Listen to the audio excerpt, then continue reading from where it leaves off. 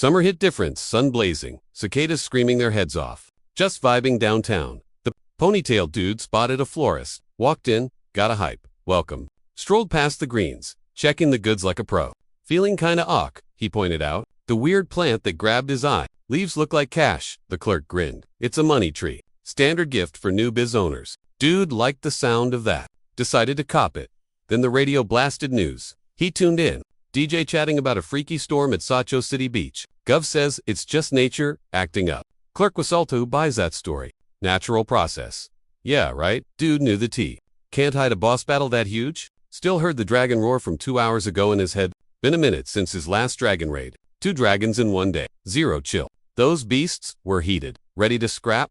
Claws out? He charged in, going full beast mode too. Class was so epic, they had to blame the damage on a storm. Girl at the counter had zero clue what really went down yesterday. She laughed. So weird. Then boxed up his plan. She wanted him to agree, but he just stayed quiet and grabbed his loot. Then he snapped back, looked up, and was like, totally, said that.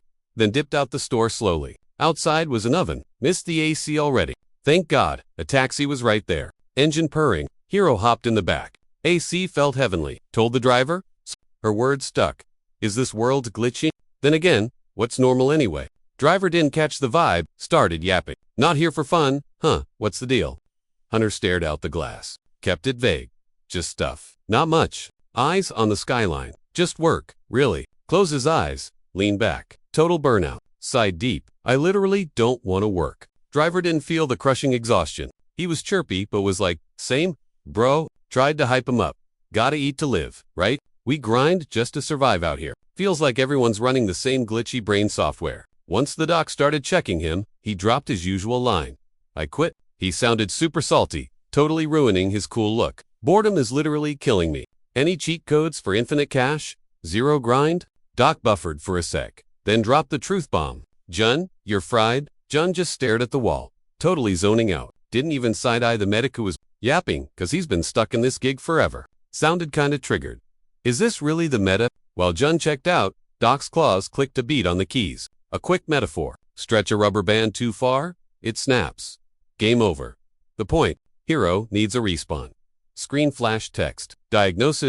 Emotional toast syndrome. Doc swiped meds. With his claw hand, pills rattled loud inside the plastic. Handed him over. You can't fix this solo, so pop M like usual. Hunter grabbed the noisy bottle, glaring like it owed him cash. Sighed heavy. Back to the pill grind. Doc's glowstick eyes flashed. See ya, in 23 years. Kid? Click clack. File closed. Get out. Any other questions? Hunter stood up to bounce. Doc leaned back for a massive stretch. Catch ya, in 23 years. That no work question was a riot. Doc actually as if no hustle means you starve. Simple. Jun stepped into the blazing oven outside. Expected zero. Still disappointed. Classic. Noon sun was peaking, roasting his everyone else was vibing and partying anyway. He exhaled. Stay positive. Sun's out, guns out. Then folks freaked. Phones blew up with danger alerts. Run to the bunker. Basically, Chun's pocket buzzed. Totally saw that coming. Poker face on, he whipped out his flip phone like a boss. Casey's voice blasted his ear. Job for Jun, he guessed. Bank heist, she giggled. Classic top-tier agent move. He cut the chat. Show me the money. Same rate as before. Dude. Snap. Phone closed. What a snoot. Blue light swallowed him, and poof, vanished. Cops rolled up, taped it off, and shooed the nosy crowds. One scary dude stood guard, daring anyone to cross. A voice yelled, red eyes snapped to the rude guy. Seen Jun, Champel beamed. Yo, big bro, what's up? Hunter chatted up the orc cop for a while, trying to get the lowdown on the heist details. Lucky us, there's just one based on the runner, only for unconscious hostages left. Yaman John, looking totally bored, walked up. He's going solo. The cop watched him, super confused. Hunter sigh, I got this. Champel was shook. Not the cops, but immigration. Weird flex. Yamanjun strolled slowly to the entrance. Vibes were dark. Hunter's face, stone cold, still blank. He reached into his jacket pocket, whipped out a couple of magic charms. Let him go. Wine blew him around the yard. Boom. Papers glowed blue, instantly. Giant dome covers the place. Crowd goes wild. Magic. Shields up. Dude warned them and went inside. Champel got it. Told the cities to scram. Immigration is totally gonna fix this mess. Cops, minions hyped the magic. Orc tried to chill him. One rookie asks, don't they just catch foreign crooks? Why are they even here? Chumpel glared. Did you skip class on immigration? Goosebumps hit the cop's back. He started making excuses. I worked night shifts. I slept through class. Broke and busy. How could I study? Guy looked wrecked. Chumpel felt awkward. Too harsh. He overreacts a lot. Nodded like, yeah, my bad. Big sigh.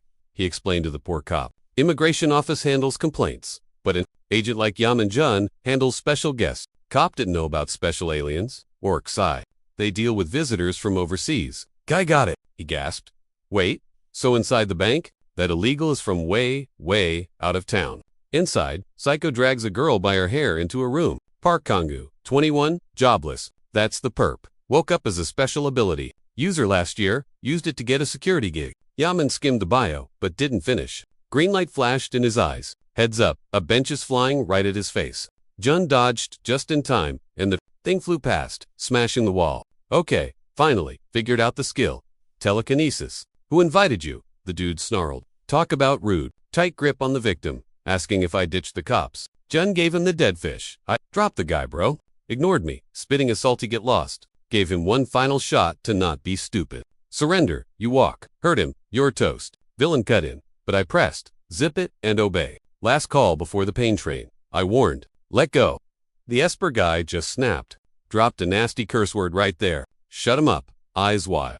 Think this is a game. Treating me like dirt cause I'm jobless? Thought superpowers meant an easy life? Upgrade. Still broke, living on $65 a month. Who survives on that? He just lost it. Powers went haywire. Junk flying everywhere fast. Why is he the only one suffering? So unfair. Tears flowing. Felt totally worthless. Came for scholarship cash. Got jumped by a granny. Her touch hurt like crazy. Dude froze up. Total memory wipe after that. Then, a creepy giggle. Hostage wasn't helpless. Granny's face twisted up. Not bad.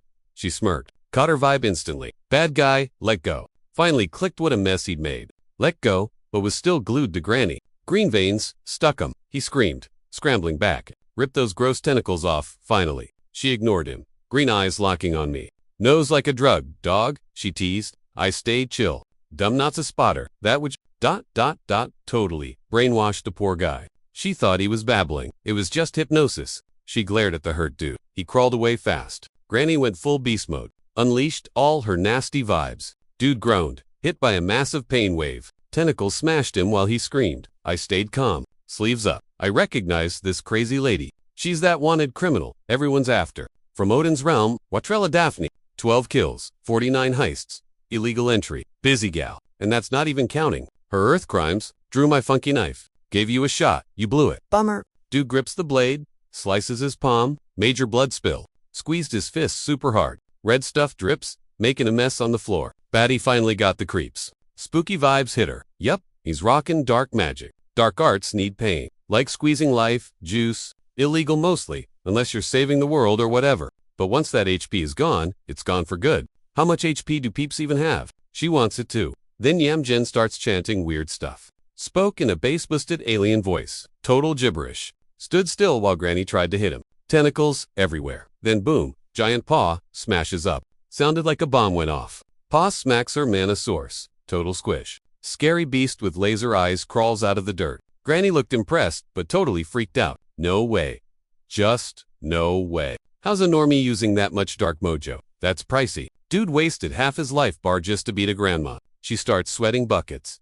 Shaky voice asks, what is he? Yamjin frowns. Eyes totally dead inside. He thought, honestly, Idika either. Granny froze, clueless about his next move. No choice though, can't just chill. She sends the wiggly arms at you. Shadow monster moved fast. Her heart skipped. Eye too close. Beast grabbed the sticky bits and shredded. M like paper. Hurt like crazy. Eyes rolled back, mouth open, silent scream, face. Monster keeps wrecking stuff while Yamjin walks to screaming Granny. Noise finally died when he cut her off. She's just stunned by his OP strength. Silence falls. Just as heavy steps echoing. He mocks her hurts. Don't it? Granny knew she was totally cooked. Tried to bribe him for her life. Hunter paused. Repay how? She saw a chance and started yapping. Know why Earth is full of crooks. Some prophet said a megavillain soul shard is hidden here. And she knows where. Worth a crazy fortune if he sells the info. Sweating huge drops now. Kept rambling to save her skin. Yamjin looked away. Bored. Not interested. Flogging this. The council would put a price on his head instantly. Worse, He was holding the contraband right there. The chick was totally tongue. Yamajen messed up his hair. He knew she was playing games while knocking on death's door. The perp's eyes darted around like a manic pinball, left to right, freezing when she spotted the hunter's hand. Instant chill pill. Wait, how? Dark magic drains your juice forever. No refunds, no refills. That's like universe rule number 1. She totally saw Yamjin's hand looking all withered and crusty before, straight up zombie claw vibes. She tried asking, "What do you?" stammering out the question on take 2. Her vibe shifted. This guy was way creepier than the freak standing behind him. Dude's eyes were glowing crimson. He said, "Dunno again." Then splat sheet turned into red paste. How many alien baddies has Yanjin actually bagged? The hunter's stare went blank. He was so over this drama. He scanned the room. Main thing, the hostage was still breathing. His expression stayed icy, bored as he looked down at the massive blood puddle. Created? You'd usually need a bank heist to excuse a mess. This gnarly. Suddenly, he felt kind of jealous of him. Hands in pockets. He spun around to bounce. The bank's magic shield fizzled out, leaving just a foggy mist. The crowd went wild. Yamingjun walked out, dragging his feet. Head down, eyes forward, acting like he didn't just wreck shop inside. The cops were totally clueless on how to read his vibe. Wait, is it seriously over? They wondered. The hunter gave a lazy nod. You guys handle the cleanup. Hostage. Okay, Chompel asked. Yimjun sighed. Yeah, kickin'. He hated post-game debris. The cop let out a huge breath. Glad the kid wasn't dead? Seeing a teen with a ventilated skull is a total buzz. Yingjun mumbled something cryptic, freaking his buddy out again. Chompel face-bombed hearing the hostage was already getting jabbed with needles. Yimjun ghosted the cop's panic. Walking off, he threw back a, "Told you so." Dealing with Chompel is a drag. They need beers. Ace. Chompel nodded. Happy now. Get home safe. Man, Yumchun's phone buzzed. Text from Cassie. He rolled his sleeves up slow-mo, then grabbed his mobile. The suits at HQ had already wired the cash. Funds secured. At least they pay on the double. Perfect timing. A cab rolled by. He flagged it down. Even though he was beat, he wanted to hit the bookstore. Sanroku District, he told the driver. Like they know everything about the star immigration agent. Anyway, 99% success rate. Yeah, right? There's a glitch nobody talks about. He tapped his HUD. Boom. Prisoner profile, loaded. ID number, ASIF, 606. Real subtle? Basically, a convict on a digital leash, with mind control light. His sentence, hard labor on this dirtball called Earth. He skimmed the file like he hadn't already memorized every pixel 1,000 times. Check the name at the bottom. Praying for a remix. Nope. Same old text. Yami Jin, species human, which is hilarious, cause he ain't exactly human anymore. Ages ago, he messed up big time. Instead of deleting him, they just cuffed him. The punishment, they hijacked his body, scrambled his brain, and put him to work. All the gross gigs nobody else wants? Yeah, they dumped that on the brain hack crew. Here, employment is jail. Getting fired is literally freedom. Every time he crushes a task on this rock, he earns some universal cash called day. Barely got the transfer before asterisk ping. Another notification blasted him. Tax collectors just swiped 2,000 daylents. Before the screen vanished, the usual friendly threat popped up. Watch it, buddy. Go broke, and we'll fine you for being poor. Miss a payment, you die. Current debt balance, 5,124,990. Retirement plans here aren't like your grandpa's pension. On Earth, they pay you to quit. Here, you gotta buy your own freedom. His cut for today's gig, probably peanuts. Grinding for cash in prison mode is basically torture. He's fantasized about swiping Earth money to buy his way out of this mess. The cabbie eyed him in the mirror, looking suspicious. Dude had no clue what kind of crazy was cooking in Yamajin's brain. He was so done with this zombie lifestyle. Just over it? He pulled up the prisoner handbook like a total noob reading it for the first time. Legal ways to get paid. The list read, bounty hunting, snagging bad guys, special ops, for the bigwigs, ...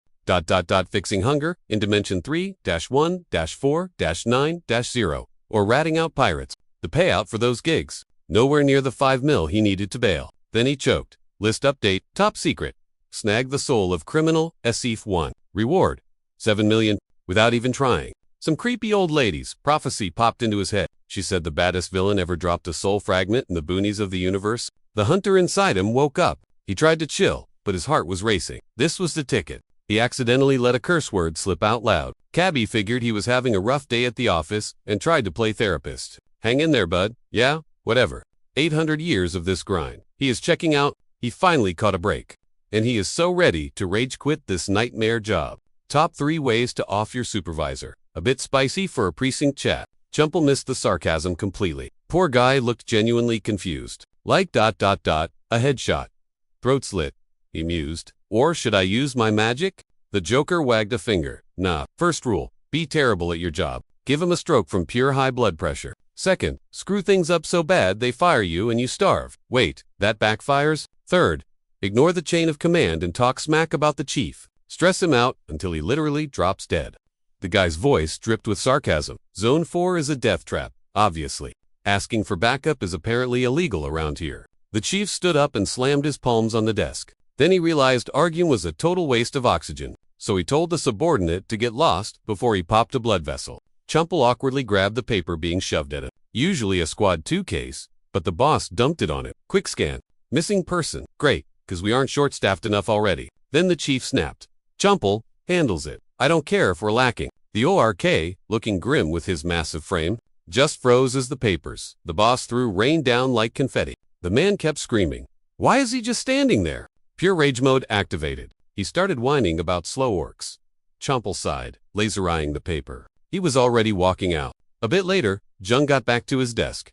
Did he show up? Cassie, his assistant, flipped a magazine page with attitude. Sup? Serious question, she asked. When are you upgrading that brick of a phone? Before he could even defend his vintage tech, she kept roasting him. You know group texts exist, right? Typing one by one is torture. She poked her screen aggressively. You're my number 2 contact. Now congrats. He asked who was first. My credit card company? The hunter walked to his desk and spotted a mystery box. Grabbed it on the way in. Cassie chirped. Mildly curious. He grabbed a cutter and sliced it open. Potatoes, a mountain of them. Why does a bachelor need this many carbs? Cassie shot back. It's to share with another lonely guy. You're an old soul, so you love cheap food, right? Jun sighed. Big spender. I assume this is actually work. The girl waved a file folder. Immigration put a hold on it. Wasn't sure if you'd take the gig. If she's saying that, it's definitely sus. He scanned the file. Missing person. Cassie nodded. Yang Taejin, CEO of Hessen Industries. Company nets 300 billion, but he ghosted work last week. Pooh. Bureau thinks he might be an undocumented SC hiding on Earth.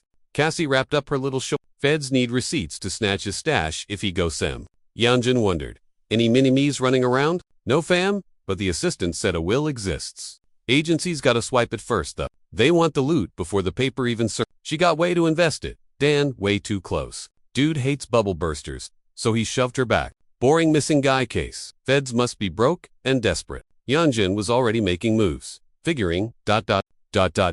might finally squash that debt today. He bailed, yelling, lock up when you leave. Cassie blinked. Starting the gig right now. Zero reply. Just a loud door slam. Total workaholic freak, she muttered. Feeling funky. He stepped into the blazing heat. Sweeping outside was Donko, the local kid. Kid helps at the shop, so they bump into each other heaps. Little Orc paused to greet him. Master? The hunter cringed hard. Quit it with the master. People will get ideas. Donko went. That other words were Dude mixes up. Boss and master. Huge sigh. Why Lakefield claim he owned the place anyway? He told the kid to pick a less creepy title. He waved and dipped into his usual bookstore. He looked around, jaw-dropping. That dead-as-a-doornail cactus was magically green again. Guess that's elf magic for ya. Boom. Speaking of magic, an elf popped up. Grumpy? He growled. Don't touch my plants again. Not sure how you managed to kill a cactus, bro. It was Lakefield, the bookstore's head honcho. Yanjin felt a twinge of my bad. Hey, Katie bought it? Not me. This is a shop, not a farm. Lakefield snapped. Yanjin sat, dodging the drama.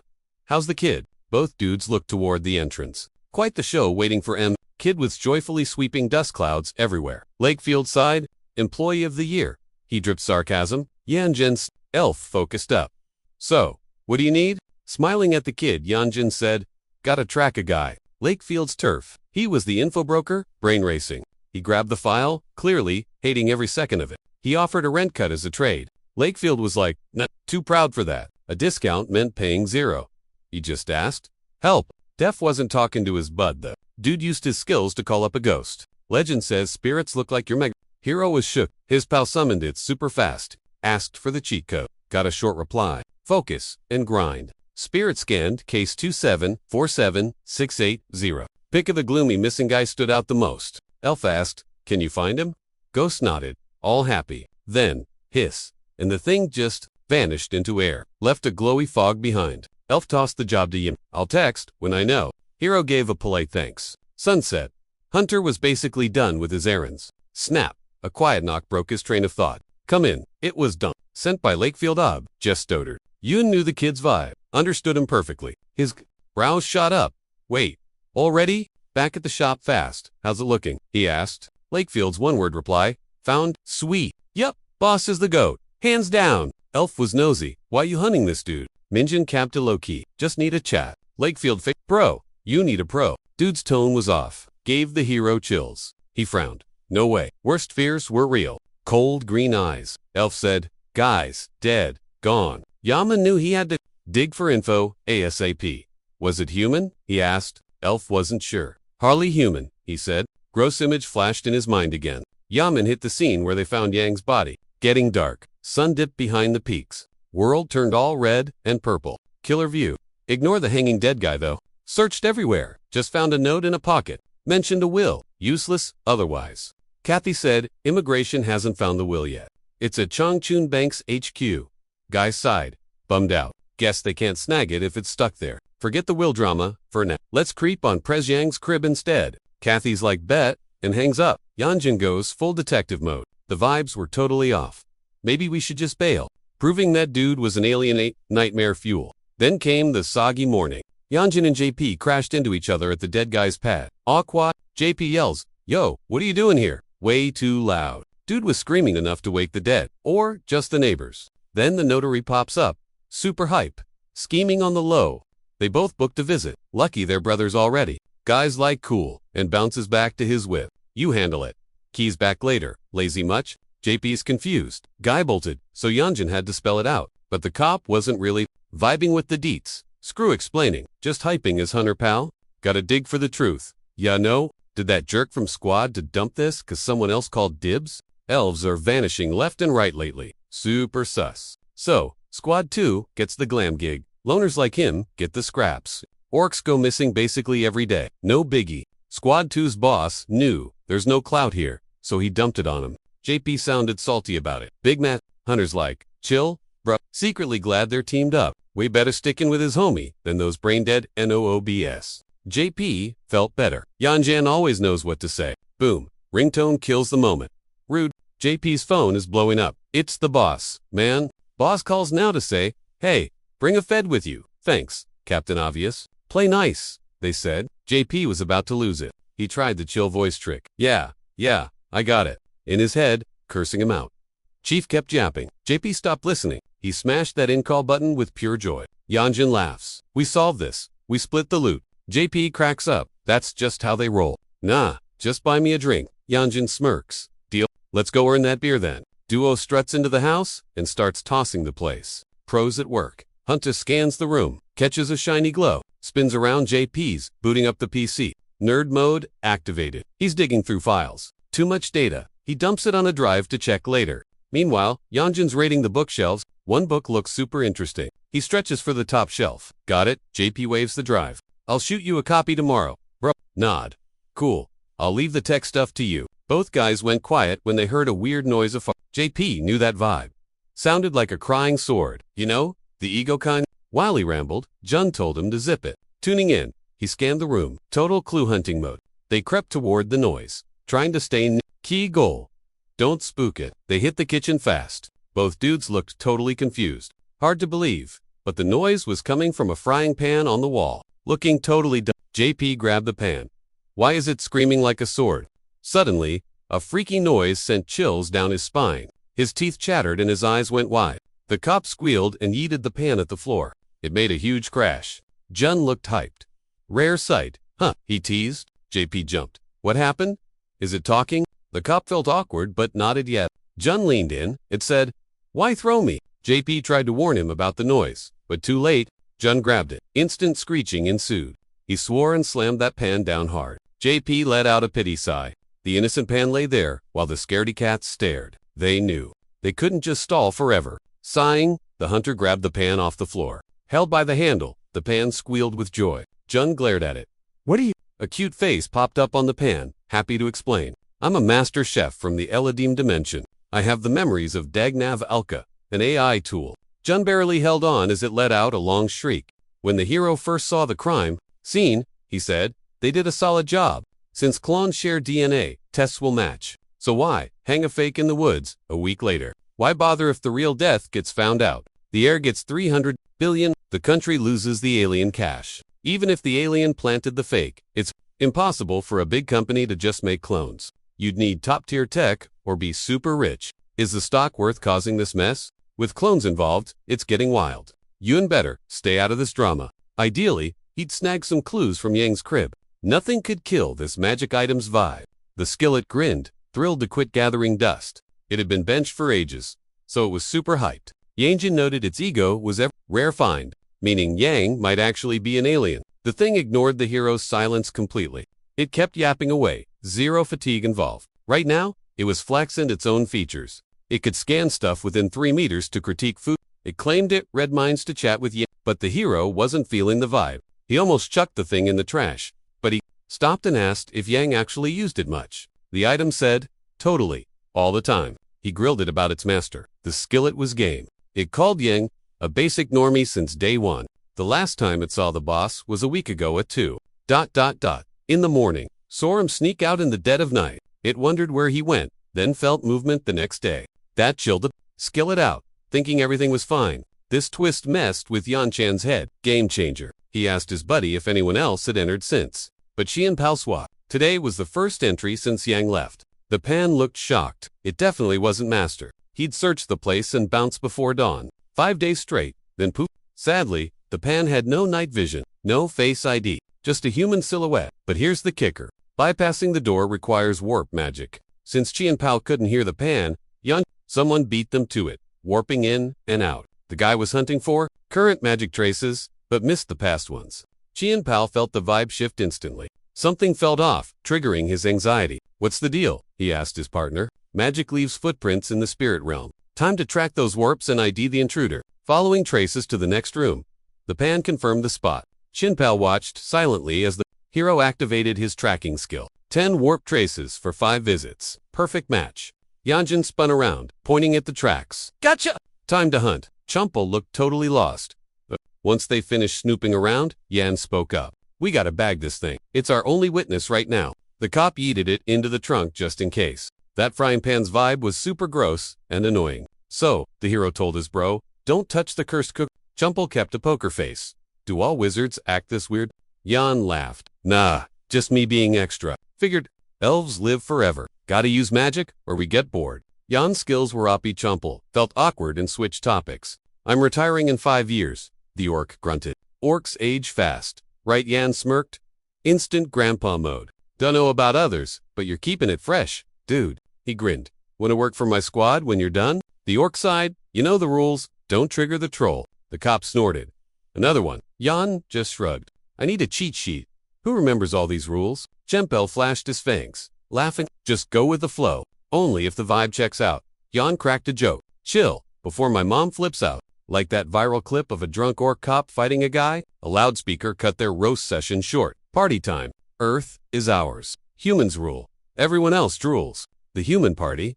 Yan rolled his eyes hard at that trash. Those guys are so toxic to my kind. He rolled up the window, face blank, blocking the haters. The screaming totally killed the car vibe. They drove an awkward silence until Yan couldn't take it. Radio? He asked. Chumpel nodded. Click. The news blasted through the speakers. Princess Burmi from Galino is visiting the royals. Rumor is, they're planning a massive move here. But the UN is crying fake news on that. Protesters are swarming Congress. Today, the bill invades their privacy. Apparently, while the radio buzzed, Yan sparked up his magic again. Stop the whip, he yelled. Something's super sus. The magic glowing trails were splitting up everywhere. Champal, yo, I know this spot. Everyone around looked just like the big green cop. Same jaw, same build. Total orc town. If they've been here 5 nights, they're camping out. This hood is the perfect hideout. No stealth magic vibes here. Sweet, just gotta check the cams. Yam wasn't feeling it, so he dumped the job on his partner, who didn't care. Dude knows these streets way better anyway. They linked up the next day, and bam, someone screamed down the block. Yam flipped. 0 cameras in the whole neighborhood. Seriously. His cop buddy shrugged. Classic bureaucracy, right? Suddenly clicked, why his face looked all weird earlier. Guess we're kicking it old school. Then, Chul looked lost until Yam nodded. Yeah, manual labor time. A 21st century mage doing what? A joke. They roamed a bit before hitting some sketchy residential flats. spied an orc pub sign and headed downstairs. Chol actually knew the bartender. Big high fives ensued. Lee blinked, total shock. Dude, what brings you here? Yam stood there, shook that these two were actually boys. Cop just said he was flexing his badge rights. Told Lee to chill, just here for a quick Q&A. Seen any weirdos? Chol slid a pick across the bar. Guys, built like this. Night owl. Smells like wizardry. The barkeep grabbed the pick with his clumsy mitts. Stared hard. Since it's you asking, I'll check around. Give me one call. Sit tight. Chul started bragging about Lee's insane network. If he doesn't know, nobody does. Then Lee spun back. Got a hit. Lookalike spotted in the third block. Head there. He tossed the pick back. Yam's vibe instantly improved. Heck yeah, way easier than he expected. So they roamed the spot, grilling every soul they met. Too many orcs yapping, sending them in total circles. This orc, who'd is a chaotic mess, zero security. So nobody dares creep out at night. Since our perp loves night walks, he'll stick out like a sore thumb. Yam powered up and hollered for his partner. Bingo! Magic trail pointed straight to one spot. Definitely the warp dude. Doors got a barrier up. Dude wants to live but lacks skill stack sloppy shields. Whipped out the magic blade, sliced through like butter. Was slashing away when the spell vibe suddenly shifted, pulled the blade back and smirked. Sneaky little rat, he's trying to bail on us. Change your plans, he told his buddy to back up. Sun dipped, painting the whole sky bloody red. Perfect camo for his red energy streak flying up unseen. He retraced their whole path right back to the house. Finally, that energy stream hit home base. Boom! Ming Chun's eyes snapped open. Bag him, he yelled. That weird glowy blob zoomed at the door, blasting it to bits. Dust puffed up like crazy. Everyone hacked, but score. The door was totally wrecked. Job done. The energy zipped back to Boss Man. The guys gave. Then they saw something totally weird. Some half-naked dude was ripping a hole in space to bail. The crook smirked. Did these losers really think they could nab him? Ming Chan's energy blast zoomed right at the runner. The cop caught the blur out of the corner of his eye. Chompel but our heroes still snagged the runaway. Just as the guy dove into the portal, a glowing vine grabbed his ankle. Dude never saw it coming. He gasped as the glow wrapped him up like a burrito and yanked him back. He struggled, so the vine squeezed tighter, freezing him solid. His whole look was basically mummy. Now, invisible hands dragged him out, leaving him shaking on the floor. Chumpel stared, awestruck and spooked. Mingjun just sighed, relieved. A few minutes later, they untangled the guy, dumped him in a chair, and bound his hands. Chumpel spotted a cool tat on his chest. Looks like a society member. Society's basically a gang of superpowered thugs. If I recall right, TL, Dr. at Clubhouse. For trash, while the perp was code, the cop checked his phone. Result, guy was squeaky clean. Mingjun tossed the room. Zero weird stuff there. Since they knew this dude belonged to a crime ring under Article 4 of the Korean Constitution, the cop started the legal speech. When the perp spat right in his mug, talk about rude. Then he kept roasting the orc. Called him a fake human loser. Chompel was practically steaming. The crook ignored his angry face. Think a uniform makes you human. Now he was threatening him. He was mad enough to rip the orc to shreds. Mingjun was like, that won't help, bro. Chompel ground his teeth. Whistle Hero looks up. Why's his buddy holding a hammer? Too messy. Let him handle it. He had way cooler toys. He whipped out his magic blade, grinning like a maniac. Mingjun signaled with his eyes. Check out my hand, bud. He nicked his knuckle. Boom. A gross pimple popped up instantly. Then it got worse. Pop. A bug flew right out of it. The crook totally lost his cool. Panic froze him up. He started swearing up a storm. The hero sounded creepy. Sweet.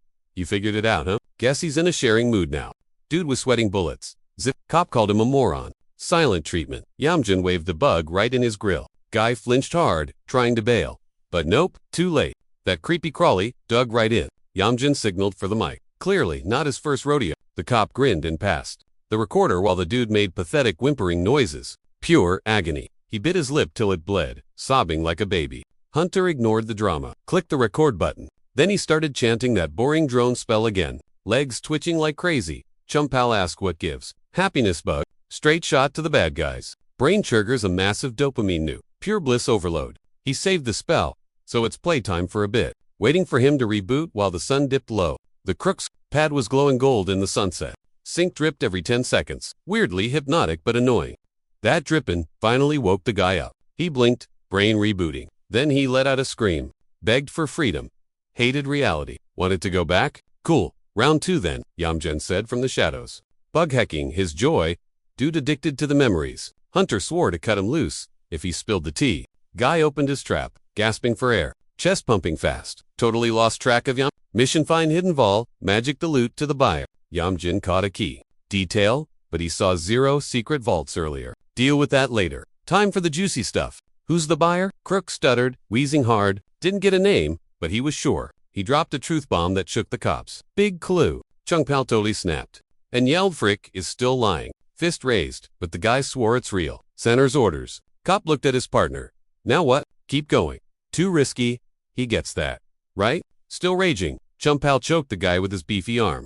Even with the shock, Yamjin stayed totally chill. Getting messy. Especially if the buyer is a dragon. Yamjin was zoning out hard, ignoring Chungpao. Dragons hit the big leagues in just one generation. They've ghosted plenty of folks for annoying them. These guys run the whole show. Loaded, bussy, playing us like Sims. Dragons! Cop yelled. Partner finally answered, still confused. Squad rolled up 30 minutes later. They actually listened to the hero. The Jean argued, just check the recording, dude. Gotta follow the rules. Chungpao side-eyed. Hunter didn't care. Let him trip out. Dissing cops was right. Perp was totally shook. Dude was zoned out. Total zombie eyes. Usually, it's game over. Good care. 50% shot. Depends on the potion. Finally done with their work. Back to station. The Jun hit the radio. DJ droned on about the news. Princess visiting Korea. Blah blah blah. The Jun was totally spacing out. Dragons don't care. Maybe for bad guys? But why though? Who are they? Hassan capped stocks. Radio said. 15% market cap. Huge. Record. Even though he was zoning, he heard the important bit. He said, finally figured out the company. It's Tigan's bosses. Biz. Typical big shot stuff. Can they handle it without the boss? Chungpao said he pre-approved it all. Silence. Both wondered what's up. Stomach growled. He offered a ham sandwich. Cop asked if she can even cook. The Jun shrugged. No promises. Based on intel, he checked the house for a vault. Found zip. Skillet said nothing. Back to the office. Hours of work, 0 results. Vegin had a total headache. Tossed the papers. Giving up. Losing before starting. Talking plans. Then Cassie burst in. She froze. Uncle Chungpao's here? Cop got mad. Uncle. She snapped back. Look in the mirror. Ran for the skillet. Why is she here? Wanted to cook without her. Jun didn't stop her, but dropped a warning. Touch that pan, and you'll want to scrub your hands off. Kaz blinked, clueless, but whoop she'd already grabbed the thing. Suddenly, the magic tool pulled a goofy face and chirped. Sup? Her jaw hit the floor. Wait, for real? She asked. The pan just teased. Go on, call me silly. She almost did, running on autopilot, but froze mid. Hold up, surely it has a name. Can I really call it a dummy? The pan grinned wide. I'm Dignava. Kaz vibed with the thing instantly. Jun saw it and cut in. Don't even think about keeping it. Kaz nodded. Getting it. What's the deal? She asked. Jun just shook his head. She had a gut feeling some drama was about to go down. Glad she brought it. No wonder she was dying for a drink. The guys groaned. Jun wasn't feeling it, and John was driving. Kaz ignored the hate and yanked a bottle from her bag. A 37-year-old Kingsley Aston Maestro, dwarf blend. Spotting the top-tier booze, the dudes did a total 180. They hopped off the couch and bolted to the store for munchies. 30 minutes later, they were back. Table loaded with snacks and booze. Jun sipped his wine. Solid end to a rough day. All three got wasted. Jun sat quiet, while the other two bickered like an old couple. By the time they split, it was late. Streetlights barely glowed. Too trashed, too clean, they left the table looking like a disaster zone. Jun was left passed out on the sofa. Couldn't make it home. Felt like he'd been dead for ages. He shut his eyes. Room spun like a boat at sea. No, just a hangover. He was tripping in a weird dream. Why was he drinking again? Prince Graham made him wait. That was 250 years back. Is he riding solo just because he's the necromancer with the spell? Yeah, ages ago when he was a total noob and weak. But now, he's here. Jun reached for the light beaming through the crack. He's right here on Earth. Eyes open, Jun slowly woke up, feeling the wreck of last night. Suddenly, Doan was looming over him. The kid grinned high.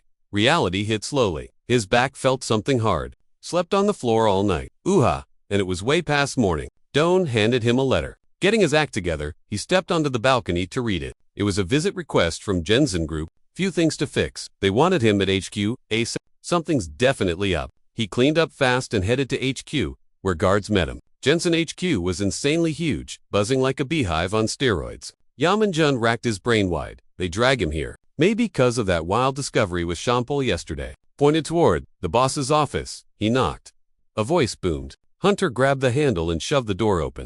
Blair Jensen, corpse head receptionist, flashed a killer smile. She was expecting him. Also, total dragon lady. Literally. Chop, chop. The kitchen rhythm was steady and sharp. Ya Mingjun was dicing the spuds Cassie brought home. Mid-toothbrush scrub. She stared at him, totally shook. New knife, maybe? His assistant asked. Nope. He swore by this rusty thing. Cassie muttered, pretty sure that thing was used for sacrifices. The hunter grinned, looking at the blade like it was his puppy. Chill, he told her. I can nuke the bad vibes with magic. Cassie shuddered, trying to play it cool while stretching. Got it? She turned. Yoon asked John Paul, wanna bail and go elsewhere? The cop frowned at the TV but nodded. Sure. Just one report to file. Meanwhile, celeb news was blasting. They were gabbing about that elf actress, Miss Renz. She just wrapped a perfume ad as the new face of X. Cassie got curious and hopped over for a peek. He blushed at the screen, but she got bored instantly. She flopped on the sofa, glued to her phone screen. That ad sparked a question that had been bugging her for ages. She turned to Ye. Miyajin, yo, why don't you smell like an elf? Aren't you in your prime? The hunter just hummed, thinking. Quarter elves don't smell. Back at the office, the boss lady crossed her arms. It had been forever since they last hung out. He sat down. So, what's the drama? Chairman Jenkinson is obsessed with Yang Tai-chun's vanishing act. After we cracked the ID of that arrested HS goon, she said, I was told to contact the agent on the case. She spoke quiet, but her tone was ice. Did he think the dragoness was some thug? Please, Corp thinks these three are the main baddies. Blair grabbed the remote and flicked the screen on. 3 dudes popped up, totally different looks, same gender. Zero info on them, just faces. Yimjun figured, but why the secrecy, and why summon him? Blair hit him back. What's your intel on Hessen Industries? Hunter shrugged. Just some pill-pushing company, right? She nodded. Maybe 2 others, but Yang Jun had a secret agenda. Whatever, the guy really didn't care about the mystery. It's business, he said. Of course they're shady. Blair leaned in. The new research, it's got ... issues. Turns out, their science project was super sketchy. We are talking dragon DNA experiments. Here, yikes. Ming Jun shook, but kept his poker face locked tight. Dragons are totally buff and poison-proof, hence the hype. But dragons have massive egos and hate being lab rats. Maybe the guy who jumped Yang was a salty dragon, like a super stuck-up reptile obsessed with his fan. Yim Jun let her roast him so she would spill the tea. Jenkinson loves clout but would not wreck his own rep. Make it make sense, he thought, rubbing his prickly chin. Why do they think bossman Yang Jun is an alien? Blair sighed. Zero proof. Dude just ghosted the radar, then launched a biz. Sus, how he got rich so fast. She clicked the remote, popping open Yang's secret file. Mingjin was like, so Yang Jun is legit an alien. Feds know, but totally cap about it. She admitted, works for them. Plus, the probe stops if he vanishes. Blair whipped a tiny gizmo out of her jacket pocket. She slid it across the desk to the hunter. Smooth. Jun clicked it. Boom! A hologram popped up in his face. It was Kim Ju, the head honcho at Hassan Industries. She is still messing with that gnarly science stuff. Photogirl looked icy and fierce, staring him down. She could easily hide the evidence. Jun nodded. Total sus. Is she not Yang's ride or die? Why would she snake him? Maybe not leak everything, but selling secrets pays big. Blair fixed her specs and smirked. Maybe she wants his gig. Is that why she tried to unalive her boss? But with dragons in the mix, the plot thickens big time. Yanjen should have rage quit this whole mess ages ago. He stood up to bail. My bad, should have said nope sooner. Before he could dip, she cut him off. Classic move. Got doubts? Read the letter? Tough guy. Her glare said, do it now. Yanjin pursed his lips. Awkward. Ugh! They will not let go. He grabbed the note, realizing he was cooked. The hunter nodded. Fine, I will read. Seeing him suffer, she grinned like she just won the lottery. Later, Jun exited the building. Traffic noise felt oddly chill. Finally, free from that toxic office vibe. Met Chimple right on time. New quest unlocked. They hit the 10th floor and waited in the hall. Boring. Minutes later, a chill voice popped up. You guys waiting? A lady walked in with her squad, saying sorry for the lag. Jun knew that face instantly. It was Kim Yu. Champa jumped up first to say hi and drop his name. Jun kept his trap shut, catching a whiff of something sweet. She got right in the cop's face. Humans only. Please. Meanwhile, our hunter was totally lost in the sauce. Total daisy. He was so zoned out, he was an easy target. Plus, this lady was spilling some major weirdness. Slow blink. His eyelids felt like 50-pound weights. Blink, and boom, 30 minutes vanished into thin air. Jun totally tuned them out until Kim muttered a sorry. She was all set to bounce. He brought up the missing boss. She totally dodged it. Finally, she looked shook. Maybe the guy just go. He said her name, then bragged about his weird power. Ever heard the letters MPF before? Teach? It's a funky love scent. A total biological mystery. Mutants who smell like it and attract others. A light bulb suddenly went off in our hero's head. 50,000 for this gig. Jun cracked a nasty grin. Easiest cash ever. The hunter spun back to the lady. You close to a dragon. You reek like you've been hugging one. Her jaw practically hit the floor. She tried to cut in, but just let out a weird little squeak. He and his partner were already totally suspicious. 3 main suspects. One was for sure a dragon linked to Kim. It was Edlinson, no doubt about it. Since when was she messing around with him? Minutes later, they were chilling in the silent cop car. John was absolutely fuming. She just bailed. No answers. John nodded. Super scared? The cop was confused about one thing, so he asked, Bro, how'd you sniff out the dragon? John had no clue. Suddenly, a long noise snapped him back to reality. Angry, he slammed the gadget down on the seat. A crying face popped up on the screen. Dignova sobbed, sorry. Since he was heading to Heen, she had to spill the tea now. She figured she knew the guy Jun was ranting about. The dude could barely keep his cool. Dignova chirped. Oh, it's Kim. Jun's eyes popped open. Turns out the weirdo knew. The company boss, she used to crash at the master's place all the time. Sleepovers for 2 weeks. The hero wasn't buying it. He still thought she was totally making it up. John Powell stayed quiet, then suddenly cut them off. Wait up, I hear something. While John grilled Kim earlier, Jun had bugged her with magic. The dashboard orb lit up, and a woman's voice drifted out. The boss lady was freaking out on the phone about 2 snoops showing up. She sounded totally panicked and super salty. She grilled the person on the line, firing questions like bullets. Why the silence? What's the plan? How can you lose one guy? Kim Ju was officially losing her marbles. Her scream echoed in the bathroom. Find him before the orcs, or die trying. A dragon that can't summon spirits. Pretty lame. The rude voice on the other end basically called her a moron. A snaky lady voice hissed. Dragons don't do spirit bonding. So lay off. She's trying. At least she gets it. Anyway, how many elves are hunting? Yangtai, Yaman, and Shampal glued their ears to the orb, listening hard. The hunter recalled an elf went Mia recently. Boom. That was the connection. She called elves useless. But one actually came in clutch today. The voice bragged about finding a powerful old elf in a bookstore. Sounded way too much like his pal. She was there to bag him.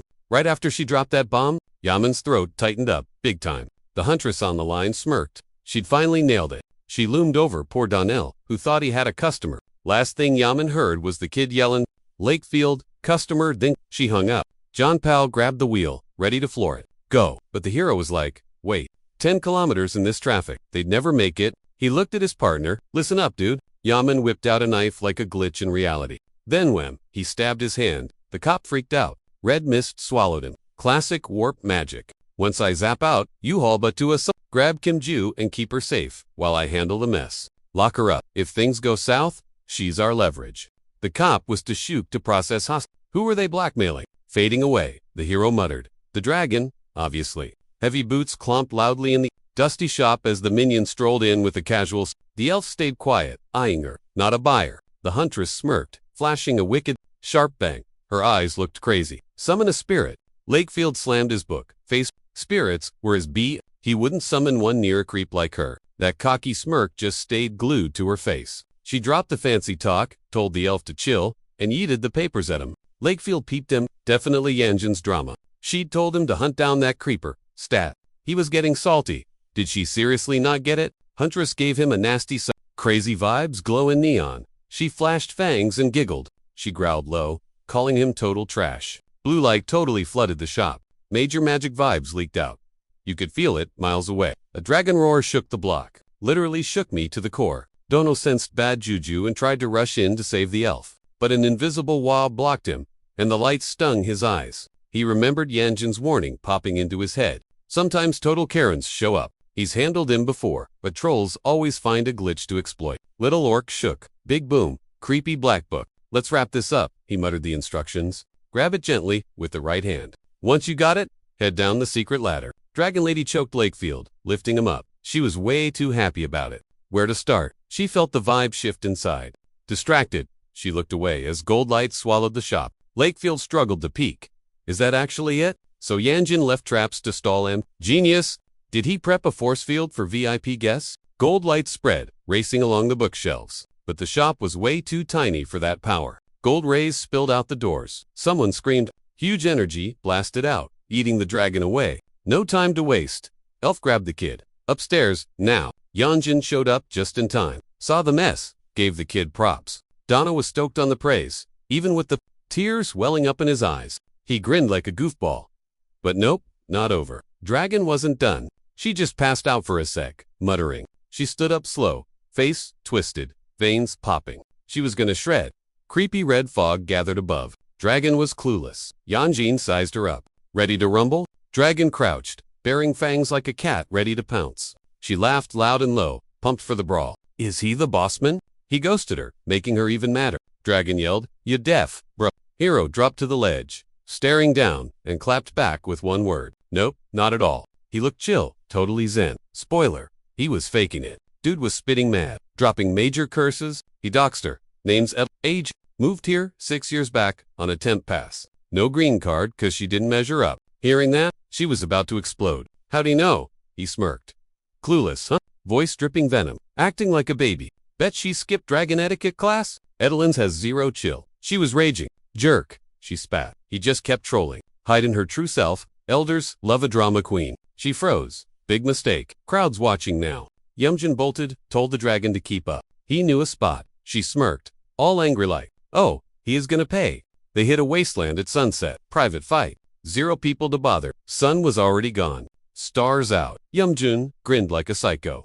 Elders freak her out, clearly. Since she followed, dropping names worked. She scratched her head, acting like she trapped him. Face twisted into a creepy mess. Hero realizes he's totally screwed. Energy vibes pulse through the woods. Got stronger till the whole forest glowed blue. She shifted, ground shaking like crazy. Debris flying everywhere. Ear-splitting roar. Trees groaned. Wind howled. She charged, wrecking the dirt path. Hunter dodged, ducked. Been a while since his last dragon slay, he thought, eyeing his bloody hand anxiously. Healing, slow, no shocker there. Warp magic's pricey to use. Yumjun slashed his left hand off. Blood spray. Magic blasted straight from the stump. Ignored the pain. Dragon spotted him hovering. Another massive roar shook the trees. Stressed on time, but magic's slow. Arm grew back. Looked weird though. Super gross. He didn't blink. Used to it. She's gonna pay for trashing his turf. Dragon flapped, making a tornado, and flew at him. The beast's speed was totally wicked. It got in his face, drooling and glaring like a total creep. Edelyn felt a slash and froze, eyes popping. Yoon dodged and threw a punch, then another, full send. Dragon or not, you're toast. That hit left her seeing stars. Dude zipped away before she could clap back. Edelyn shook it off fast. How's a human that fast? She raged, powering up. Fine, she'd speedrun this. Mouth wide. She charged a blinding blue laser. A giant blast ball formed. Yaman was shook. Dragon breath here. Is she nuts? He blinked away. Poof! He appeared right above her. He yelled to stop. The noise was crazy loud. Trying to torch the whole woods? Fun fact, dragons have 6 brains. The back one is for balance. She wasn't listening, so he aimed right there. Time for a concussion to speed things up. He stomped her head with everything he had. Lucky for the trees, it actually worked. She lost focus, momentum taking over. She nosedived and crashed hard. He floated down casually next to the loser. Edelyn was out, scales steaming like mad. Her armor was cracked from the hit. He jumped, grabbed his blade, and hurled it down. It slid between the scales into flesh. Only 'cause her defense was wrecked. Yaman prepped a curse. Ed woke up fast. Pain shot through her side. She growled. Good thing she was super weak now. He walked up for the final hit. His weapon grew long and sharp. Perfect for sneaking under those tough scales. Dragons have a bug that causes leg paralysis. That was the play. Yaman aimed one shot. Snap. He jammed it in. That had to hurt. Crying. She screamed. I don't want to die. He hammered it in deeper. Bruta. She groaned. He just stared. Stone cold. If she was dumb and weak, game over. He smirked. The nerve. Jim's red eyes screamed murder mode. A look. He usually saves for special occasions. Yoink. He ripped the knife out. Maximum pain. He prepped for round 2. Gonna be a one-hit Yo, chill. A voice blasted in his brain. He froze. He snapped his head up, scanning the sky.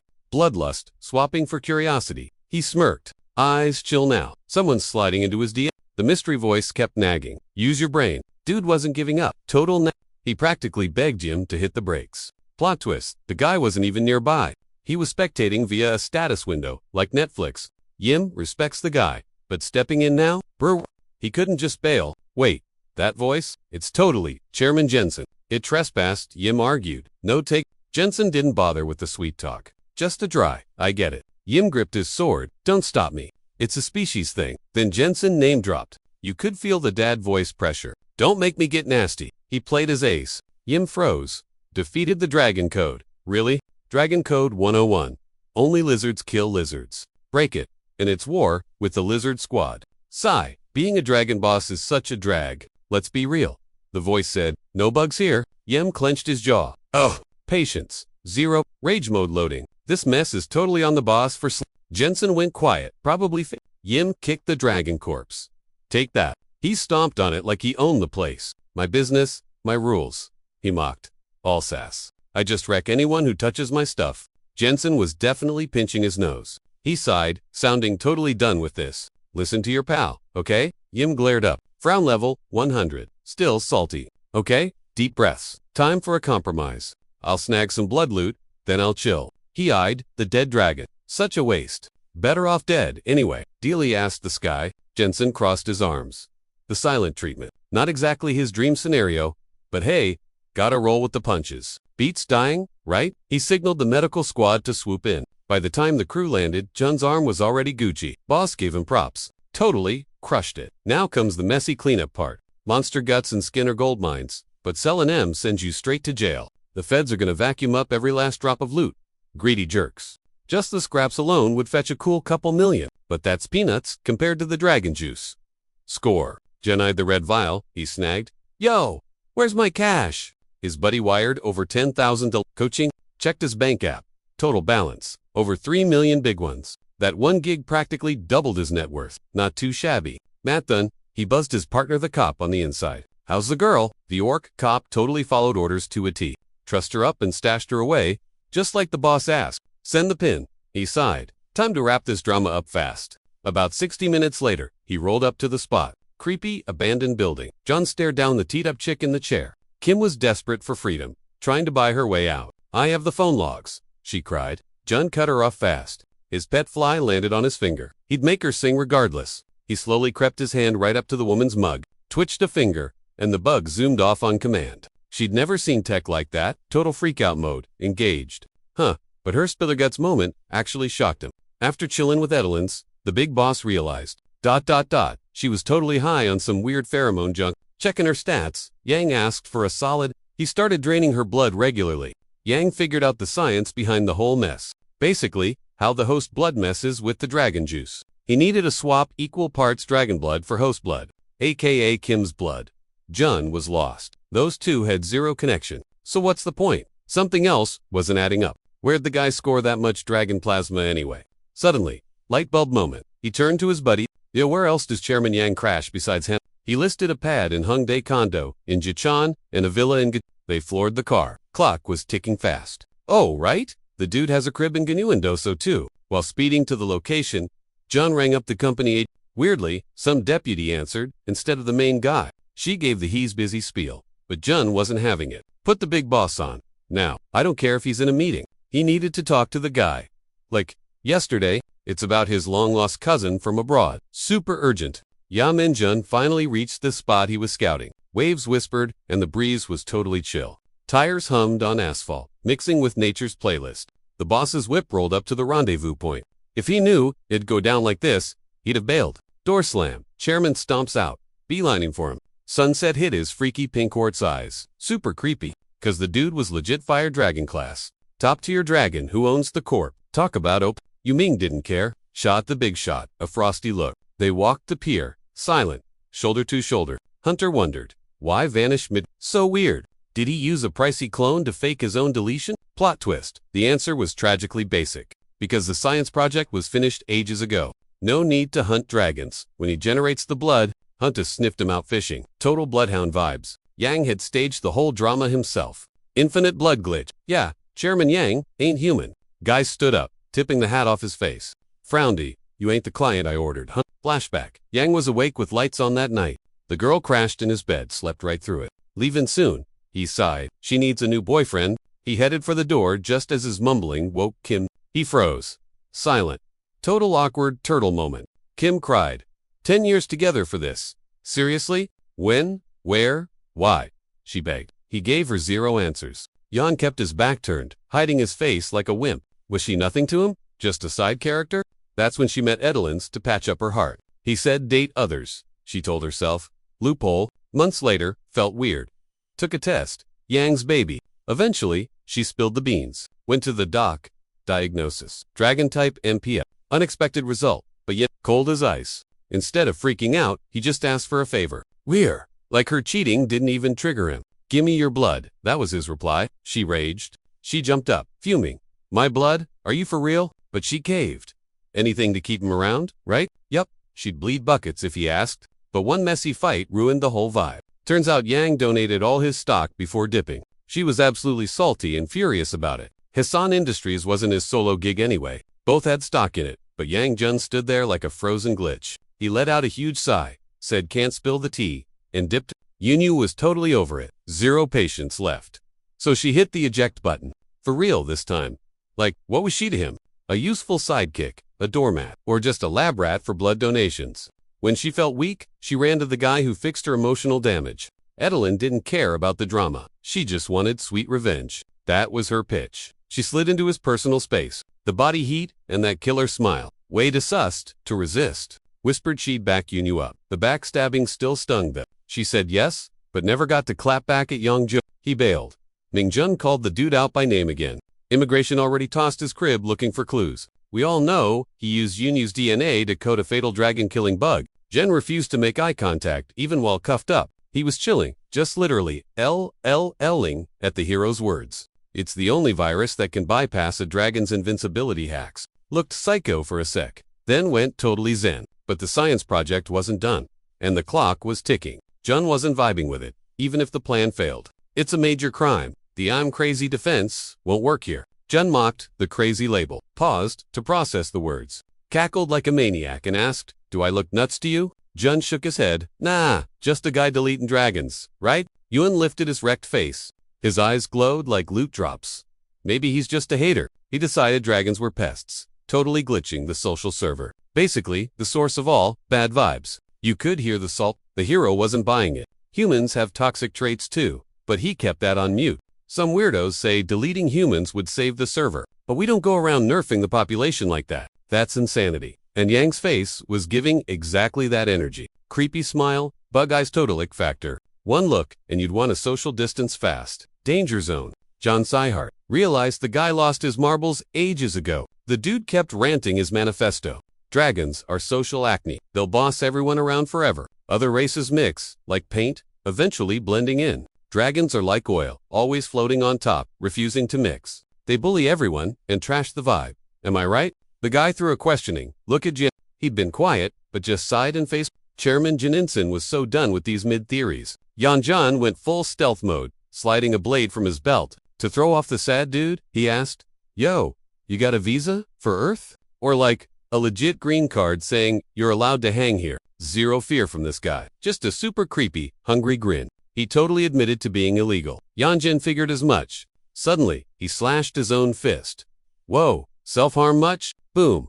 Blue dome trap. Heroes nerfed and stuck in the cage mat. Yanjin let out a massive yell. Chairman Jennison stayed chill, fighting his own total waste. Loosening his tie, he asked Yan, who exactly are you waiting for? Dude ghosted him. IRL didn't even glance at the squad. He seemed way more into the epic ocean waves than them.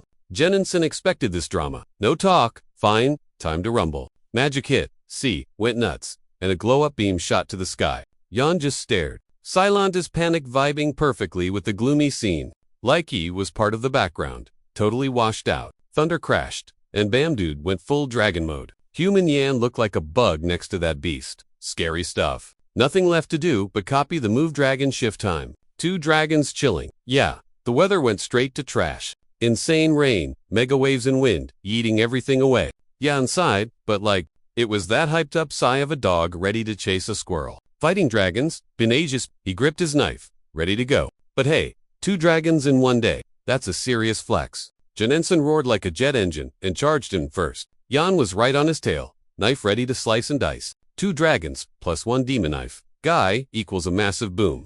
They totally had to fake a storm report to cover this mess. The news crews were on it, blasting headlines about some mystery giant. Typhoon wrecking the Sacho coast and shaking the country. Weather services are currently, investigating causes. Locals near Sacho were told to memorize escape routes and seriously, stop walking outside. Kimju was wrecked, but she knew Yan was behind this chaos. She whispered his name, lips dry. But one local had zero clue what was popping off outside.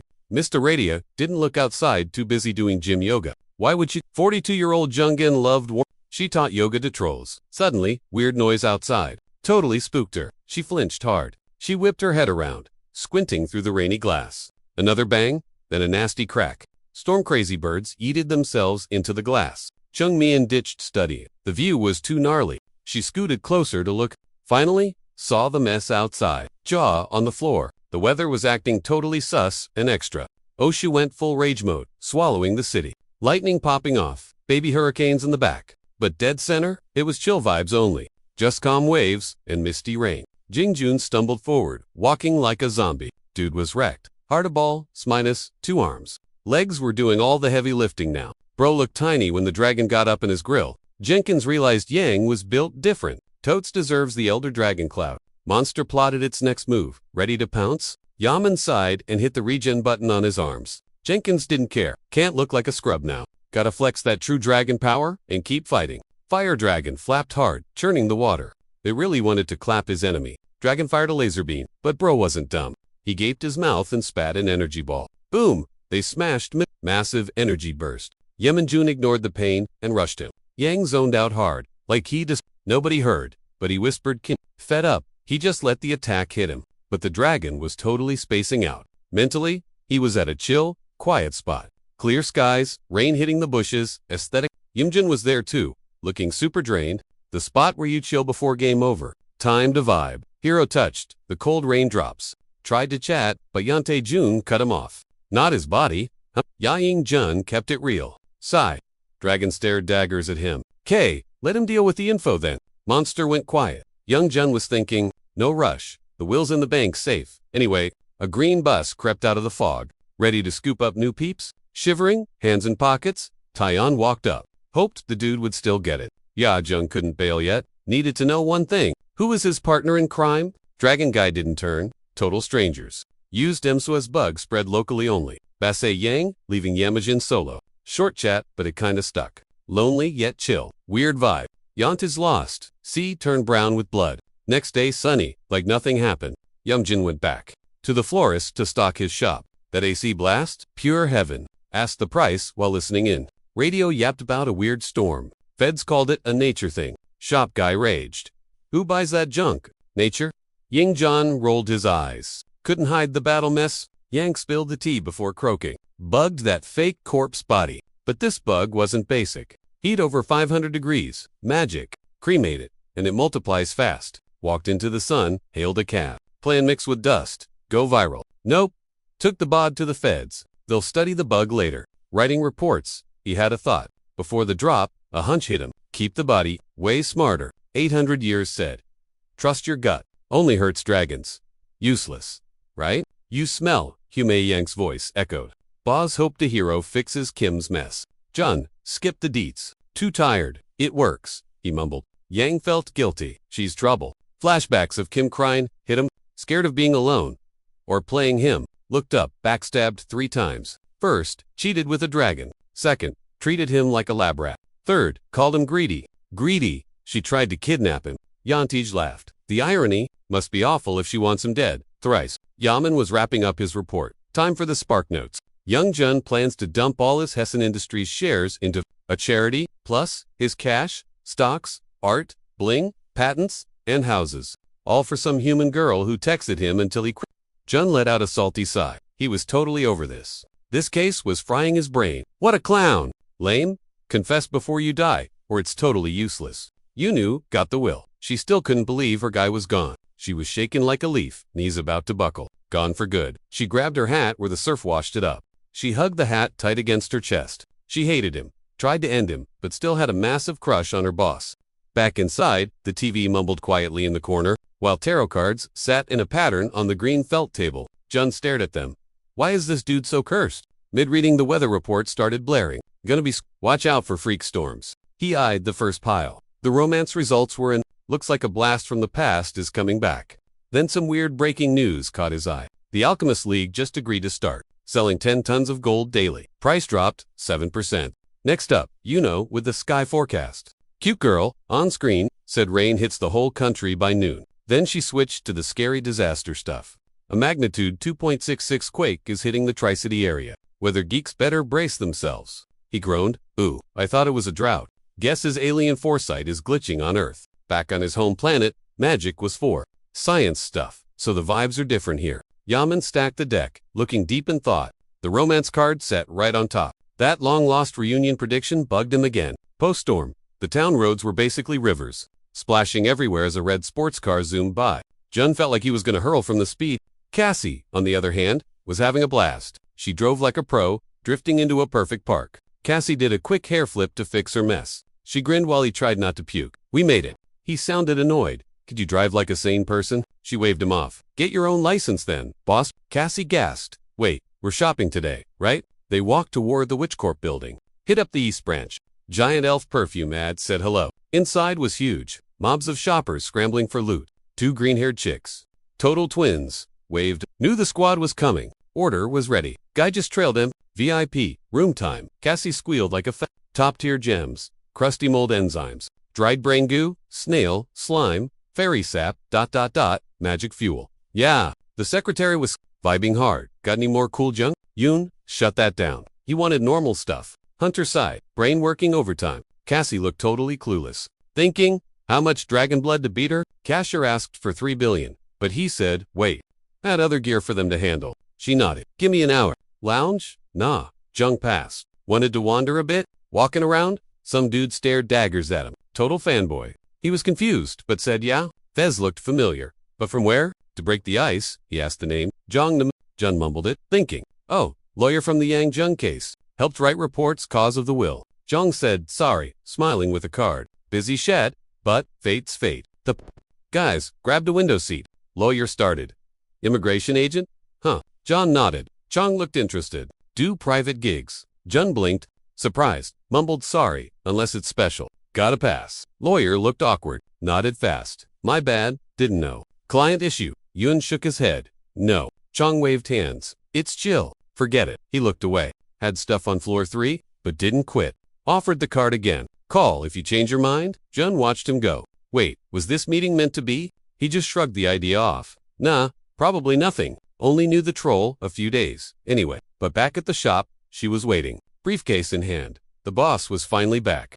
Minjun found Cassie drifting around the quiet store. Time to bounce, he said. She squinted at him looking both curious and annoyed. That shiny case he held, way too flashy and mysterious. But honestly, she just wanted to know what was inside. Cassie peeked at her boss and dropped his name without turning. Her voice got all shaky, asking such a crazy question. You didn't like rob a bank or fake your ID? Minjun froze for a sec. Well, technically, ... He kept a poker face, barely fighting back, a smirk. Did he seriously give off criminal vibes? Blushing hard, the girl admitted she'd totally thought about it. Actually, there's one more theory. Either you're super boring or just never got caught. Cassie decided he was basic. He thought, sharp kid. He mentally pulled up his character bio. Earthling, forced labor gig, selective memory wipe. The usual. She clutched her chest dramatically. Bus. She looked super sketchy. Can I ask? Minjo tensed up. He really didn't want to hear this. Cassie bit her lip, dying of embarrassment. Her hesitation just confirmed his bad feeling. She leaned in hard. Minjun stepped back, freaked out. She blurted, wait, you're not secretly a girl, are you? Huh? Okay, that hit him out of nowhere. Cassie doubled down. You're just so secretive. She grabbed her hair. Like, did you gender swap or something? His secretary had officially lost her marbles. Total drama queen mode. Way over the top. Minjun was getting heated. What is she even on about? Suddenly, guards swarmed the door. Is that a red carpet? Guards posted. Delta team, green light, Alpha ready. The leader screamed about the chairman arriving. Minjun listened in. Chairman who, a split second later, he got his answer. An old dude hobbled down the red carpet on a cane. The 2 green-haired staff bowed low. Chairman. Cassie was still spiraling, but Minjun just looked bored. The old guy looked wise and deep in thought. His big, watery eyes gave off major sad puppy vibes. Suddenly, those eyes popped wide open. He knew him. Shockingly fast reaction for a guy that ancient. He beelined straight for the shocked duo. Jun was totally lost. Why was this geezer staring him down? Suddenly, the old guy, he tossed his cane and planked right at Chun's feet. The suits behind him dropped their jaws. Total shock. Did the chairman just glitch out? Panicking, the guards rushed. Jun, get back, you punk. One guy barked. You messing with the boss? Shakily, the chairman stood up and waved him off. Chill. He froze in a weird pose. Super awkward vibes. The old man gasped. Wait, Mr. Jun? Is that you? Jun nodded, and the dude grinned until his eyes vanished. Then he dropped a bombshell. Sis Cassie gaped at her boss. Did she hear right? Back at HQ, a ringing phone ticked Blair off. She hated interruptions while she was grinding. Glaring up, she eyed the ferry fluttering nearby. It was Lissa, the real estate security chief. Her wings were buzzing non-stop. Arms back, the girl pouted hard. Too lazy to hover, she plopped onto the desk. Lissa kept her mouth shut. Instead, she whipped out a bubble pipe. Blair eyed the bubbles. What are you doing here? Pop. Found tracks. The ferry signaled. Someone hit Volpe-30-9 at Buchan Mountain. Blair panicked. The nerve of those creeps. Who's dumb enough to raid Dragon Turf? Lissa rolled her eyes at the yelling. They've got guts, which makes them dangerous. With bows gone, they'll strike fast. Blair pinched her nose bridge. She had to text the big boss. Beef up security, Blair said. Lissa frowned. Won't work. Blair paused. We need outside help. Cassie tugged Chan's jacket. Wait, sis. Seriously, Gramps knelt and grinned. Sorry, have it. I used to call the master that. 30 years ago, all us brothers called each other sis. Haven't seen you in ages, master? You good? He clutched his chest, laughing. Same old master. Just running a potion shop now. Huh? Still doing magic. Jun faced. I retired. I'm in immigration now. Gramps gasped. Oh my god. Master Jun, a fed. You're too nice for that gig. The lady standing next to the chairman gave him a look. Big sympathy, energy. She thought, wait, he's actually with the bureau? Does he do side hustles or just corp stuff? Gramps got salty. How rude, he snapped. Don't ask that, she mumbled, totally awkward. Pops walked off. Guess he had business on the 3rd floor. Let's roll. Yim and June chilled and turned to leave. But the old guy yelled, yep, toothless grin flashing. He said, good seeing ya. Tea soon. On the way back, the hero spilled the tea on his past. He used to teach at Gosen School. Old school cool. She was shook. You, a teacher. For real. He sighed, tired. Yeah, it happened. Cassie vibed with it. So, romantic. Teacher by day, ... Secret hunter by night. Someone write the Jun knew the Gov wanted that history deleted.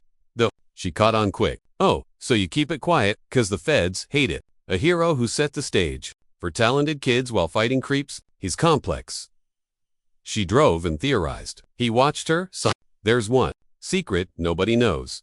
Earth is already owned. Rumor says dragons brought the doom. But the real bosses controlling Earth?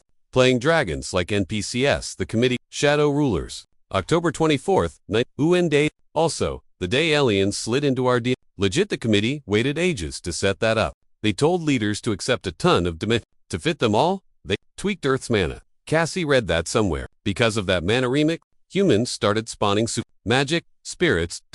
leveled up the planet, or whatever. Jun wasn't buying it. He muttered, leveled up. Books skipped to glitchy parts. She parked perfectly. Here, he got out. Don Shul and Lakefield were chilling there. First, immigrant wave. Elves, humans wanted them for the aesthetic and magic. But their travel route got misused. Big time. Interdimensional crooks saw as a hideout or loot drop and flooded in. At the door, Jun turned to his assistant. You clocking out or stuck here? Cassie wasn't budging. She stayed put, dying to hear more of his wild stories over tea. The hero let out a sigh, hoping she'd take the hint and the cup and leave. Clink she set the fancy china down without making a peep. Was that it? Yama-jun spun around to stare out the window, ignoring her. Nope. He just wanted down his drink and bolt. He was finally vibing with the silence when... Knock knock, total buzz. Who's that? It's not like he invited the squad over. Touching the doorknob gave him a serious case of the creeps. Oh, right? The card mentioned this. Feels like it's been a century since they chilled. Some good-looking dude was standing on the porch. He threw up a salute. Yo, long time no see. Bradley here. Earth Dimension Agent, American Division. 3 mugs on the table meant his peace and quiet was officially dead. Cassie took the lead. She introduced herself. I'm Cassie Kong. What brings you here? Yamjin answered for the guy. We go way back. Bradley's electric blue eyes practically glowed. Grinning, he teased the hero for being a bore who never gossips. Can't you just call me Bradley? Speaking of, did she ring you? Jun was clueless. Who are we talking about? Bradley flinched, his smile vanishing. Wait, she seriously never reached out. The guy was floored. Get real. She had to have called. Jun cut him off before he could rant. He insisted he was lost. Bradley shouted, what do you mean who? Dell? I'm talking about Dell. The hero's eyes popped at the name. The vibe instantly tanked. His hand trembled as he passed the tea. Why would she bother? Cassie sensed the air turned toxic. She turned to her boss.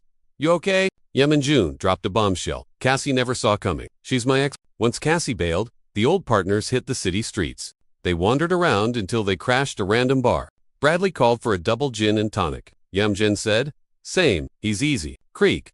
A wooden branch slowly snaked out to grab the bottle. The bartender was literally a sentient tree. And wow, those moves were slick, definitely knew what it was doing. Bradley geeked out. A tree bartender? That's wild. He toasted Mother Nature and chugged. The liquid felt nice at first. A split second later, his throat caught fire. He coughed and spat the stuff out, peering into his glass. Yimjun smirked at the memory. Remind you of the good old days. The dimension where they used to team up. Bradley gasped for air. No joke. The booze there is always straight jet fuel. It's so harsh, you can't tell it from poison. The hero snapped his fingers. Drink served. Time to get down to business. His buddy looked around, slightly buzzed. Did Ying Jun just mute the room? Bradley stared into Chun's frosty death gaze. Total mood switch. Why's a Yank agent in Korea? Took a hot minute, but he spilled the tea. Vibe pass check. Just babysitting a princess. Brad grinned. Tipsy? Yeah, that Gleno Royal, Jun recalled, heard that on the radio. Some hype about her gracing us with a visit. But one thing was super sus. Why's the US guarding alien cargo to Korea? Brad shrugged. Guess their guards are new. Rumor is, they begged Earth immigration. So, the Korean gov asked for backup, cause they needed a huge squad. We were short-staffed. Brad gave him a sneaky, side-eye smirk. Rumor says it's for the 8th immigration wave. Jung clicked his tongue. Wave 8 already? It's barely been 40 years since the witch. Another thing was stressing him out big time. Wait, they're 3.5 meters? Won't work? They are literal giants compared to they won't fit in our buildings. No way. Hence the rumors of crazy intense prep. Wild, huh? Jun nodded. Sure, but tell me more. He was dying to ask. About Dell? Brad rubbed his chin, thinking, I'm bad with deets, but we got sent back here. But Dell got shipped solo to some random spot. She owed $500,000. How'd she pay? All he knows is, she got cut loose a few days back. Debt's gone. Brad bet she'd hunt for Jun. Jun freaked out, jumping right off his chair. Rare moment he actually showed some feels. Released? How'd she pay $500,000? Brad calmed him. Just a guess. Maybe Chun's heart did a flip from pure panic. Like Tizia levels. Brad zipped his lips. He looked bummed. Didn't think Jun would snap. Chun's brain was in full-blown panic mode. Wait, so Dell's memories are totally back. Brad squeezed his shoulder to chill him out. Scared 'cause he's your ex? He teased him. She was so into Jun, he wifed her instantly. Jun grit his teeth. Hard. Who knew? She was totally chill for the first 80 years. Hunter tilted her head back, trying not to lose it. Love made her crazy enough to kill for freedom. But inmates are just property. Wrecking committee stuff violates the Property Protection Act. But if she off to ... fellow convict. That's just property damage to them. Plus, she'd go straight to execution. Dell believes in reincarnation, so that permanent exit is enough. Bradley's voice cracked, squeaking with panic. She needs to ditch the convict label before trying any murder. Jun just stared at the ceiling. Couldn't even look his buddy in the face. Her last words stuck in his brain like glue. Her icy tone echoed. Wait for me. She'll show up, Bradley insisted, playing comforter. Use your brain. What if she died like Telly? Jun stayed silent, slumped over the bar, radiating gloom. He was done with this chat. Stood up. Late home time, but Bradley couldn't drop it. Speaking of Telesia, he meant our hero wouldn't end up like her. Jun found that hilarious. He snorted a sarcastic thanks and ducked into an alley. Bradley's comment bounced around his skull. Not like her, a republic spanning 36 planets. Ashtal, ruled forever. By a terrifying tyrant who crushed a Look at the big famous incident. The disaster on Industrial World X. Facing rebellion, he cut food imports. 99% dependency. Starving folks started eating each other. Total help. Humans, hunting. Humans. When word of Xe-21 got out, the Republic revolted. Cornered, the tyrant hit the kill switch. Then came the aftermath. A nightmare nobody would ever forget. 90% of power plants blew, dusting the galaxy. Esto went from sci-fi to Stone Age instantly. Citizens escaped the tyrant, but couldn't dodge the war and ruin. Visions of starving, screaming faces haunted him, while locals died of despair. The committee sent prisoners to fix the mess. Convicts rebuilt Astel over 300 years. He joined the work crew late. That's where he met Dell, the inmate who leveled up the most during recovery. Estel's literal city mom. Name's Tisia. She handled spatial intel for the resettlement squad. Freedom cost $1,200,000 deal. Cut to. Skinny guy. Bloody cleaver. Legs shaking like jelly. He walks to his daughter. Sorry, he says. No choice, do or die. The girl, totally drained of energy, barely moving, Bran hardly processing her dad's words. Shaken, he lifts the blade. No food means cutting extra mouths. Dude's sobbing hard. Stupid dad. She'd haunt him forever. Earth is hell. Ticks fading fast. Watching a dad chop up his kid in the street, nightmare fuel. Slowly, rain washed the pavement gore until red water soaked the girl's sneakers. Early on, folks murdered each other just to snag lunch. Talisha was knee-deep in pure chaos and gloom. Sick of watching it. What's a girl supposed to do here? Saving everyone seemed totally impossible. But hope sparked when skinny kids stuffed their faces with her snacks. Or when that healed beggar kissed her hands. Crying, happy, tears. Or that time they saved a family from bandits, screaming names in relief. Because of that, everyone stand Talisha, forever. They chanted mother, and she loved them right back. Huge heart style. Jang Jun got back, the buzz slowly wearing off. After that heavy chat, sobriety was a hard pass. Snagged another beer from the fridge, Yaman Jun slumped on the sofa, letting out a massive sigh. Wanted his brain empty, but his mind kept whispering Tizy. Couldn't delete those horror scenes from his memory bank. She wasn't just a cracked warrior or engineer. Her real superpower was high-level politics. Bossed a committee, grabbed central loot, and rebooted the econ fast. Plus, when the dictator blew the planet's alien shield sky, she showed off her insane merc skills with the inmates. Everyone fought like crazy. She led the charge to kick out the creatures that crashed Ashtal, wiping them out to save the refugee escape route. Then the hero got suspicious. But Talisha's management game was literally treating citizens like fam hit different. Everyone respected that. But something huge went down 300 years ago. Thanks to her Ashtal grind, she unlocked special amnesty. Amnesty card played. Immediate release. Debt forgotten. The squad was totally hyping up their boss. First time they'd seen someone actually unlock that status. Wild. Tecia totally shook. Heartbroken, for real. She'd never forget the crew. Even if she dips from Ashtal, she's def coming back. She vibes with it here. But got a blast now. Duty calls. She's ready. Then came the drama, the inevitable part everyone hates. Phase 1. Memory reboot. Tizia's legs turned to jelly and she went dead silent, just shivering like crazy. Someone yelled her name. Zero response. Just mumbling nonsense. Sweating buckets on her pale skin. A sec later, she totally regretted getting her memories back. Saw phantom blood on her arms, whispered a weak, no way. Like, how was she that toxic of a person? All her hopes, dreams, and good vibes yeeted into the void. Realizing she was the villain, it wrecked her completely. Tizia grabbed her hair, freaking out. A gnarly scream ripped out. Yamjin rushed in first to help. Yo, what happened? He got closer, trying to chill her out. Something wrong? She was too lost in her own feels to notice. Eyes empty, tears streaming. Total mess. She just kept spamming, I'm sorry, like a broken record. Yamjin tried to touch her shoulder. She shoved him. Don't touch me. Tecia screamed, begging to just leave immediately. Tripped, got up, and bolted for the exit, crying her eyes out. The committee said, okay, but was it worth the drama? Tecia ghosted Ashtal fast. No goodbyes, didn't look back, and a few days later, the ex-con literally ended it all. The mods never spilled the tea on what memories Tecia saw, or what crime she did, but everyone kinda guessed the vibe.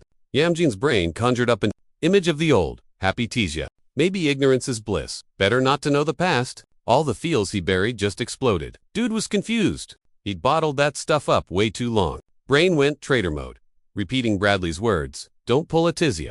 Chest hurt like crazy. He tried to get off the couch. Tizia's bail was 1,200,000 D. Yamjin checked his stats. Bottom line, 5,125,000. That's like way more than hers. Yikes. What kind of monster was he? He looked at his bro. Bradley shouldn't stress, no matter how bad the memories are. Yamjin kept saying that, trying to convince himself he wouldn't repeat her fate. Right then, a spaceship was zooming toward Earth. Super fast. Passengers. Drama. Incoming. She sounded super hyped. Wait for me. Won't take long. By the way, gold tanked 20%. Plus, that prince's visit is totally gonna trigger a massive invasion. Apparently they're hacking biology to print gold now. The news anchor kept droning on. Dude on his phone sighed hard. Ooh-ah! Immigrants again. Like, zero normal humans left soon?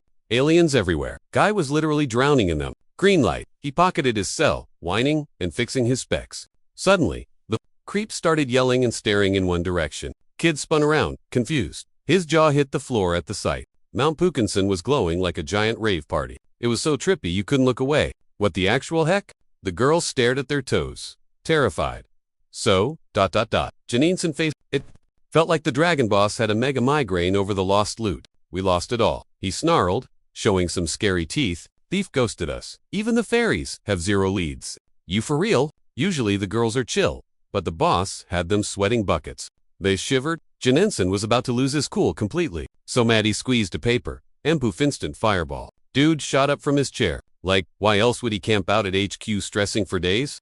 All for the junk in that warehouse. Super important stuff. And they totally blew it. Jensen's eyes looked like burning coals. Total murder vibes. He glared right at Lisa. Did she know the cost? The fairy shook at 10 billion. Yep. He didn't think it was a waste until now. Lisa thought her spirit research made her all that. He growled, struggling to stick to his doctor's orders. Super hard, but the fairy... D-I-D-O and really, catch the drift. Dragon said Doc banned protein, so he'd live longer. Hearing that, she imagined a total nightmare scenario. If he cheated on his diet, she'd be the appetizer. Lisa went jelly-legged, hit the deck, and started babbling apologies. Won't happen again? Boss wasn't buying it. He looked over at Blair. Elves have major trust issues with outsiders, but he hoped she was a cut above the rest. Still, he wasn't going to take any elf sass, even from an ally. If she can't level up past her squad, no point in him ditching. Blair was totally shook and salty. Lip wobble central. She zipped him tight. Frown mode activated to hide the cringe, eating her alive. Jensen's clueless on the villain's endgame, but he knows they're ghosting Earth fast. Gotta ping the committee? So, they're gonna lock every exit on the planet. Old Dragon sighted her heart. Tell Campbell to hit him up. He's down for whatever. Jensen stressed, let her tag it herself. Once they're done yapping, she needs to call him. Stat, voice shaky, she promised not to mess it up. Lion died. Chairman let out a massive sigh. Total drag. Didn't want to stress him out more. Chun's playing. Go. Knows it's just someone dissing him. He eyed the board. His turn. Dropped a black piece right on the sweet spot. Chun Pal was rambling about traffic bots or whatever. Dude was seriously triggered. Fermi's buff. Sure. But why boss around all of Seoul? Hit her tracks to dodge stalkers. Or so the cops figured. Orc guy was kinda peeved. Jun stared at the board for a full 60 seconds. Sleeping or what? Just stalling for time. For real. Hero slumped back, grabbing his wallet. We playing all day? Ain't he got villains to bust? Since when is he a GoPro? But he had to roast him, considering his age. Hero had tons of time to get good. Chumpal snatched the cash, grinning. Beer run time. Jun wants one. Wait, kitchen vibe got super dark. Cop thought it was just Chun's loser energy. Then ... Nope, definitely something burning. Cassie glared at the pan like it insulted her. It stunk. Scary sight. Chumpal froze bail, or help. Cop squinted at the mess. In the pan, stuff you wouldn't feed your worst enemy. Sweating bullets. He knew he was doomed. Couldn't look away from the train wreck? She just kept stirring. Smell smacked him in the face. Hard. Chun Pal was about to pass out. He bolted yelling, let her keep the pan. Things trashed anyway. She just really wanted to try a new recipe. Forgot one tiny detail. She can't cook to save her life. Jun ignored him, hyped up, grabbed the pieces. Zip it. Legend time. Then his phone buzzed. Ooh-ha, who is blowing up my phone right now? Shempel was like, who is it? Just some messy elf chick causing drama. Again. Classic. An hour later, Jun Blair and Lissa pulled up to Mount Puke. Girlfriend popped the gate open. At Block V. Bummer alert. They couldn't see squat. Jun sigh. Figures. Even Ms. Spirit Talker Fairy drew a blank. Lissa was basically spiraling. Yoon hit the elf with a, got a plan B? Blair played it cool. We try anything besides go. Fire just died, so she barely had time to blink. She got serious. Even called a mind reader. But nope. Useless.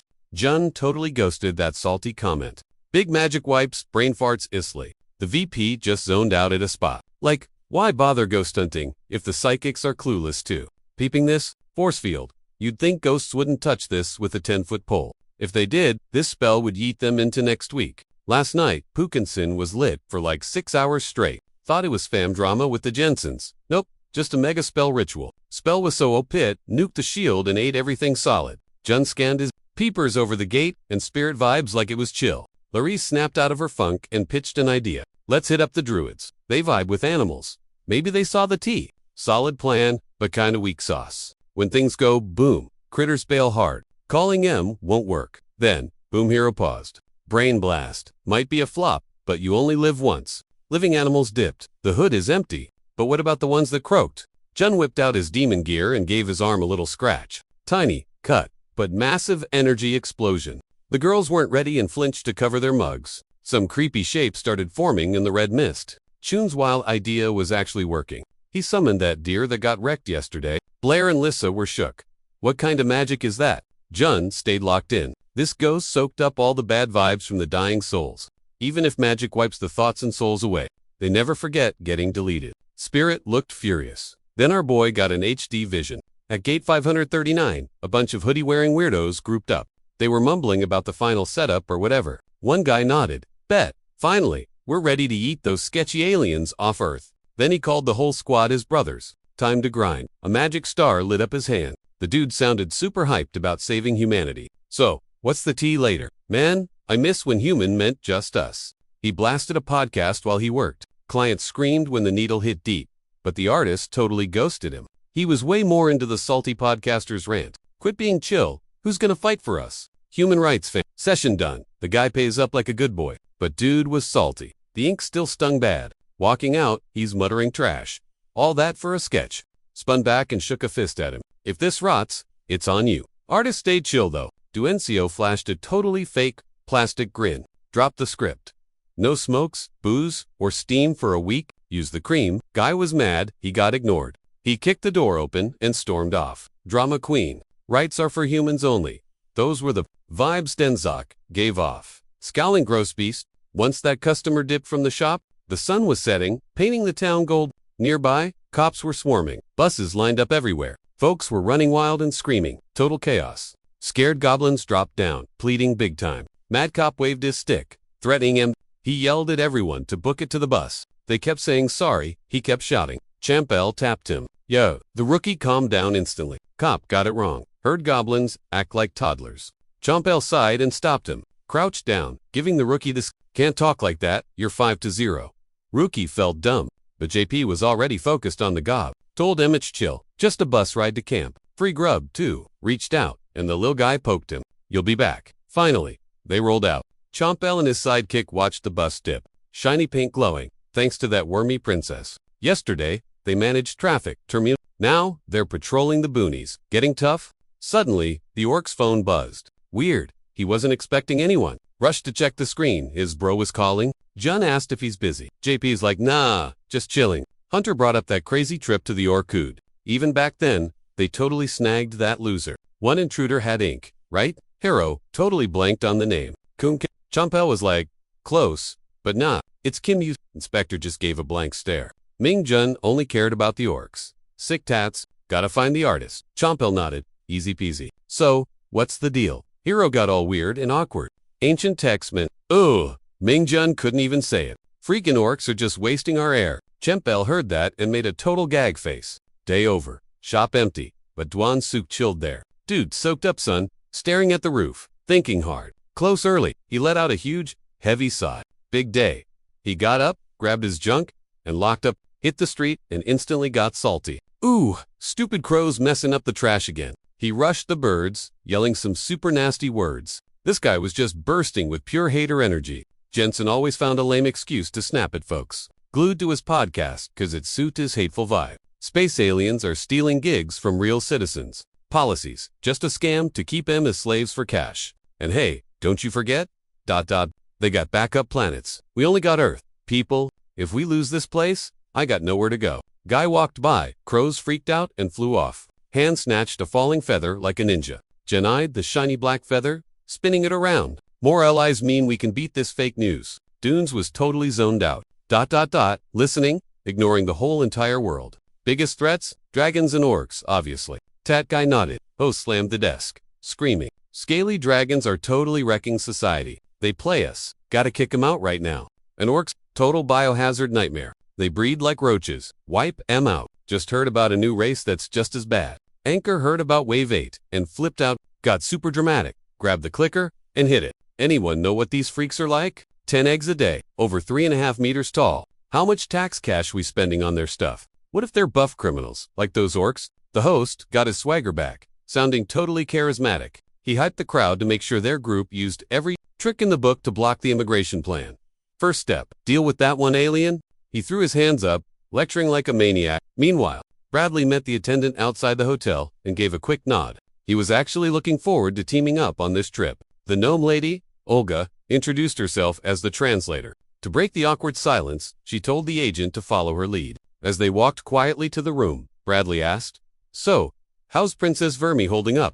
Olga went radio silent for a sec, totally ignoring him. Bradley started stressing. Finally, Olga let out a sigh. Real talk. The princess is low-key freaking out right now. You know the drama between the Korean committee and the kingdom about security levels? Well, they're just stoked. A pro like you is running the show. Bradley cracked up laughing. But she still thinks we're short on guards, huh? Olga didn't laugh. She clasped her hands behind her back. Just don't judge her, okay? She stopped at room 1000. This is my stop. The princess is inside. She politely knocked, and the door swung open. Bradley saw nothing. Where's the royal? Then he spotted a blanket burrito, blending perfectly with the room's decor. Camouflage on point. Suddenly, the blanket monster spun around super fast. Gold eyes flashing, green skin, and some gnarly fangs. It tossed a blanket and roared, spraying spit everywhere. Bradley was shook. That's the Vermi princess. Seriously, talk about a surprise. As Bradley stood there, covered in drool, Olga wiped his face. Don't worry, that's just her way of saying she's super pumped to meet you. Bradley stared at the princess's messy cry. Right? Tell her she's got zero reasons to stress. Meanwhile, Jens was in a sketchy building. His inspection was ending. Past this, and he's officially in the Brotherhood. The tattoo artist gulped, nerves kicking in. She'd waited ages. Creepy guy slid, pics to duns, then froze. But first, he had to spill some tea. Jens grabbed the photos. Curious, confused, he saw his own work, mostly on orcs. These ancient symbols, they literally mean slave, junk, loser, and turd. Jens nodded. Yep, clients have no clue. Back in the day, they were treated like garbage. 99% can't even read. Jens hummed nervously. This might make joining the crew tough, the handler said. Honestly, we were scared you'd get caught, or someone would figure out your little prank way too easily. Still, the whole squad thought it was funny. Boss said, from now on, leave 0 receipts. Pub's dead, but he can set up shop elsewhere. The frat hooked him up with some sweet gear. Dunes exhaled. Phew, crises averted. Guy stood up. Go time, the gates are open. Final level to join the Brotherhood. Instead of raging, he just grinned like a weirdo. Place lit up pink, attracting gross bugs. They walked by, and a seal popped on the gate. That was the glow. Dunes bailed to the next room. Eyes took forever to adjust. He wasn't solo now. Suddenly, total panic mode kicked in. Tiny room, lit by some weak sauce candles. Lights showed a bunch of gross torture toys on shelves. Dunes squinted. Everything was Blur City. Candles sat on orcs. Skulls, very aesthetic. Looked pretty gnarly. Center stage, a mini orc tied up inside a floor star. Boss handed him a blade with a hungry grin. He knows the drill, right? Dua gripped the blade, shaken. Boss capped on. Show some rage. Time for some payback. Legs, jelly. He wobbled. Center stage, mantra looping. I got this. I got this. The kid squirmed hard. Gaga muted the cries. Dua kept psyching himself up. Easy. Like killing a chicken, orcs are just NPCs. Just mobs. They nearly fragged him a dozen times. His face stung with ghost hits from past beat. Jaw clenched tight. World's better off, minus them. He shook. Can't choke now. Kid was leaking tears. Face puffy, totally losing it. The noise was too much. Dua snapped his eyes open. Scary scene. Time to return the favor. Screaming like a banshee. Tad guy raised the blade for the kill. Eyes went totally dead. Glazed over as he chopped down. Blood everywhere. But the kid, 0 damage. Totally confused, he stared at his new bloody stumps. Pain spiked to max, and he howled, seeing his own mitts on the floor in a puddle. The frat went silent. Heavy steps boomed nearby. The hoodie crew was totally shook. Who is this guy? Dude totally missed the glitch in his shield. 0 clue who this op mage was. Just knew he was toast. He spun. If he tracked to M and cracked their shields, dude did his homework. Means he knows exactly what goes down, ... If he tries to pull a fast one on us, Jun stepped out, sneering. So, what's the plan for him? Guy was basically radiating, I'm gonna kill you vibes. Total hate fest for this crowd. But hey, a job's a job. Blair bowed. She totally got it. That's why she asked. Trust is at 0 right now. His goons are still breathing. Jinnenson's losing it. Dragon or not. You can't pause time. Are these ladies crazy? Even the pros failed, so they send Jun. Blair stammered. No way. She just needs him to sniff out a trail. Plus, she needs it done before the big boss gets back to Earth. He touches down in like 7 days. Spaceports are closed, but we can't let M scrub the evidence. That actually surprised Jun. Didn't know about the lockdown? Brains started racing instantly. What's this? A fight for rights? Power to the people. Originally, it was just humans down here. Jun had a flashback. Spirits call this crew a brotherhood. They swear the Justice League guys are straight up fascist terrorists. The justice crew is all over the globe, though tons of branches. Then the dragon's mission flopped, game over. After that, finding the top dogs was basically impossible. John nodded. Gotcha. Won't be a cakewalk though. The ladies pretended not to hear that. Just big smiles, totally sure everything would end with rainbows. John gave him a look. You know, I don't work for free, right? Blair happily whipped a box out of her jacket. She came prepared, obviously. She opened it to reveal a tiny, super valuable slip of paper, a blank check, signed. Works for Earth, cash, and Dela. Our hero nearly choked, jaw dropped, brows raised. A literal, signed blank check. Jennison trusts him that much. They were partying. He was stressing. No way he could abuse this kind of power. John turned to peace out. I'll ping you when I find something. Blair bowed again. Finally, he exhaled. Okay, not a total disaster. No idea who runs their show, but he's interested now. All right, time for a little visit. See what spills. More info equals better payday. The hoodie crew was panicking. John grinned, looking at his prey like a snack. More secrets, more zeros. He raised a hand, powering up. A blood-red mist swirled around him. The kid on the pedestal froze. Panic dropped, but the fear was real. Fog crept in. Yimming Jun snapped his fist shut. Kid's eyes popped. Snap went the ropes. Tiny Orc freaked out. Too dazed to get he was loose. Yimming side-eyed him. Scram. Kid. Cult weirdos froze. What hack was this real? Jimming cast while Boss Man panicked hard. Dude's a total pro. Even rushing him, they'd lose. But he had a plan. Smirk time. Big mistake. They snagged a magic shield on the D. It bounces spells back. No. Reaver. Self-hit, he thought. Then Goon's head popped. Dude gawked as brain gunk showered his hoodie. Yimmy. Attacked? One bite for the deets. Red stuff painted the room. Super messy. Dead cult guy dropped, soaking him in gore. The loot they grabbed from witches felt totally useless now. Boss panicked. Did he hack the shield? If not a dragon, they got this, right? Or ... Is that actually a dragon? Olga droned on about princesses. Eats 20 kilos of raw meat 6 times a day. Security boss taste tests for poison. Her and Brad need a hotel chill break. One more thing. Olga stopped. Tricky. Egg day. Clear out 10 meters. Nobody near. Princess gets super moody, so watch out. Brad knew the files, but usually 8 o'clock sharp. No clear answer. Time zones mess it up. You know shooting girls? Lay solo eggs. Shells make bendy metal. So, it's a gold ritual. Olga eyed the yank. He get it. Brad nodded and grinned. He knew to watch out. Then cultists moved. One stalled for the boss. Pain makes magic hit harder. Dude was getting out, no matter what. Screaming like a banshee, he chomped down hard on the wrapped arm. Clearly, not his first rodeo. OG black magic is all about that self-sacrifice. Dude ripped out a chunk of his own flesh. Growth. Trading lifespan for freedom? Classic dark arts. Blood for a curse. Jun rolled his icy eyes over. Ooh, if you insist. He started chanting loud, creepy noises, bouncing off the walls. Colt boy froze. Major brain freeze incoming. 0 reaction time before his head burst like his buddies. Hoodie guy totally lost his chill. Screaming, he grabbed his bro's wrecked corpse. Voice shaking, he was absolutely terrified. No way. How? Jun just had to drop a snarky reply. Dude was gonna spit fire. I just made him extra combustible. Panic mode? Engaged? Guy was freaking out. Yeah, he's nuts. But his bro bought him a few seconds. Slapped the floor, lit up a pentagram. Finally cast his arms wide. He did the evil laugh. Mr. Mage Hero better recognize this spell. Summoned a beast that eats literally everything. Souls and stuff. Shadow monster, he kept ranting, until something wet hit him. Looked up, ooh, blood. Weed force melted his shadow pet like acid, zapping nearby cultists to.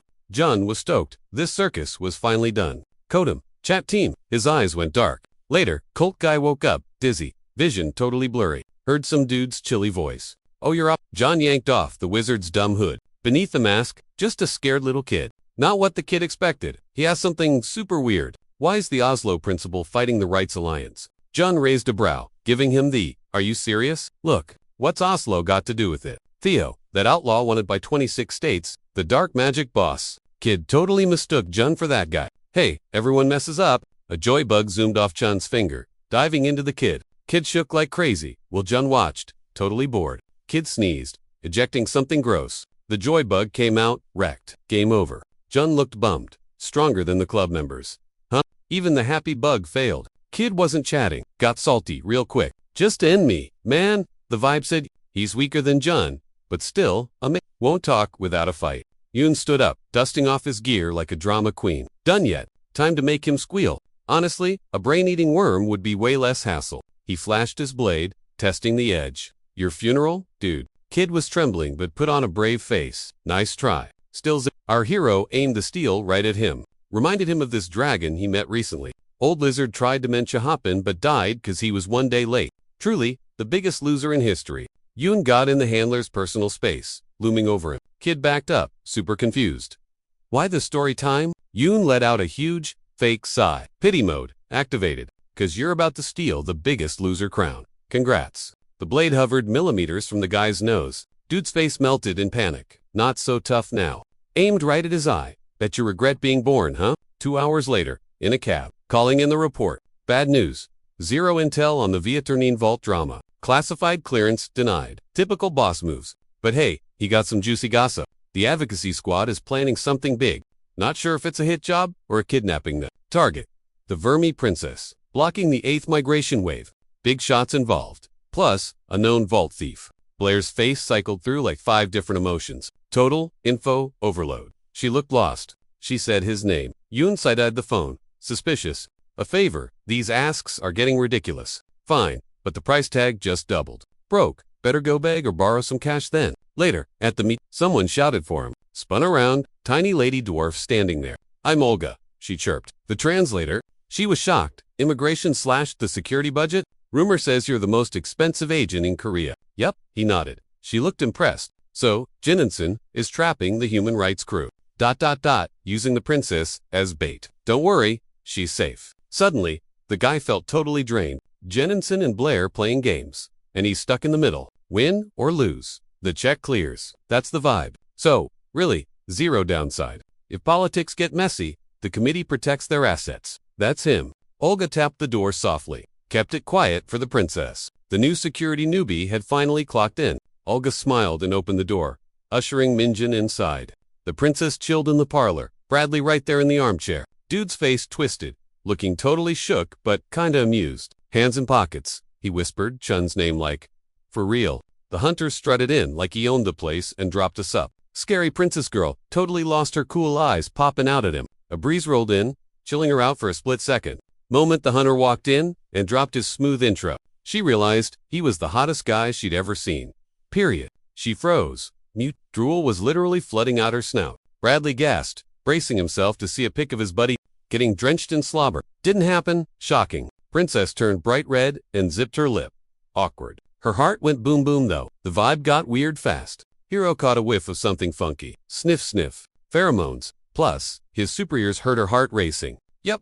Whole room reeked of thirsty hormones. Gross. Princess dragged herself up from the couch. She looked way too happy. John wanted to bail. Like right now? No way. Her gold eyes got massive. Realized she was being rude by staying quiet so long. She yelled something alien, blasting the hunter's ear. Olga jumped. Bradley barely cared what she was saying. Olga translated. This dude's gonna work on gold production. For some reason, he felt mega awkward. Like, excuse me? Didn't they do that already? Olga paused, cringing hard. Yeah. That stuff happened. Yikes. Jun needed an exit. He bolted to the balcony, faking interest in the view. Staring at the blue sky, he checked the sunspot. Chan ladies lay eggs at noon these days. Weird flex. Swear it used to be different back in the day. Bradley wanted the tea. He hollered at his bro. Didn't know they'd send backup. Hero shied away from the lady. They'd talk and bounce. Both stepped outside. Finally, could breathe. Way too much drama just now. Jun quickly caught his pal up on the recent craziness. Bradley yelled, the rights group. Hero hissed. She. Bradley tried to chill. He knew it. But actually doing it now, the puzzle pieces finally fit. So they sent John on purpose. Is that her big secret? Agent thought. Money? Wait, gotta check the contract. Bradley was like, it's chill, just some total nonsense. The princess made up? Jun stayed annoyed for a bit. Felt like total deja vu for him. Those screams from before Earth. ... Bradley read his mind. They howled. Shootin' girls told me their daily struggles. Nature's curse. Jun wondered deep down. Daily grind. Has it always been this repetitive? Nah. Feels sketchy. Who put this random info in his brain? YC, a walking wiki. He was totally zoning out until a loud shout yanked him back to Earth. Yo! Jun practically jumped out of his skin. Earth to Jun. You deaf or what? My bad, Mingjun mumbled. His buddy sighed loudly and hit replay on the rant. Next morning, bodyguards everywhere. Then the main doors flew wide. Boom, fleshbunked. Everyone got blinded by the sudden shine.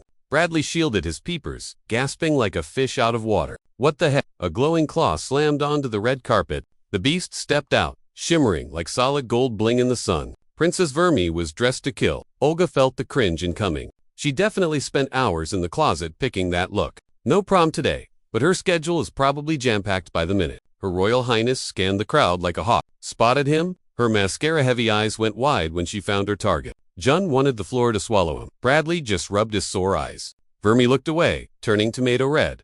Cute, or just weird. Hero Boy was dying of embarrassment. Olga stepped up to the agents. She have news. Buddha's tires screeched nearby. A whip pulled up.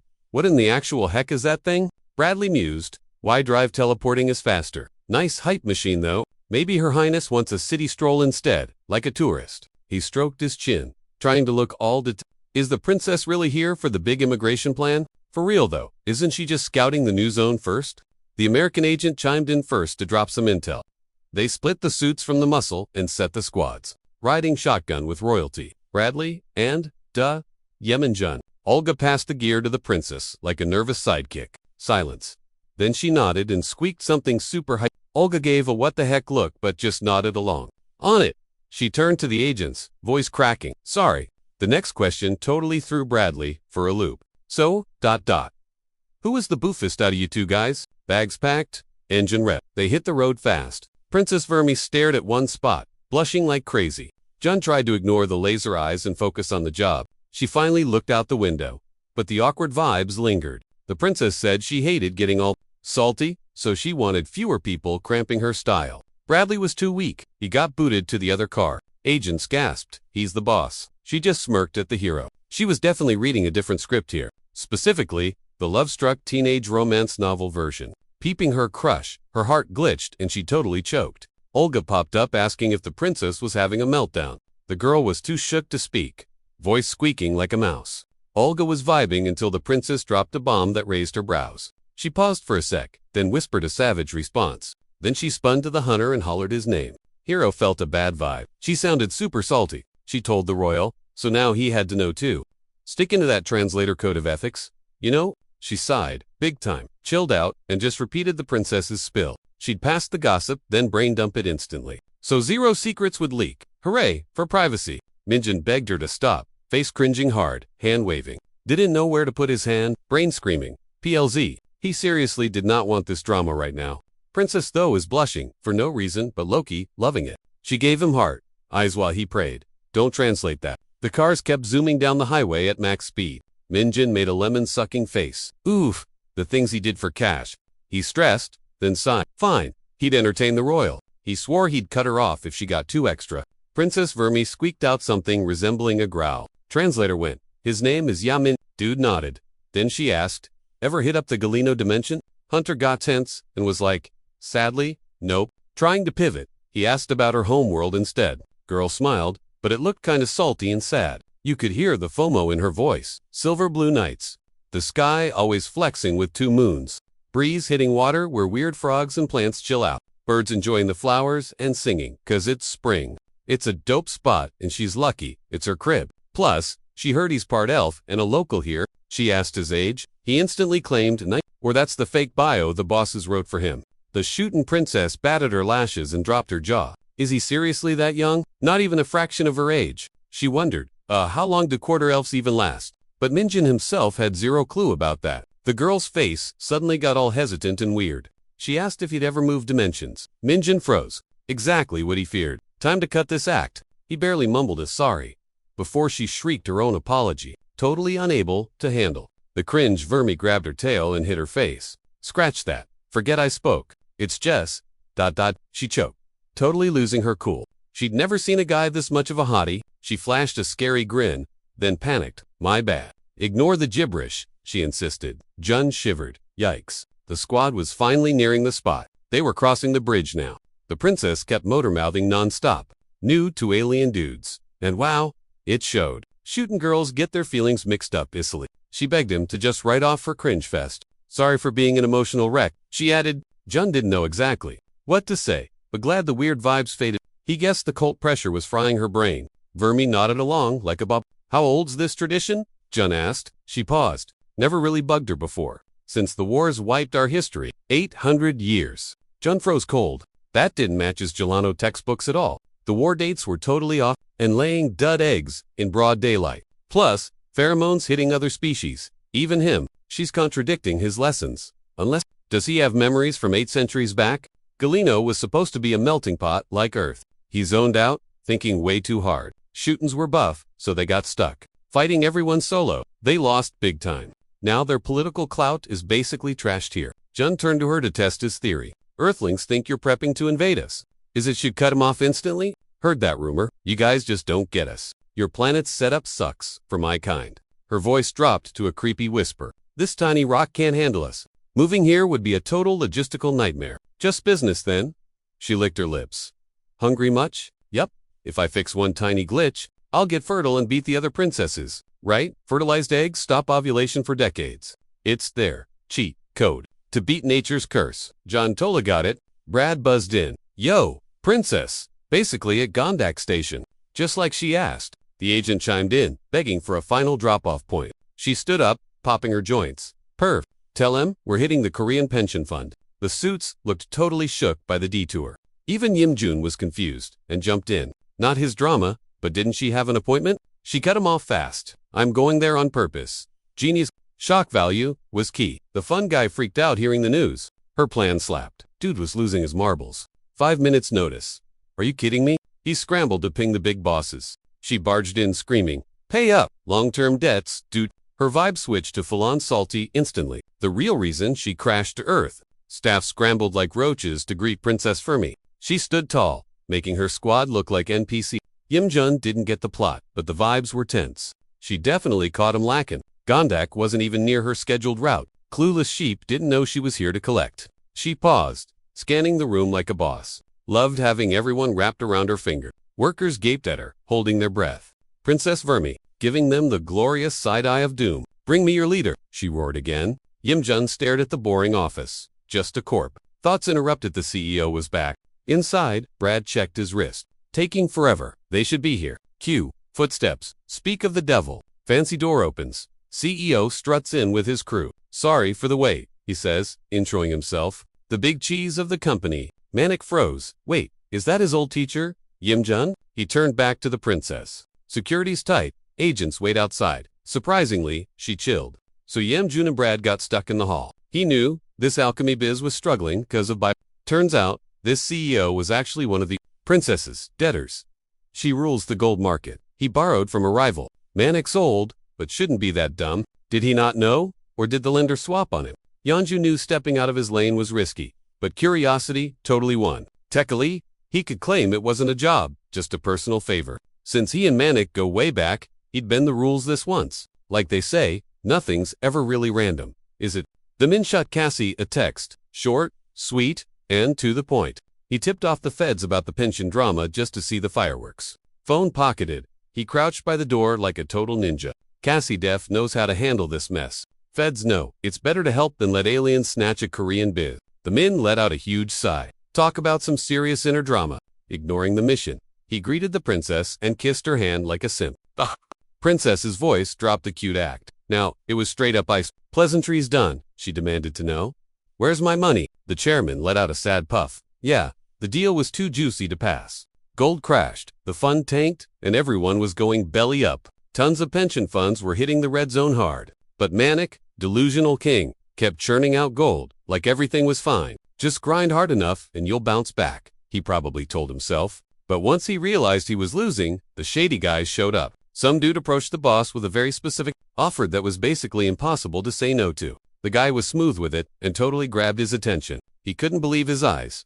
The legendary mana filter? No way! Essential loot for synthetic gold, usually imported from other dimensions. Seeing the struggle, they offered the goods for dirt cheap. The chairman paused at first, cause let's be real, they were totally broke, but mystery guy was chill about it. The loan, just pay me back whenever, bro. But things got worse, and the debt pit just got deeper. Then boom, one day they hear, the debt got sold to someone else. Dude was totally freaking out. Total disaster mode. Where's he gonna find that kind of cash? And the new loan shark, Princess Vermi of Shootin'. Yikes. He tried to explain, but stuttered hard. Her glare was terrifying.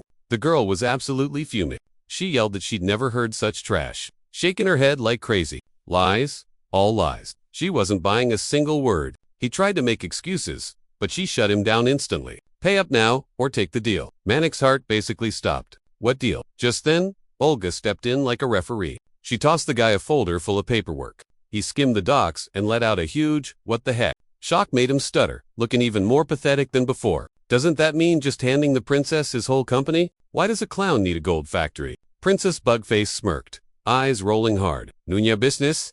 Dude, the holding company is totally legit, Earthside. The guy's hands were shaken like a leaf. Lawyers already hashed it out. Zero loopholes. She stepped up, looming over the sad boss Manhwa. Go broke or sign the stocks. Option B saves your cruise gigs. You're trapped, anyway.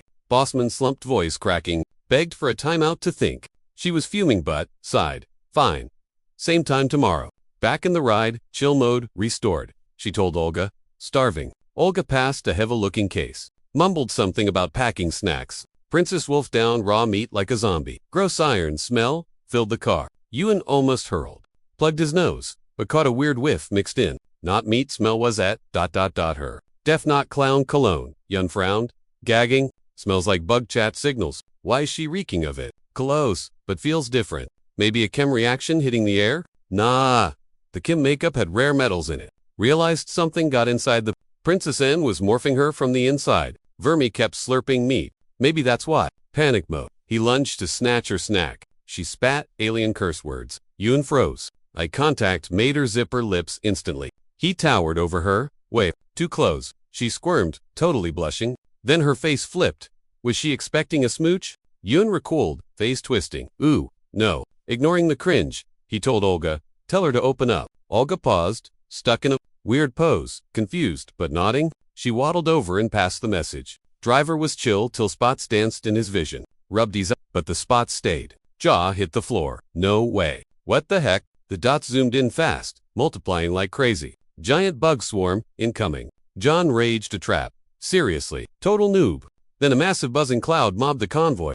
Bugs stuck like glue, hunting for cracks to creep in. Driver freaked out. The car shook like a mirror. Olga and Vermi shrieked. John, super stressed. Stuff was about to go down. Bugs bashed the ride. Metal screeched like nails on a chalkboard. Manoa Hornet Strat, level 1. Just my luck. Thumb-sized, nasty little beast. Super dangerous. Shells tougher than spaceship armor. No joke. They whip up magnetic fields just by. Spreading wings and dive bombing.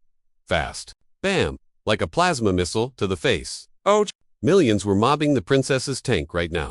Seconds later, totaled, metal crunched like foil. Windows smashed. Smoke pouring out everywhere. With a massive screech, the door flew open. Jun powered up and bailed from the wreck fast. He flew up, hoisting the princess over his head. She was totally clueless and freaking out. Jun was half wrecked but healing up slowly. He checked the vibe from way up high. Olga didn't make it. Gutted, he swore silently. Heart stopped. The swarm was buzzing right below. Barely threw up a shield to block the bug attack. No time to squash M1 by one. Too many. Gotta save her fast. Suddenly, he coughed blood. Guess that hit was way gnarlier than he thought. Light bulb moment. Jun took a huge breath in. Then he exhaled with insane force. What? Red fire erupted. Hard shells. But squishy guts. Plan boil 'em like lobsters from the inside out. Epic fail. Bugs ignored it and zoomed closer. For once, John actually hit the panic button. He really thought that roast would work. Threw up a shield last second to save his skin. Bugs pinged off the shield like angry hail. John was shook. He mentally yelled. What the heck? He squinted. Yup, he knew it. Mana, not life. Someone was piloting these bots. No wonder they're practically unkillable zombies. He can't win, and the swarm wasn't quitting. They surrounded him in the VIP again. Guards watched the sky battle from the cheap seats. Bradley stepped up to catch the aerial action. He gasped, yelling, they want the princess. Ying Jun looked totally torn. He dodged so they were only chasing her. Rude. Brain blast. He zoomed off, scooping the princess up like a football. The girl was totally shook. Crying buckets, she could barely breathe. He ignored her while flying. She yelled gibberish at him, but fighting and babysitting. Impossible combo. Priority 1. Find a shield. Fast. Scanning at Mach speed until bingo. Spotted a spot. Telepathically, he screamed. Boss! Shields up! Lakefield and Donnell were chilling in a bookshop. The elf heard a noise. Huh. Ying Jung crash-landed and slapped the roof hard. Dude inside looked up. What's up with the roof? Spell on. Everything glowed. Mega gold. He smacked it again. Max shields. Activated. The place lit up like a baby supernova popping off. Just in time. 1 second late. We'd be bug food. Princess passed out cold. At least she's breathing. Hornets banged on the gold shield like crazy, thumping uselessly. But cracks forming. No telling when it'd bust open. Yumjin peeked through the blinds. Nervous energy, spiking. Princess kept ranting angrily. Blah blah blah. Lakefield was lost. Hero Boy was zero help too. Even he didn't get what was happening. Ignore her, he signaled. Sorry for the mess, bro. Elf pata'd the kid. We're chill, don't sweat it. Thanks, Yumjin said, trying to play it cool. Called the cops. Cleanup crew's coming. Elf nodded. Time for the telepathy trick. Maybe? In her head, he was like, yo, chill out. She froze. Went, huh? Then panicked again. She just screamed the roof down. Help's coming. He thought, understand me. Did she touch someone weird today? Gotta find out how she got poisoned first. Her food's tested, so it wasn't an accident. The bugs ignored everyone else. So, not airborne, just something she touched. She started arguing back aggressively. Whoa, she actually understood him. He pondered, can she mental text me back? Lakefield cut his daydream short with a question. Need a translator? The elf's useless, but he's got a gadget in the vault. He told Doncho to go grab it. Minjun stood there confused. What the heck is in the vault? The kid walked back in looking totally dead and super awkward. Said he brought the goods. He held that familiar goofy-faced frying pan. Minjun froze. Oh no, not that thing. Zero filter left. He spoke like a robot. Bonker with it and she zip it. Sure, but I want to hear her spill the tea before we knock her lights out. Lakefield cracked up. What are you even on about? Did he forget the pan never shuts up? Minjun sighed. She mumbled something weird, and the elf raised a brow. Forgot the pan had telepathy. Classic. Danelle was messing with the magic item, checking out the features. Kid looked shocked and totally grossed out. Memories of finding that cursed item flooded back. Then the chatty thing cracked a joke. I get you spiritually. Bro, the pan was stoked to see him. Its delusions were way crazier this time. The pan made a weird face and squealed with joy. Hornets were swarming the whole area outside. Bugs wouldn't quit. Princess grabbed the skillet. Looked tiny in her claws. Minjun asked if she'd touched anything weird. Then he yelled at the pan. Translate. Pronto. The pan shook. Princess paused. Finally working. Suddenly, her face twisted up. Eyes went wide. She waved angrily and screamed her lungs out. Minjun plugged his ears to save his drums. Just heard a squeak. Princess looked annoyed. He waved his hands. Chill out, lady. Dying to know the gossip. He tapped the pan for translation. He accidentally grazed her paw too. She totally took that the wrong way. She blushed hard and smiled. So awkward. This mix-up was getting annoying. Read the room. He snarled at the pan. What did she say? Silence. He felt like a total clown. Then the skillet wailed. Oops. Sorry. Was zoning out? My lady is so feisty. My heart is racing. Total amnesia. Over here. Woman cut him off, sounding super salty. This jerk somehow got even chattier. The pan kept purring weirdly. Yanjian glared with pure hate. 3 minutes? She'll better spill the tea on the princess fast. He was blank on threats, though. Felt like a total moron again. Or, he'd tossed her in the grossest pantry corner forever. That did it. The pan finally looked totally freaked out. Princess Vermi kept beefing with it. He checked his phone. Ding. New text. 51 texts from Cassie. She was spamming him hard. She crossed her arms, looking super salty. Could have said you're alive. He claimed he was too busy. I roll. Yeah, okay. Mr. Important. He swiped to the juicy files on his phone. Loans? Aid? Funds? She really did her homework on this junk. Getting GovCash looks like a total nightmare. The feds hate him. Same fines. Every single year. Always missing deadlines. No wonder they get zero help. Same drama, different year. Cassie, boss, you know about the species quota laws? Big cores gotta hire orcs and trolls to hit quota. 97.2% humans. Just a few elves. Basically just humans and their pointy-eared pets. Yanjin got it instantly. Total human supremacy vibes. They think they're goat tier and hate everyone else. Elves get a pass, cause they're useful. Growth. Everyone else? Trash tier. Totally ignored. Their excuses are total crap. Too tall, too fast, too scary. Just dumb reasons to ban him? But wait, wasn't time up? Yanjin turned back. You got all that? He grabbed the handle. Spill. The pan actually winked. Princess says she didn't touch squat today. Just talk to peeps. He needed names. Staff. Names? The pan's voice got weirdly flirty. Master touched me so soft at first. ... He cringed hard. You stupid cook. Liar. Pan ignored him. Oh, there was one other guy. The pan twitched and dropped the name. His heart stopped. Did not see that coming. He froze, gasping. Total bummer. Fest bombed hard, trying to process the news. Yanjin Cassie yelled. What did the pan say? He sighed into his hand, cursed shakily. Bro. Fight over. Bradley called a ride. Hopped in the front, staring at his phone, smiling like a creep. Props to Yimjan for the intel. The princess is chill. So now, Bradley plays detective. She definitely got jumped by something weird, but with his cheat codes, nowhere to hide. Bradley's kit, X-ray specs, psychic vibes, peeking through walls, totally open. That freaky shine, in his eyes, ain't magic. It's a bug highway, paving the way into the real world. Gross but cool. Those justice losers actually had a big brain moment flipping those hornets. Bet they thought they were untouchable since the magic was invisible. But they slept on the Yankees' secret weapon. He's gonna bag those clowns. Snag the big bosses. That's a fat 5,000 dant bonus. Cha-ching. Bradley was vibing just thinking about the payday. Popped his stats window open with a greedy grin. Just 10,000 left to go. Then, he clears half the debt. Total ransoms, 70,000 dant. Literal pocket change versus the other scrubs. When his memory reboots, he won't turn out to be a psycho like Taisia. She rage quit life from guilt after remembering her past. Tracking the magic glitter trail, he told the driver to hit the tunnel. Vibes were immaculate today. Finally, gonna taste that sweet, sweet freedom. Driver followed the GPS straight to the creepy underground garage. Trail led down. Cars spiraled into the depths. Mood lighting was trashed down there. Finally, hit the spot. Basement 2. The squad hopped out of the rides. Bradley crept along the path and the trail just snapped. Smack in the middle of the lot. Some shady figure stood waiting. Hoodie up, face invisible. Total edgelord energy. Guard asked that the American froze up hard. Why is he solo? Scared we crashed his party early? Nope, too easy. Bradley got major good. Dude was camping for them. Slowly dropped the hood with a smirk. Powered up and started chanting some weird mojo. Agent saw the face and bugged out. Ain't no way. Totally shook. He started stuttering.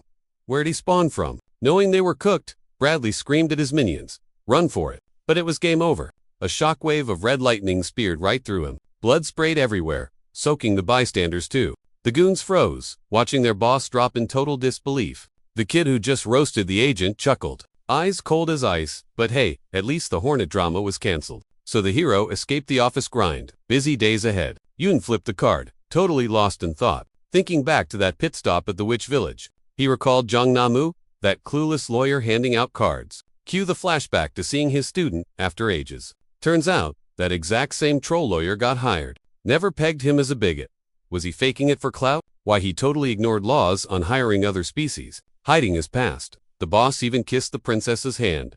Just a pathetic act to look tolerant to everyone. Dude was super let down by his pal. Upset and helpless, he crushed that card in his grip. Car stopped. Yay man, Jun hated this, but had no choice. Manic was dead set on blocking the invasion of foreign cores and saving their own market. Kept the faith even as other biz folded left and right. Plus pushed alchemy hard. No jobs meant wizards fleeing. And if all the brainy folks bail, well, their Korean gold scene gets wrecked by foreigners. He's holding on for the squad, the country, the workers. Salty and annoyed, he squeezed the papers tight. All that grind, ruined by a piece of paper. Seriously, thinking about it, those jerks selling cheap imports. Those weirdos were totally teaming with the princess. Just a trap she set up to gobble up his company. He balled up the paper and mentally trashed it. Totally annoyed, he flopped back into his chair. The rage fade left him tired, making him look older. Big sigh. Can't help the boss now that activists are here. For a while, they've been using the Mr. Chairman and the fun to look like justice heroes. He chuckled. Time to show that brat princess some rage. Her sketchy Korea trip has to involve the chairman. Out of every single place on Earth. Why Korea? Masked Dude's voice got super smooth. Just need a tiny favor from him. Mr. Chairman. Zero proof. Don't worry. He stayed quiet. He was stressing out, but had literally no choice. The group will handle the rest of the mess. Bloody hands or not, he crushed the old man's grip. If it works, the activists pay off all the debt. They know Manic can keep doing his alchemy thing. To him, the country's gold scene gets saved. Phone rang, killing the vibe and wiping his smile. Lately, he's been totally freaking out. Had a super bad feeling. The panicked voice on the line confirmed his fears. A minion rushed in. Big drama. Boss, immigration is raiding us. They're in the lobby. Chun's crew moved fast, searching the whole place. Jun was super salty about it. He strutted down the hall. Chaos everywhere, but he walked like a model on a runway. The chairman froze in his seat. Total buffer mode. Clueless and speechless. He was shaking like a Game over? But like how? He hid the proof. He knew these agents were savage. Linked to the human rights gang. Yeah, he's cooked. If caught, hello Torchy City. Surviving is worse. Better to just rage quit life. Now, one sniff of this poison and boom dead. Shaky hands lifted the gross sludge to his nose. He stalled. Actually, dying sounds kinda lame. Suddenly, the door flew open. The squad burst in. They tackled him before he could sip the death juice. Omanic's eyes went wide. He flipped you. My hornets were supposed to end you. Jun smirked. Those bugs? Yeah, we squashed them. Chun's dark eyes glared with barely hidden hate. Now, spill the tea on your little hate group. Voice shaking, he cried, I want my mommy a lawyer. I have the right to? Jun cut him off. No, you voided that right when you went villain mode. Constitution says, your rights are canceled. Bro, old guy made a sour face. Fear gone, he screamed at Jun. Why defend those alien freaks? Forgot he was scared. Now he was just super triggered. We humans, let him in. The elf, why pick monsters over us? We were nice enough. Jun looked ready to barf at this nonsense. Dude is barely elf, mostly human. And he gets you elf? Zero tolerance for mixed blood. Total supremacist. Jun held back a punch. Is that why you joined the club? To just delete everyone else. Kick him or kill him. You know that's messed up? Omanic, cut him off. So what? The hate in his voice shocked. Even Jun, he spat. Who cares if they die? They aren't even people. Why do you even care? Hunter hid his eyes, resisting the urge to deck the geezer. His ex-student spoke, voice dripping with pure misery. He wasn't planning a Q&A session right here, but he stopped for dramatic effect. Totally necessary. Sounding scary, he decided to let the dragon have a turn. Dragons have gnarly magic, like overclocking your brain to max. They'll make Gramps recall stuff he didn't even know. He'll spill the tea on where he met those advocacy creeps. Voices, outfits, the whole fit check. He's gonna sing like a bird. Super painful, duh, but no dying until he spills the beans. Jun felt kinda good, squeezing this racist jerk. Besides dragons, holy agents would keep his heart beating. Manic looked totally spaced out. Panic mode activated. Once Gramps left, Chun's pocket buzzed. He dragged the phone out. Ooh-huh. Still salty. He flipped it open. What now? He grumbled. Blair was on the line, mumbling and stuttering like crazy. Jun just listened, ghosting her on the replies. By the time our hero arrived, the sun had bailed. Getting there sucked because the sky decided to dump rain on him. Belle was waiting in the creepy basement lot. Total horror movie vibes. Blood was literally everywhere. Jun had asked the elf girl to scope out the agent's spot earlier. Bradley Swa had left the chat. Totally gone. She shuddered, completely creeped out. The committee swaps souls into new bodies, but it's super pricey magic. So if a soul bounces, even they can't hit undo. Jun scanned Agor. He kept his face hidden from Belle. Couldn't tell if he was mad or just bored. Looking at the wall splatter, he knew Bradley was toast. Isn't it pretty? A creepy voice trolled in Chun's ear. The stranger sounded way too happy about this. But icy too. Chun felt goosebumps hit instantly. Made this mess just for you, best. The killer left spirit crumbs just to DM our hero. Jun raged do, who has the guts to troll him like this? He clenched his fist so hard, his nails drew blood. Ouch. Happy now? His eyes went full demon red. Whatever? Bloody words started spawning on the wall. Missed you, baby. Jun was absolutely losing it inside. He was gonna wreck this clown the second he saw them. Jun chilled out. Can't rage no. Gotta return the princess. Terminals are shut, but Jennison might pull some strings. The plan, used the princess as total bait. Fishing for the bosses of that rights group. Blair was clueless, staring at him like, huh? But yeah, things had gone slightly off the rails. Yikes! Minjun tried hard to ignore his buddy's corpse. Hired guns means the big bosses are ghosting us for sure. Hero dude zoned out, just staring at the elf. Enough? Tag. This game is getting way too sketchy. Yanjin spun for the door. Sticking with royalty keeps her safe. Gotta prep for Princess Verme's early return. Can ditch guard duty and focus on slaying that beast? Meanwhile, Dimension 5, Terminal 1, 532. ... Some lackey was mumbling at Chairman Jennison. Guy was stuttering and making zero sense. Boss was mad. What's this dude even babbling about? He spun from the window, glaring daggers at the guy. Basic gist. 5 jumps worked, 1 broke. Fix takes 3 days. Dude was absolutely livid. He growled, emphasizing every word. 3 whole days. Freaking hell. Why? Just as he's visiting Bleer Dragon incoming. Scary vibes. What about the backup gear? No spare lying around. Find one.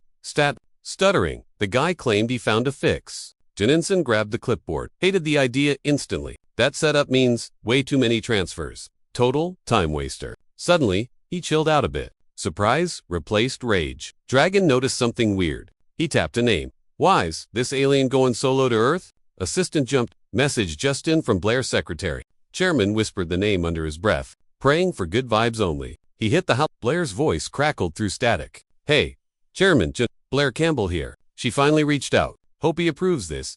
Aesop frowned, stressing out. What's the ask? He said. She hesitated, sounding awkward. Impatient. He pressed, spit it out. Soon after, the elf rushed, Yaming-jun, bouncing with joy. She actually pulled it off. Chairman pinged the board. Princess Vermes clear to return. Launch only works if they use the princess's warp tech. Youngjin hit the comms. We roll out now, he said. Now, calling all mages on this mission, Princess Verme and Jester Squad are teleporting out. Agents hearing the update moved fast. Guns blazing, ready. Target destination, Yanjung Island International Airport. Verme was locked in VIP, guarded by armed grunts. She was low-key freaking out about everything. Chilling with a magic skillet was her only vibe. It's the pan. Some weird brain link thing? Yeah, they call it, well, speaking thoughts out loud. Basically skimming off the top of someone's brain. So, mind reading, light. Man, you'll skip that. Quartz Band M. Smashed most. Is she holding the last one in the whole galaxy? Eugen Irold, who put superpowers in In 800 years, the hunter met tons of folks. Only Bradley had skills like that though. His brain just had to replay clips of his late pal. Eugen clenched his fists hard. Rare skills meant easy living. Instead, he died lame. The pan vibrating snapped him out of it. Princess Verme was there, pan in hand, growling alien stuff. Does she actually have something to tell the hero? Duty called. Eugen grabbed the cursed handle again. Her mouth opened up. Drool hitting fangs. She heard his buddy just died. She said, sorry, blamed herself for the mess. She stared deep. My bad. Basically, Eugen hit his face. Definitely not the princess's fault. She knew Earth was racist. But this, total shocker. The hero side, sadly, kinda expected. 7 huge migrations later, people still hate differences. Princess echoed him. Nobody. Honestly, same for them. Gelano isn't as bad as Earth, but they've had huge tons of species wars there, too. And yeah, the native Chuttons got wrecked the most. He heard most war history got deleted. Just some oral legends survived? Heels clicked on the floor. Blair barged in. Sorry to crash, she said, but it's urgent. Gotta wait a few hours on the space warp. Need clearance so we don't look like smugglers. Ship's heavier leaving than when it landed. Apparently, hearing that, the princess turned sus red. She grabbed the pan and mumbled shyly to you. Hero translates. She hoarded way too much blink. Elf girl was like seriously, but kept it chill. Should be fast, no life signs detected. Eugenide Verme, she bought enough to weigh down a spaceship. She's loaded though. Bodyguard gigs over in a few hours anyway. First, save the princess. Then, wreck the absolute garbage who took out Bradley. Suddenly, a scream rips through the building. Someone is yelling their lungs out. Everyone froze instantly. Then, the scream hit replay. Serious goosebumps time.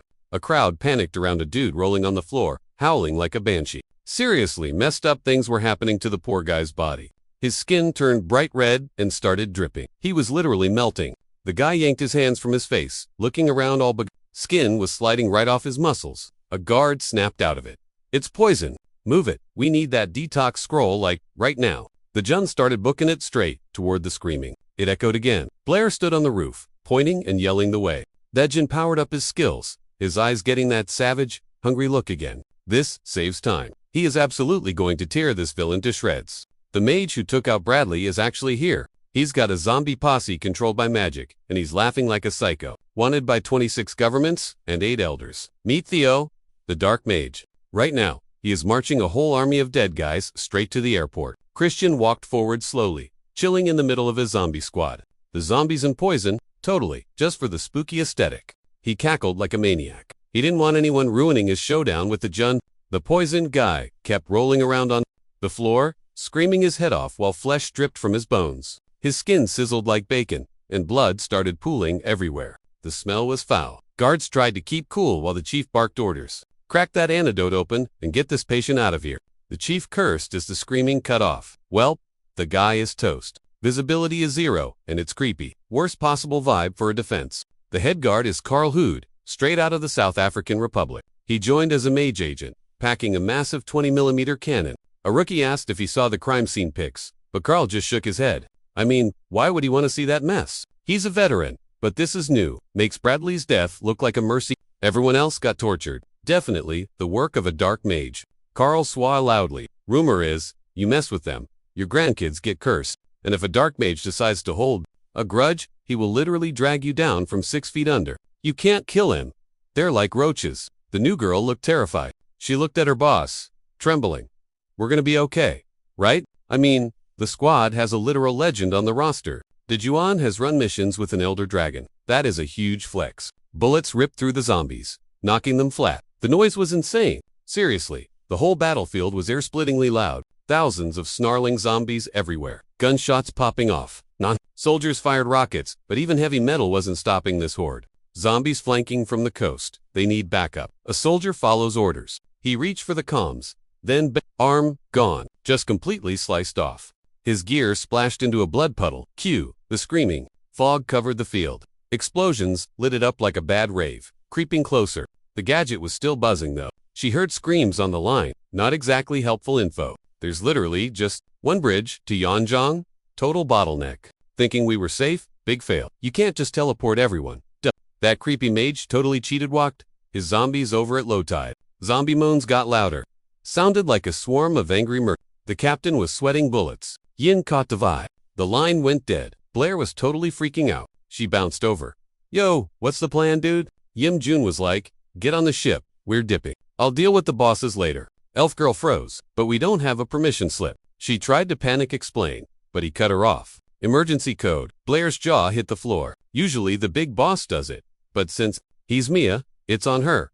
Secretary struggles, right? She felt weird. How do you know the secret cheat code? That space fighter is strictly VIP access only. You need a permit and the magic password to fly it. In emergencies, with no bosses around, the code goes to the manager. That's her. She tried to chill, raised an eyebrow. Thought she knew. Yim Jun, totally confused. Who even is this guy? He hit the window to shout new orders to the guards. Anyone alive, get the princess to the warp drive. Go. Yim Jun walked out like a boss. Super cold. Didn't look back. Blair, you babysit the princess. Door slammed. The princess let out a massive screech. Guess she hated that idea. Blair thought, it's fine.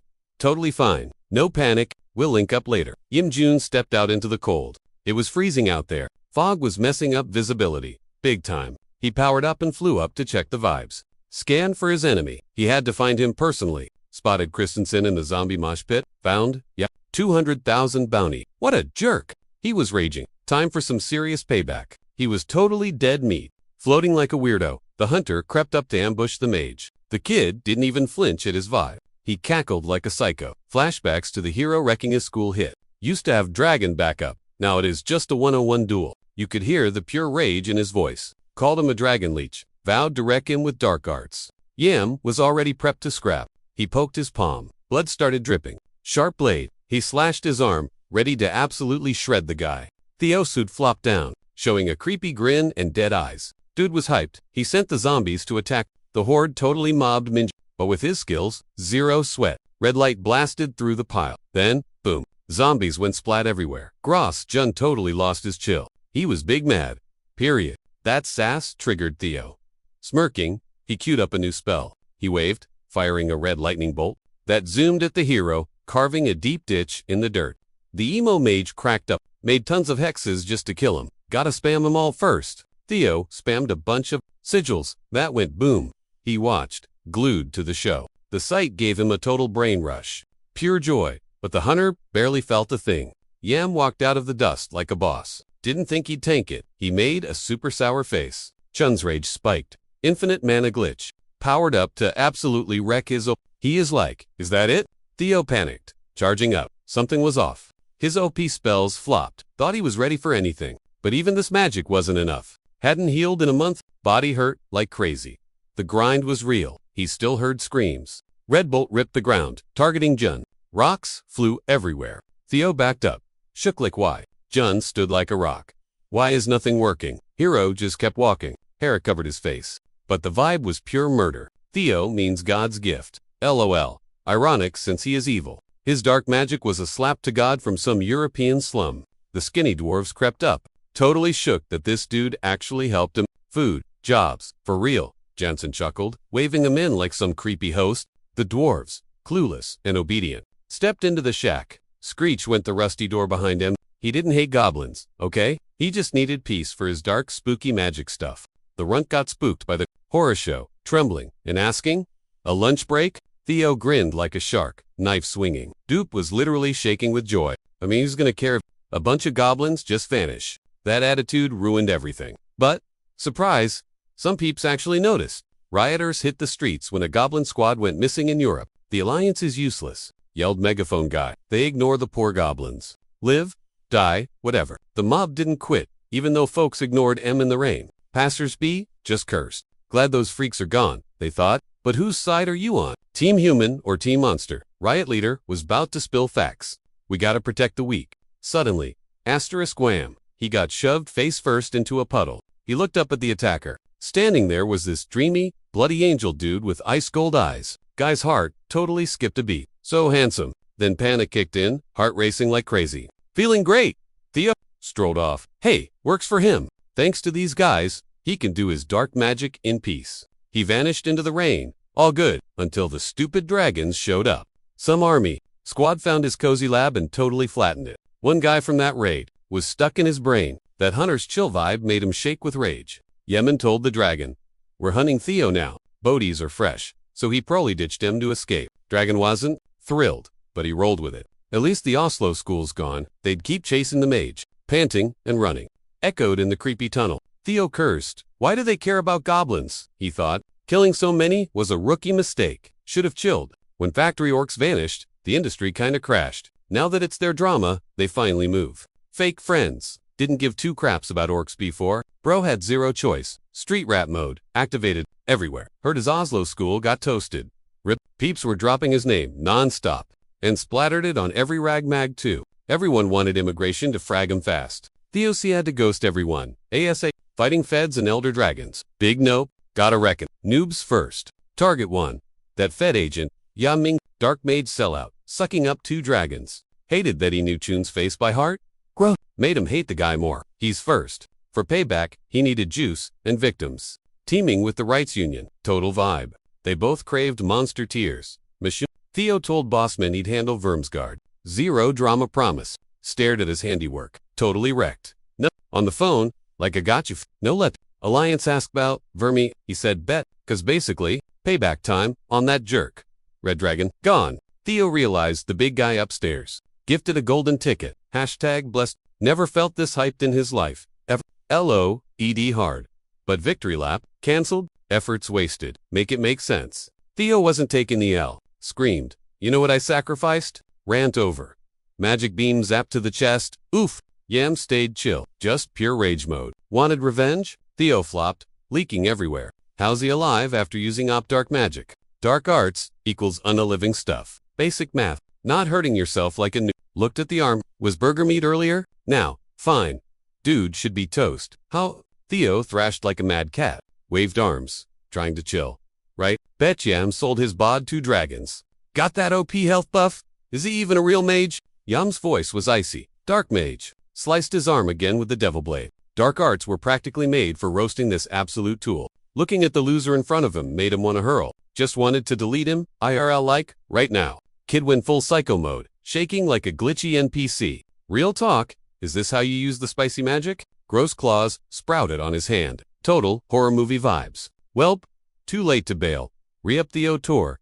His chest open, yikes. Time to test that real dark magic.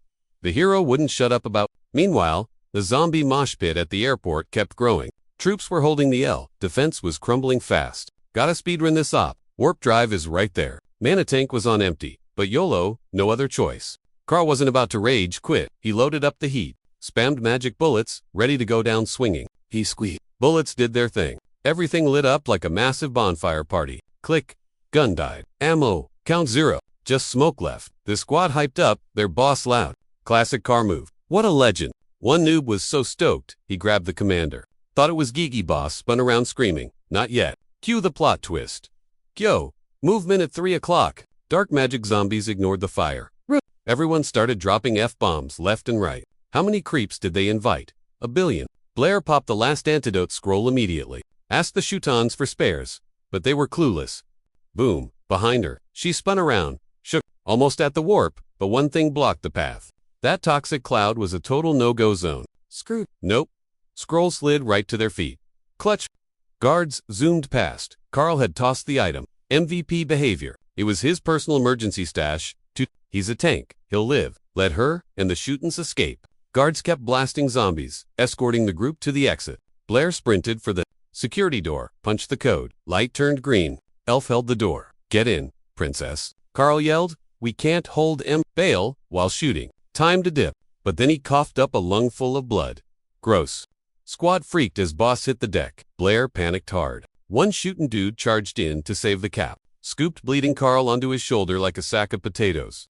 Guy legged it back like his life depended on it. They needed that warp drive, like yesterday. The jester eased the guy onto the metal floor. Carl's cut was nasty. He was bleeding out fast. Even for a troll, that toxic smoke is bad news. While he played hero, Blair focused up. No time for drama, right now. Cabin time. Delay meant a super gross death. To Galano? Now. She froze mid-step to the booth. What gives? Shoots asked as the elf went step. Vibes off. She paused, trying to figure it out. Her elf ears caught a tiny click of security. Thingy on Jenenson's loot. A special lock. Blair knew that noise. The boss's stash boxers. It hums low, so normies can't hear it. But the boss trained her, so she picked it up. And she knew exactly where it was coming from. She stared at the floor, zoning out. It was below? She was literally standing on Jenenson's gold. The earlier holdup suddenly made sense. Inspection delayed since the cargo got huge. Way bigger than when the princess first landed. But 0 life signs inside. Weird? Right. Usually, they'd inspect every inch of that mess. Emergency pass, maybe. But why is it here? The soldiers started getting sketchy vibes. They growled alien stuff behind Blair's back. She spun around. Vault check. Now, she wouldn't bail. The boss's loot is 100% on that ship. But the jester dudes were totally clueless. The princess peeked around while her squad muttered. Magic skillet in hand. She totally got Blair's vibe. The elf wasn't budging an inch. Zombie death. Fine. But she had to check the vault. No way she could trust the Shootons right now. She looked at Carl. Needed backup? Stat? Nope. He's wrecked, and the others are busy fighting. Panic set in. Seriously. Is no one else around? The shooting guy yelled at her, super mad. She whipped around. Light bulb moment. Wait, he can help. She eyed the princess's guy. Theo's chest gushed blood, but he surged with power. Even dying. He was beast mode. Yim Jun stared. What a total psycho. Power gap's massive. Escape. Yeah, right in. Caught min torture. Theo hissed, sucking wind. Dude just wanted to vibe with dark magic forever. The pain. Nah, not his thing. So even if the clock is ticking, he's gonna bring the hurt big time. He's gonna make him pay for bailing to Europe. Huge mistake. Salty he missed the kill today. Yuna's gonna regret that forever. Whole place was seeing red. Flames everywhere, scattering the light. Sky turned gross blood red cause of the dark mage's crazy power. Even the air looked red, like it was misty with blood particles. Yeah. Earlier, some alien dude was chilling at a terminal when a whisper hit his ears. This girl slid up and was like, yo. The alien jumped, apologizing for totally spacing out on her. She was cool though, just straight to business. No drama. Needed that warp code? Figured the big bosses approved it already. Alien got weird vibes from her but just brushed it off. Went back to typing on his screen. Yeah.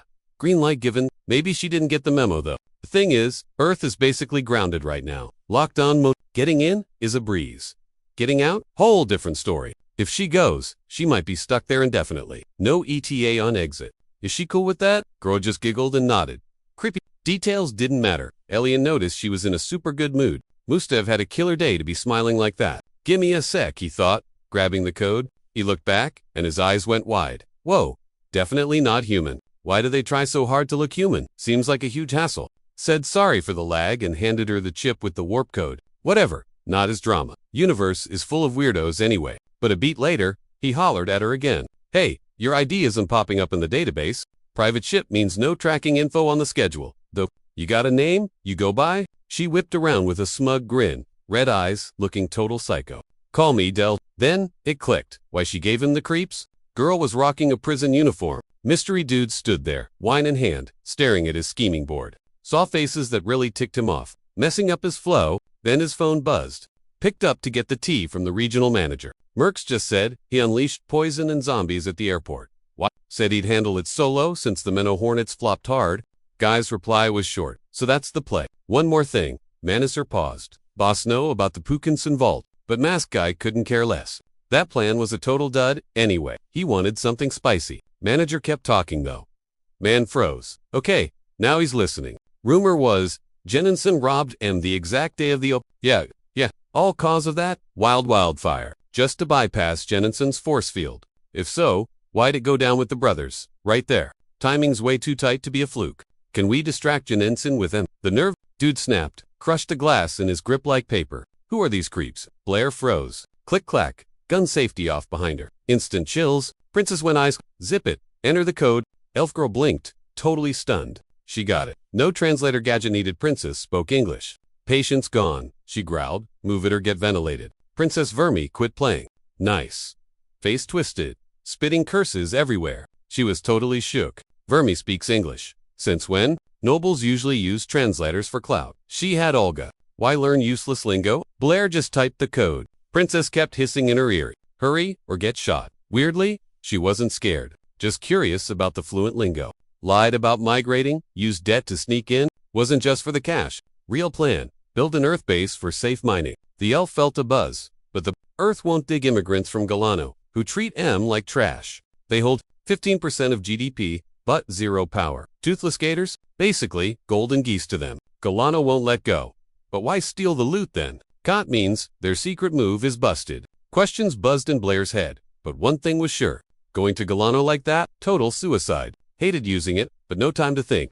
Gold orb popped up. She whispered, help. Told it to ping Agent Yamin about the mess. Meanwhile, Agent Ya was getting wrecked, tossed by the blast. Furious, he prepped another spell. Fired a beam faster than light at the bad guy. Violet vortex swirled around Theo, smashing everything. He stalked toward the hero. First time ever, John honestly had zero clue what to do. Never seen a mess like this. Dark Mage literally blowing himself up for one last hit. Basically, Christensen is ready to rage quit and drag Jun down with him. His dark mojo got way beefier than whatever he used before. They're spawning way faster than I can squash them. Guy clearly doesn't care if he dies. But if I don't stop this, total nightmare fuel. I can guess the ending. These creeps will swarm the mid, then spread like a zombie virus, trashing everything in sight. John actually felt scared. Holy Odin, he couldn't stop it. Since the chairman is ghosting, gotta ping another dragon for help.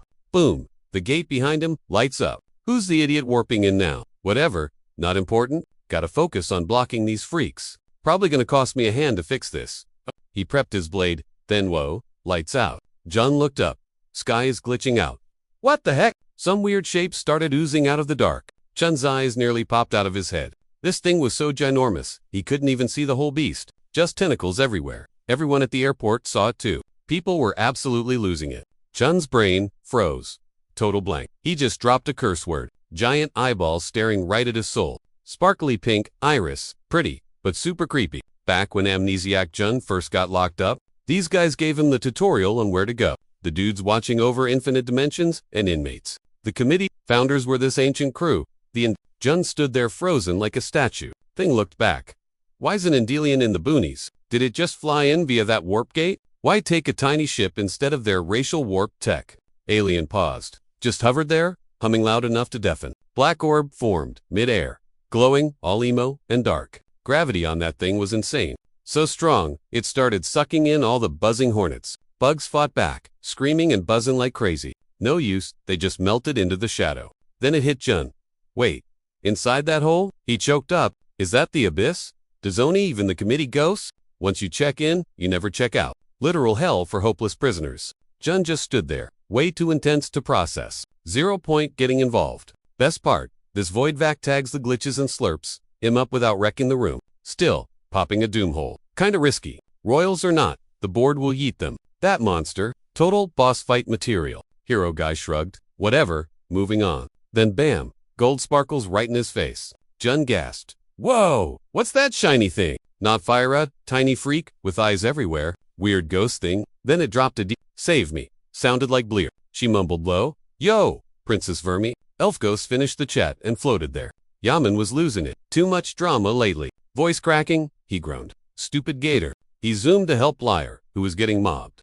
Guards kept blasting back. Trying to hold, but getting wrecked fast. Sky totally stressing them out. What the heck? His buddy yelled. Focus on the zombs. They're glitching out hard. Hold on till the princess jets. Engines roared. Pilots were revving up. Almost out of here. Just a sec more. Just survive. Jun almost hit the ship. Boom. Landed right in the zombie's face. Guards gaped. Is that really Jun? No time to yell. Behind you. Dude. Slash. He decapitated a whole row. Guards cheered. Saved. Jun barked. Move your butts. No party yet. Gotta stop that ship. Flashbang. Blinded. He squeezed his eyes shut. Yam blocked the glare and peeked out. Sky cleared up. Sun blazing overhead. Indy vanished. Jun felt totally nuts. The heck later. Warp drive first. Going somewhere? A creepy voice asked. Ooh, the voice he dreaded most. Yun froze Don'ton. Just a nightmare, right? But nope. It went on. Wow, you haven't aged a day. Del went all syrupy. Hey, Jun choked up, but she knew the deal. Duh. She took the ship. He clicked. That warp ship? He shook it off. Whatever. He yelled. Crap. It's jumping. Dude felt super cringe saying that. My bad. Can't this wait? Too bad Del has zero chill. She yanked his arm hard. Way to clink. Hasn't it been forever? Why bail now? Her grip was crushing him. Totally gonna bruise. Why fake being weak? She's driving him nuts. He ripped free and said, sorry. Again. Running, he told himself. Just saving the ship? Real talk. He was just terrified. Del stared at her hand. Missed his warmth already. He zoomed off to stop that ship. Gotta go fast. Then Del's eyes went psycho mode again. Talk about mood swings. Jun booked it. He'd deal with her drama later. Priorities? Then whoosha, something nearly hit him. A chilly girl voice hit his ears. Creep. Honey, you pick a ship over me? Rude. Suddenly, weird threads grabbed the ship tight. No warp drive today, folks. Ooming looked closer. Not threads. Oh, snap. No way. Freaking tentacles. He looked back. Yep, sprouting right out of Del. She gave him big pink puppy eyes. Hey babe, why is that ship cooler than me? Inside? Departure in 60 seconds. Buckle up. The princess and crew sat down. Behind them sat the Tita Blair. Silent room, just the countdown. Vermi looked grim. If this works, her squad is free. Someone asked how she felt about being exiled. She was clueless. Gave a short answer. Pay up, and I'll talk to the bosses. She hates asking for favors. But, to beat the haters, she needs the committee. She went quiet, sounding totally teary. The price? Super simple. Princess has to visit Earth way more now. Each trip, she's a delivery girl. First stop. 10 seconds left. Vermi sighed. We made it. Finally, heading home. The AI kept counting. 8.7. Blair was sweating bullets. Where's me? She pleaded. Ooh, help us. Then bang. The ship shook hard. Red lights everywhere. Vermi froze. What the heck? Tentacles gripped the ship. Del posed, tragic-like, salty about the betrayal. She hid her face, trying not to lose it completely. Her creepy red eyes stared up. Empty. She spun on the hero. Babe, is this boat more important than me? What gives? Jun froze, solid. Then a scary realization hit him. He hated that those tentacles looked just like the ones from before. Are those seriously Endelian tentacles? Jun turned to his ex, face stuck in a total, oh my god mask. Voice cracking. He rasped about the monster parts. She cut him off. Yep, it was her, alright? She got her body back just to visit.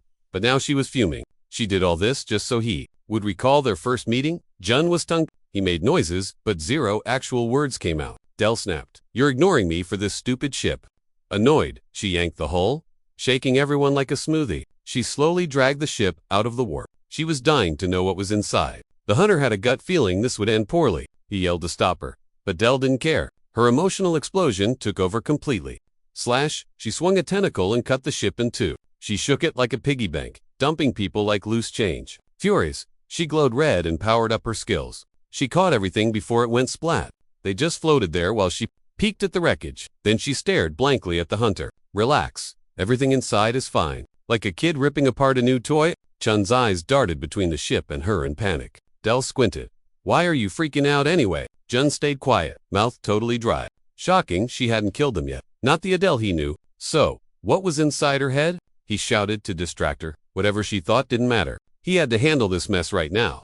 There are passengers, and a girl. Jun pointed at the princess, frozen midair, looking goofy. Del was so extra. Rage hit her again. Her voice went so. Do you know what it cost to get here? She shrieked about their forever and ever promise. Fists clenched. Don't say you forgot. Jun gave her a salty look. He never lied. He just looked away. That's the vow we made when we got hitched, right? Or did you forget? We're divorced. She froze. Her fake drama wasn't working. While she stayed quiet, he turned to the princess. So, Princess Vermi of Galano, total prime suspect in that North Pukinson warehouse raid. Yaman flashed the Dima blade. Bustin' Senior Dragon Jet. A throwback voice echoed inside her. Remember this? Vermi. Galano used to be pure Chutton turf. Dad said everyone else was trashy invaders. Don't forget that. The committee gave Chuttons welcome gifts. Peacekeeping tech and gold purifying potions. Major fail saying yes from the start. Newbies ganged up to crush the gifts turned into curses. Those invaders went from monthly raids to daily beat. Eggs got huge. Amidst the daily soul-crushing drama, more girls quit life. Lay one egg. Cycle stops for decades. Then invaders totally banned boys meeting girls, so the Chutons couldn't make babies anymore. Pops reminded her constantly, saying her name sweetly never forget. Their tribe wasn't a tool. She teared up. Freedom was destiny. Cops cleaned the battle mess as the sun dipped low. In these parts, on this turf, Fermi hoped to fix history and free her peeps. But now, hope's totally gone. She stared at the sky. A lonely tear rolled down in the sunset. Thinking of Mom made her heart ache. Night hit. Del waited by the warp for Yamingjun. Finally, the wait was over. Yajun walked up, called her name, and apologized. Sorry for the wait. Had immigration drama to handle. No biggie, Del said. Super awkward silence ensued. She tossed the mask. Apologized. Sorry for the total drama show today. Hero looked chill, but was freaking out inside. She's apologizing. She used to do way worse stuff. Del went on. Acting crazy is kinda my vibe. Got a sort. Yemen Jun raised a brow. Mind reader too. He tried not to look shook. Did Del change? Or was it the memory reboot? Key point. Del's blood is totally addictive. At first, he thought she'd come to kill him. If she wanted him dead, he'd be toast already. Hunter switched topics. Why the rush to Earth? She still looked super guilty. She kept her head down, staying quiet. She shifted awkwardly. 3 reasons why. First off, she totally just wanted to peep at him, playing the ditz card again. Second, she clasped her hands like a pleading anime character. She owed Minjin a huge, my bad. Wanting to unalive him after decades? Big mistake. Back then, she swore hitting the grave was his only ticket to freedom. But now, no more lame excuses for her past drama. Sorry, she dropped. Minjin mumbled her name, totally glitching out. Felt like a completely different player had spawned in front of him. Del scanned his eyes, reading the room while brainstorming her apology. He let out a shocked breath. This was the last plot twist he expected. 2 hours later, our hero was home, but still grinding. 0 sleep. His rough, scarred fingers smashed the keyboard. Typing up a storm. Super late, screen frying his retinas. But napping wasn't on the menu. Top secret intel from the 47th Committee Directive. Del's words kept replaying in his brain on a loop. She's a Delian royalty, those dimension-hopping snobs who built the committee. Because of that pedigree, his ex-wife can hack super-secret arcane files that others can't touch. Info is scarce, but dropping an apology like that, even for a VIP like Del, snagging that intel isn't exactly a cakewalk. Del, he gazed at the moon and stars, wondering who the heck she really was. Earlier, under that same moon, a communicator buzzed with gibberish. Connection dead. Moments later, a voice pierced the speaker. Finally, snagged it. As much as she wanted to chill, work was calling. What if he warped to another dimension? Del face-palmed hard. She knew he'd arrive soon, so that lockdown needed to vanish fast. The voice on the other end was getting seriously annoying. He yelled that he'd hacked the terminals, so she should scram and do her job. The dude's voice died out as Del smashed the hang-up button. She reluctantly stood up. Time to get this show on the road? Without looking back, she whispered that she had to bounce. But she couldn't help it. She spun around, avoiding Minjin's gaze. The hunter just stared at her, totally shocked and zipped. Chatting wasn't his vibe, and things felt maximum awkward. Del had a ton to spill, but the timing was trash. They just had a silent staring contest for a bit. She was the first to break the cringe silence. With a smirk, she dipped. Nothing's certain but death and taxes. Benjamin Franklin style. Minjin loved trolling the chairman with that one. Kinda tragic when you think about it, huh? Minjin pays a monthly survival tax, so the committee doesn't boot him. A quote worthy of a standing ovation. Our hero sprawled in Chairman Jenninson's chair, feet on the desk, owning the place. Jenninson was totally zoning out, staring at the window like a zombie. He gave this weird, glitchy nod. Totally. I knew it.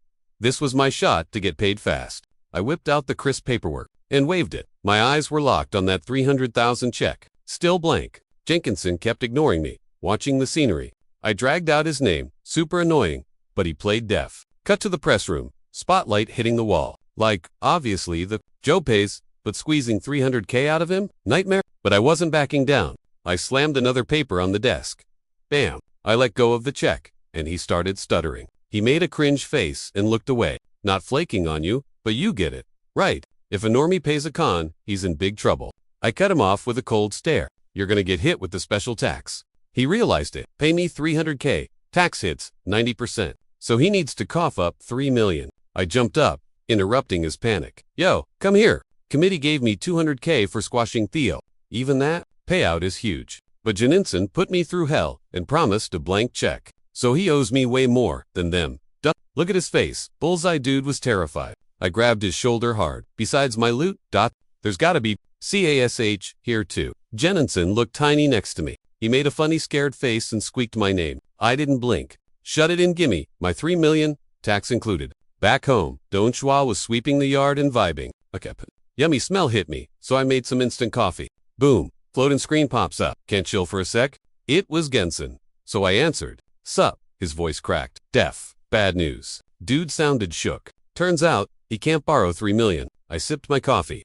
I had a plan. The committee takes anything as currency. Since they own all those patents, charging for war packs by calling it a tech support fee. He loans them the creds to pay him back. Then banks the interest. Total. Finesse. Not gonna lie, the mean was vibing way too hard with this setup. He sealed Genison's fate, grinning like, what you gonna do about it? Zero help from them. But all the shade? Unfair, right? He teased, practically glowing with glee. You hinting at tax dodging, big guy? The smirk was audible. He could almost hear the IRS SWAT busting in. Dude let out a dark little chuckle. Somewhere, a dragon's roar echoed like background music. Jinison jumped up, yelling, evasion. No, just strategic, lowering. Damin kept a poker face.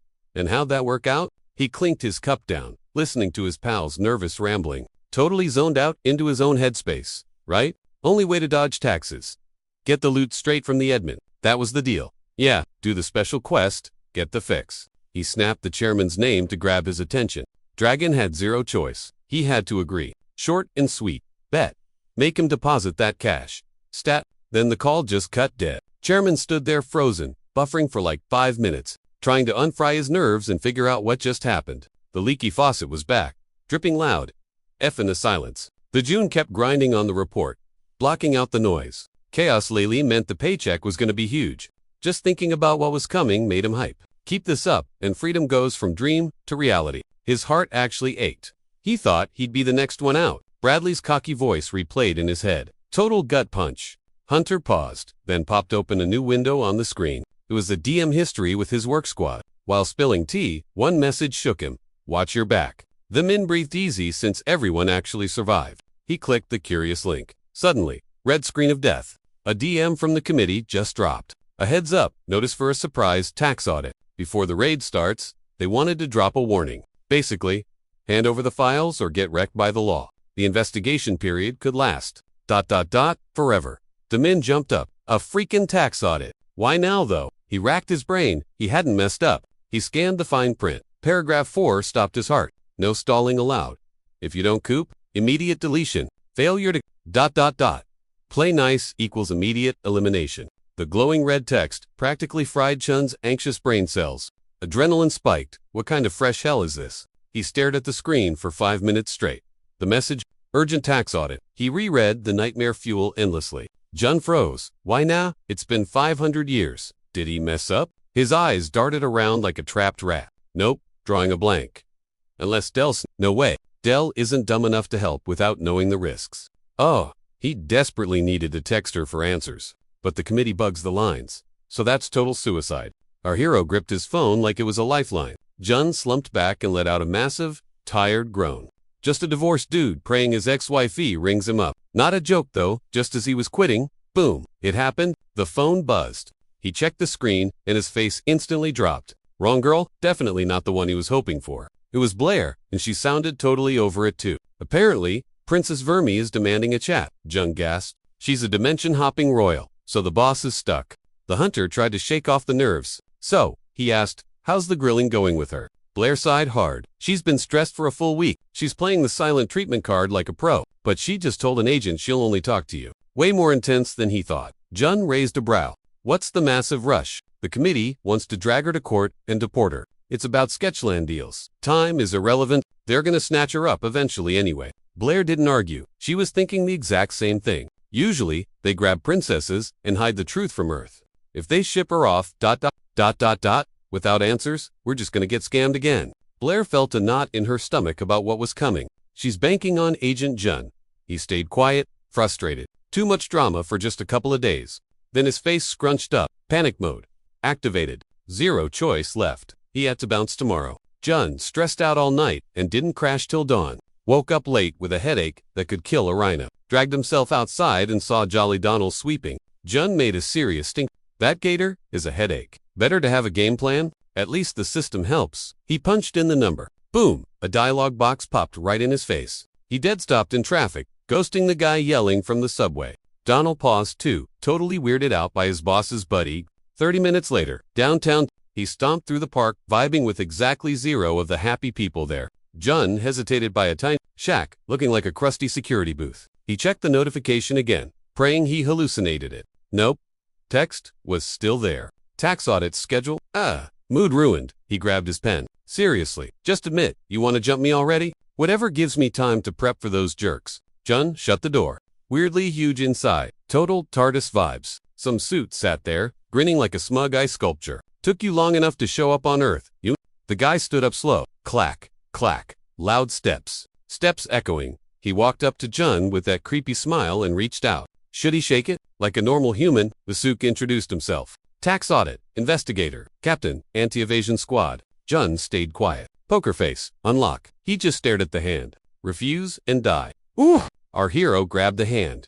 Shake. Bam! Hundreds of info screens popped up everywhere. Jun blinked, shocked. The guy pointed to a chair. Sit. Sorry for the mix-up. Sounded totally fake though. Jun shook his head. Whatever. Investigator crossed his arms. Smile getting way creepy. Ready. Hunter nodded. Just make it quick, dude. Guy sounded salty. Apparently, rescheduling was a hassle. Still smiling. Jun groaned a fake my bad just to be nice. Snap. Windows vanished. Cool. Skipping the His finger glowed red, tracing shapes in the air. Creepy smile intact. He doodled a graph in midair. The red glow made things super intense. Your account activity is spiking like crazy. Jun. The guy eyed him like a suspect. Care to explain, bro? Where's the loot from? Chen's mouth went dry. Korea's been messy. I handled it. Got paid? Simple. Investigator popped. Window to check. Immigration works with private firms. So, the big cheese running this place is Chairman J. Dude's ancient. He popped the dragon case open, squinting hard. Looked like a hungry shark. Then he asked something super spicy. Did the hero score fat paychecks? Or was he shady on the gig? Yaming Jun bailed on that weird spot just as the sun dipped. He was totally freaking out for those few hours. Legs turned to jelly. Boots dragging like a zombie. Bro was just stoked to escape that creepy dungeon. Big sigh of relief. Finally, got some real work to do. Means the guy actually trusts his skills. All the juicy deets are in the reports he already sent. Guy sounded rough, but our dude just chilled and nodded. 2 hours later, the cop shut his screens. Fact check done. He's wrapping this whole mess up. If he needs more tea, he'll hit the hero up later. Anyway, dealing with this legion is a total drag. Hunter looked around and glared at the shack one last time, nitpicking every little thing. Do they get why he's stressing? Yan rolled his eyes. He should just rage quit this nonsense. Total waste of time. Meanwhile, back at Yamjin's pad, things were getting weird. The skillet squeaked. Thanks finding me. Big sis, what are we eating? Cassie stared at the magic pan. Eyes basically twinkled. She wanted to cook for the boss. Heard his bestie died. That's why he's bummed. She gotta cheer him up somehow. The pan was instantly down to help out. What's the boss into? Cassie started brainstorming out loud. He digs old school grains, hates ferns. The skillet buzzed. She asked if the owner had any other food Cassie sighed. Well, he and fish don't exactly vibe. The pan nodded. With her powers, totally makes sense. She jumped. How'd this kitchen tool know her secret? The pan grinned slyly. That's just one of my hacks. I can read the stats of anyone, holding me. But Yemenjun has no clue. I'm shy, kinda awkward. Who puts that kind of tech in a frying pan anyway? Cassie shook it off. Whatever, doesn't matter. Time to cook. The magic pan started barking orders. First up, frying time. Rule number 1. Get that pan sizzling. Yemenjun's face, when he got home, priceless. Couldn't look away. Table was decked out with some super fancy grub. Cassie called everyone over, even the neighbors, telling them to dig in. Hearing Cassie cooked it, dude looked absolutely terrified. The boys stuffed their faces like chipmunks. Chun's jaw dropped. Are they trolling? Then Cassie spilled the beans. All right, enough. It's just the magic pan. That made Jun feel worse. Chompel's grin was blinding. He snagged the roast beef with his sticks and shoved it at the hunter. Bro, try it. Jun felt weird. Didn't want to, but it smelled lit. He figured, why not? Yup. Eyes shut, he took a bite. Then, dead silence. The cops got antsy and yelled for him. Jun never tasted anything this fire before. He teared up. Pure bliss. It's the skillet. Isn't this the last one on Earth? He stared hard. That thing's worth a fortune. Cash out and he gets his freedom quicker. Chompel turned, snapping him out of his money daydream. The cop pointed at the magic gear. He wanted to borrow the skillet. Not using it is criminal. Jen sighed. He was gonna sell it. Wait, didn't he loot this on his first run? Time to cash in. Those guys won't let it slide. Maybe hold off on selling for a bit. Anyway, the hunter let the cop borrow the pan. Be careful and bring it back. Chompel said thanks. Next day, our hero hit the HQ, but not for the boss. He skipped the offices and took the elevator downstairs. Just like he said, he showed up, solo, and put up a sound wall. His voice was icy. Okay, Princess Vermi, let's hear your side. She looked wrecked. Orange wasn't her color. Seeing her like this felt super off. He started by asking about the middlemen. Those jerks claimed they'd help free the tribe. Totally a scam. Princess Vermi stayed quiet. She wouldn't look at him, getting moodier by the second. It wasn't a scam, she mumbled. He wasn't buying it. She got played, plain and simple. To pull that off, you'd need ancient race level clout. The princess shook her head. Not a scam. The guy was from an ancient race, and those guys actually have pull in the council. Jun frowned. This just got way more serious. You sure? Finally, the princess looked at him. She swears on her life. 0. Cap. Saw it all go down. The day they pulled up, Yaman grilled the princess. Ever peep an ancient dude? She gave a chill. Yep. Dude was twitchy. What species? She looked away. Kabechu, she mumbled. Flashback to that creeper in the dark. Red eyes, hissing. Yikes. She only joined cause the broker's ancient. She sounded totally over it now. Yaman stayed zip, processing the tea. Did they hit the warehouse? Vermi shook no. Yeah. But clueless on the loot. Just toss the swag on the ship. Do a few more gigs, then freedom. But attempt 1 flopped hard. Wait, couple more? So, multiple heists. That sparked the next cue. Where's the next hit? She shrugged. No clue. Princess is just a total pawn here. Digging deeper. Total time waster. Uman spun toward the door. Thinking, quiz time's over, he stated. She stalled, knowing this was the end. She sounded sad. He couldn't care less. He ghosted out the door. Big sigh. Not what she expected. Yelling in the office. Why Kobutu? Hero had zip. Princess was clueless too. Dragon swar. Big shots. Seriously? Agent ignored him. Chairman panicked. He knew Yiming Jun. ... would ask that question again. Where's my cash? Nervous laugh. More time, please. It's huge money. He sighed. Is it really that hard?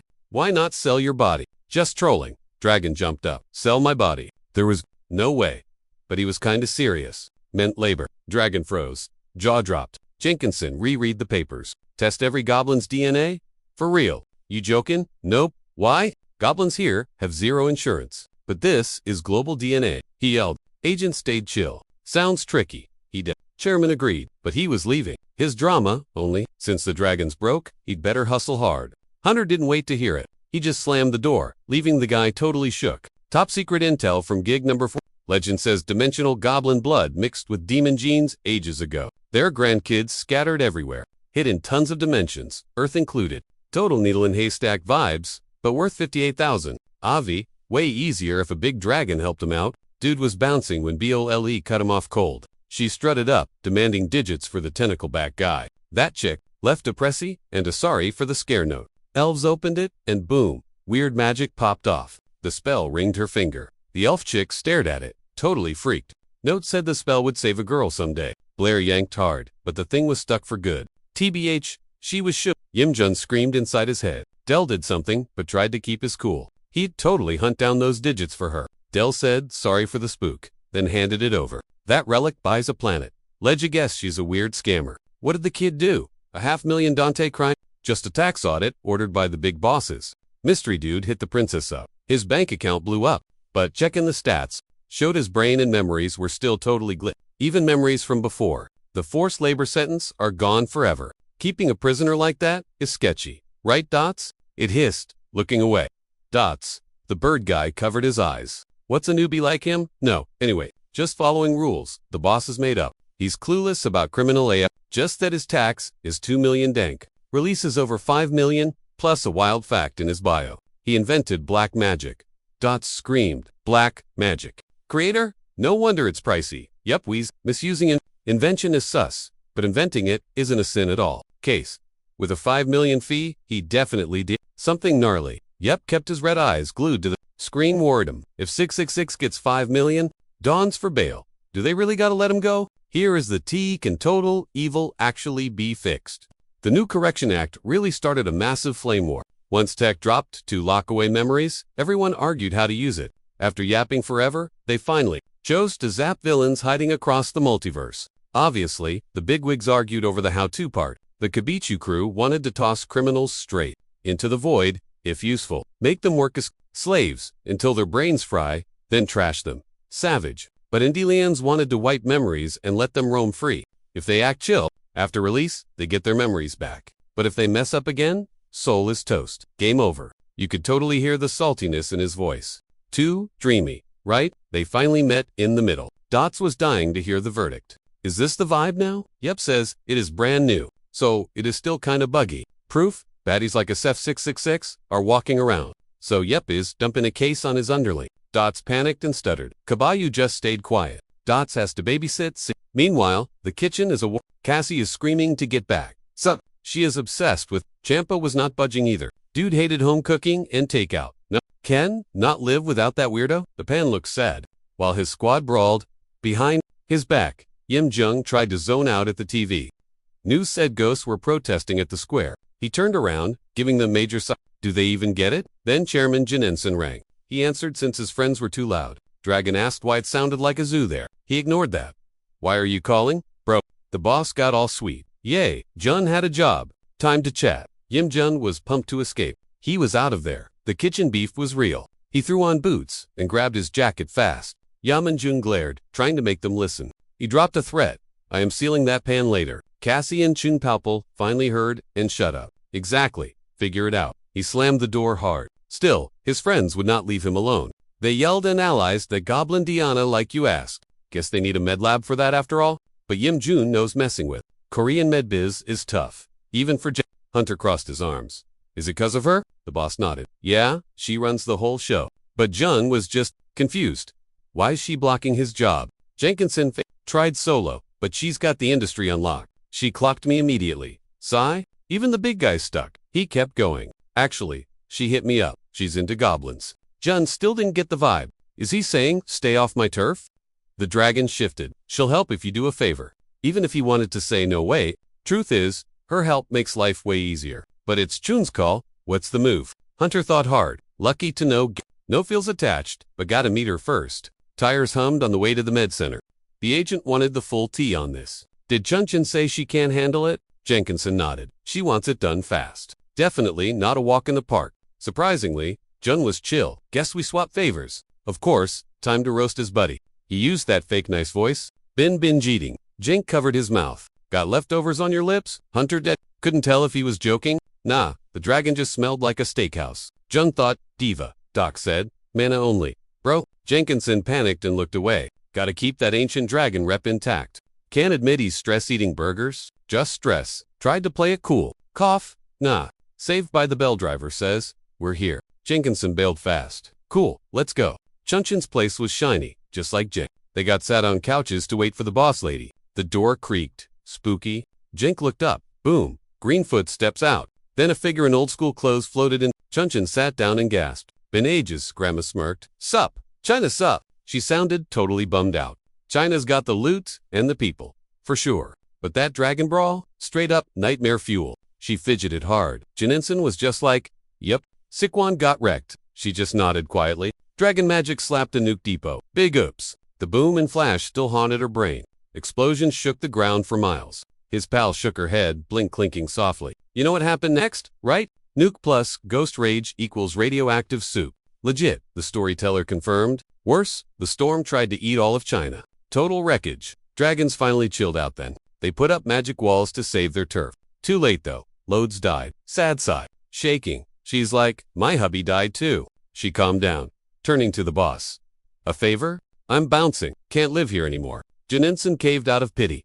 Korea's open. 2 rules. 1. No politics. 2. No armies. She grinned. Happy. Let's sign in dragon speak. Felt recent, but now she's an old lady. Chunchin checked him out. Head to toe. Still rocking that outfit. They're ancient lizards. Why is he acting young? Trying to stay hip or something. Or you just want to be a kid? Jenkinson ignored Jun, who was dying of laughter. I'm just being multicultural. Okay? Grammel raised a brow. For real. Chatting with losers. Funny. Jenkinson laughed awkwardly. Jokey for his sis, who thinks non-dragons are tools, but the chairman wasn't dropping it. He squinted.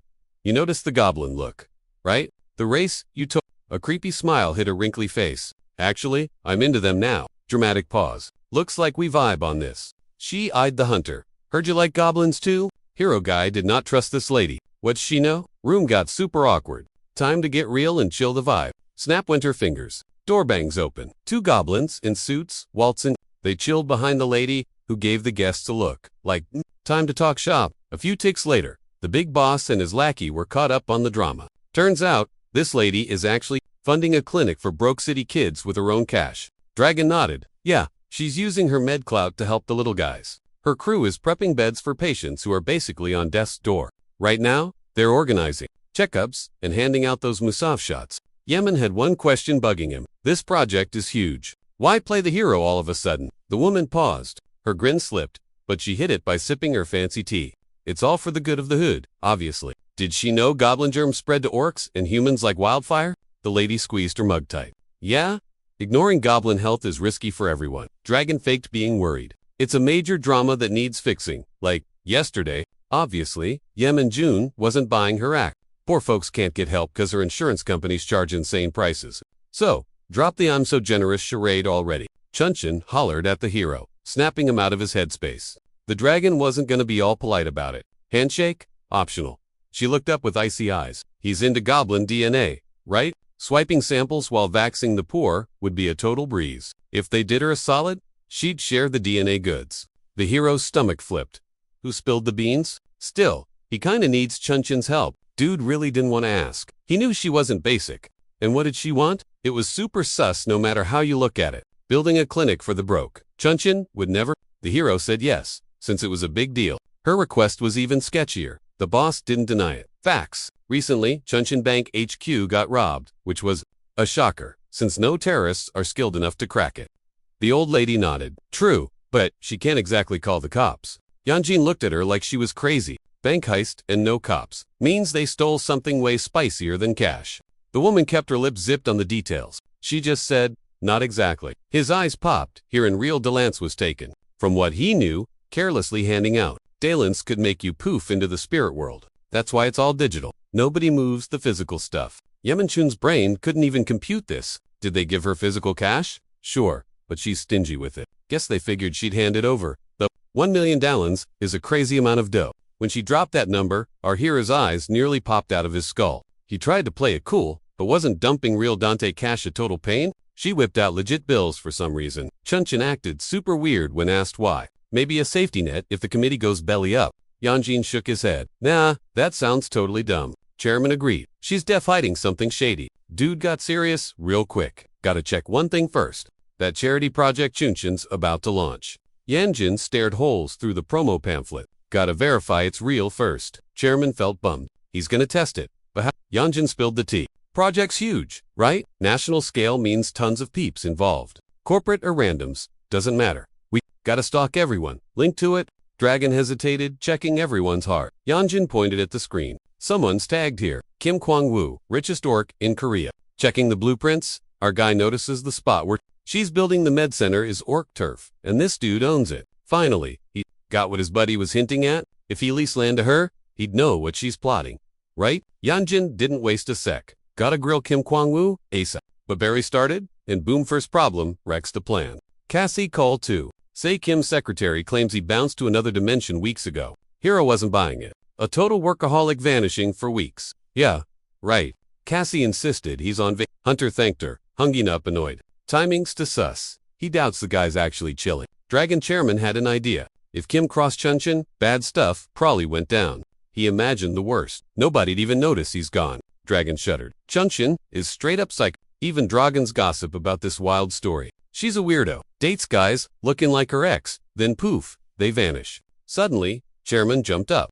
Yanjin flinched, jerking sideways in shock. Scarier part, her ex-hubby died in China. Rumor has it she offed him herself. Yanjin raised a brow. Why though? Dragon crossed his arms tight. Because her boy toy got old and she got bored. Chairman sounded hyped and angry at once. She walked, caused no proof. But then why do her dates keep vanishing? If she kills dragons, offing an old orc is literally nothing to her. Hearing that gave the dude chills. They've got him skeptical about Chunchin.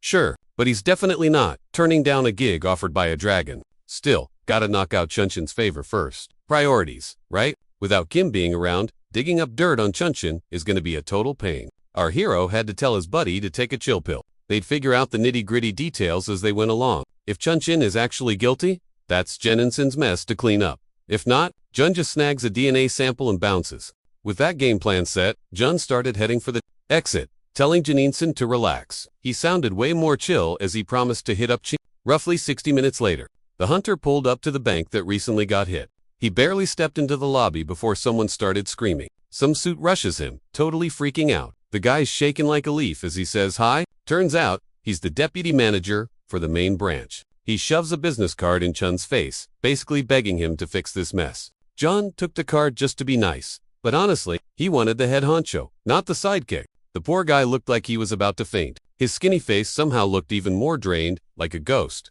Apparently, the real manager rage quit a few days back, so this guy's stuck running the show. You could hear the terror in his voice. Chun did the math in his head. Sounds like the old boss got taken out. Gotta check the security tapes first. Chun had been fast-forwarding through the CCTV footage for a few minutes already, and he wasn't planning on looking away for a second. He couldn't believe his eyes actual Dante crystals right there on screen. First time seeing the real deal in 800 years. Just millions of crystals packed together. Finally, the panic guy finds the right time stamp and zooms in. Here's the crime scene. Chun was practically glued to the screen. He scanned the inside of the vault, staring at this golden force field glowing softly in the center. Then, in a split second, the sphere inside just poofed into thin air, leaving a faint shimmer behind. Chun's eyes went wide. It was totally unexpected, but kinda beautiful. Honestly, he rewound the tape to watch that ripple effect as the crystals vanished. It looked just like the energy waves from when Mr. Lakefield's ghost crossed over. If those things got sucked into the spirit realm, they're gone for good, right?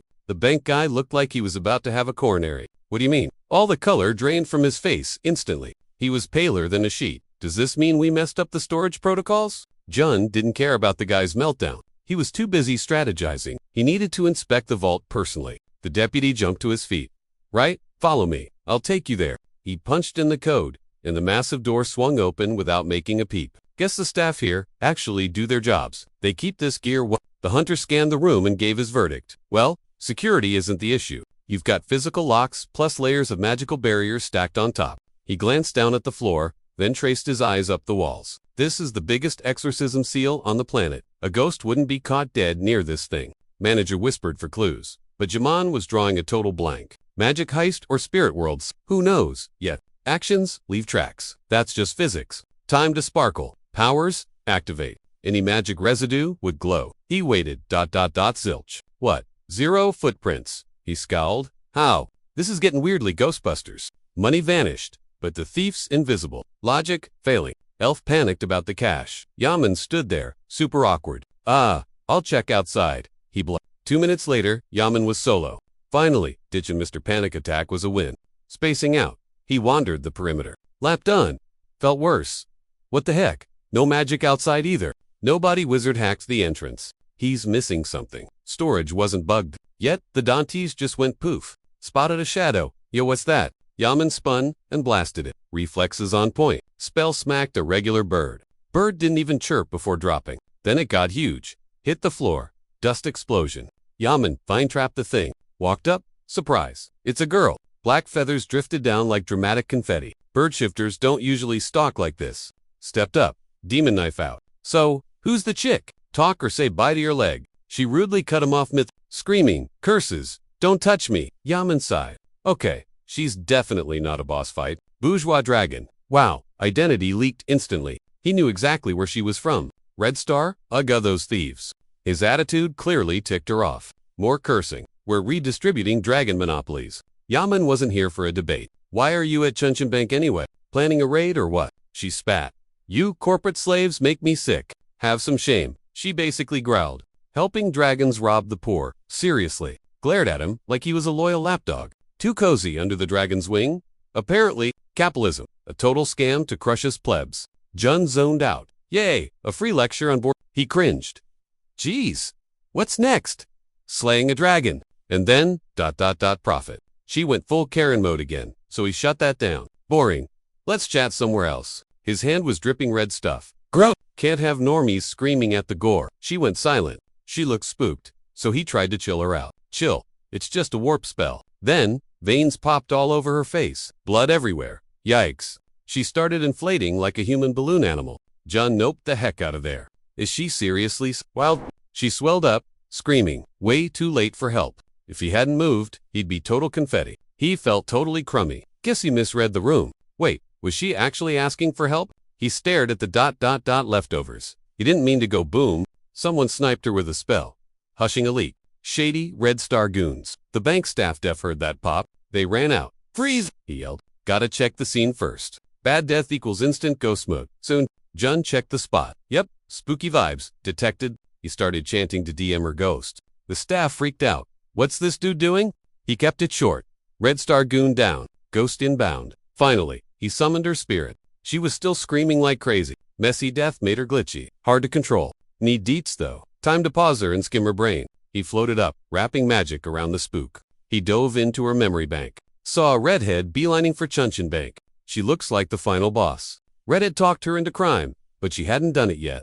John held the ghost, thinking hard, midair. How'd they know about the bank robbery? Even the cops are clueless. Gotta be Red Star's fault. No body, so we can lock her down. Can't hold her forever. Jun dropped the spell. Screaming like a banshee, the ghost, flew up and poofed. Jun watched, feeling totally guilty. Cassie was dying of boredom when her phone buzzed. She zombie walked off the couch, half asleep, and stumbled to the desk. Yanjin's ringtone hit. She snatched the phone instantly. He spilled the tea fast and told her to dig up every scrap of intel on him. When he smashed the end call button and hung up, Yimjin still felt like total trash.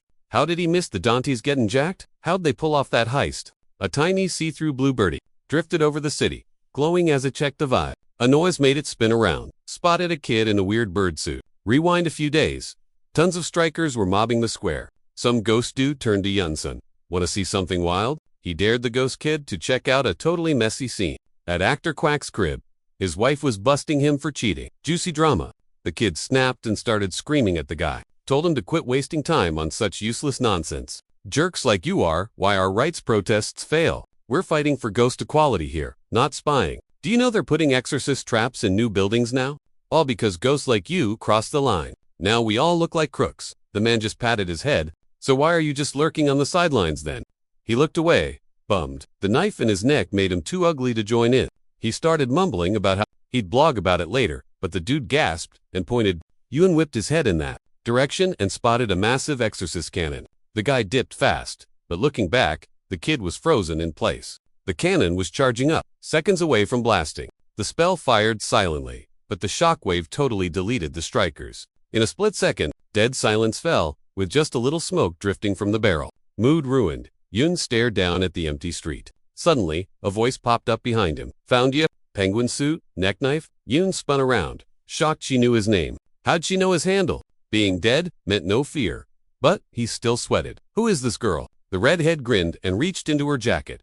Wait, a human? She dug around and whipped out a business card, waving it so the red text sparkled in the sun. She tossed her hair back casually, shaking her head. Green eyes shone behind shades. Got time to chat? Sunset hit by the time they got to the Red Star H. She thanked him sweetly for tagging along. He shrugged, embarrassed. Red Star helped me out before. He turned beet red. Back when he was alive, his family starved. Starving was practically a lifestyle until Red Star saved their butts a zillion times. He didn't kick the bucket thanks to the grub they snagged from rich snobs. Even dead, he owed them big time. Red Star basically runs the show. Now, literal legends. Honestly, she grinned, clearly loving the hype he was giving them. Yun blushed hard. The Red Star needed him. A ghost in a onesie. He flapped his penguin flippers awkwardly. Waddle waddle. But wait, he's a spook. Can't grab loot or punch dude. She smirked.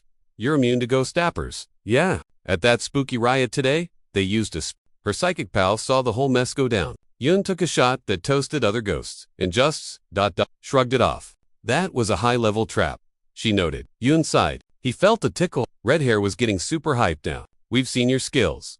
Our naive boy was down.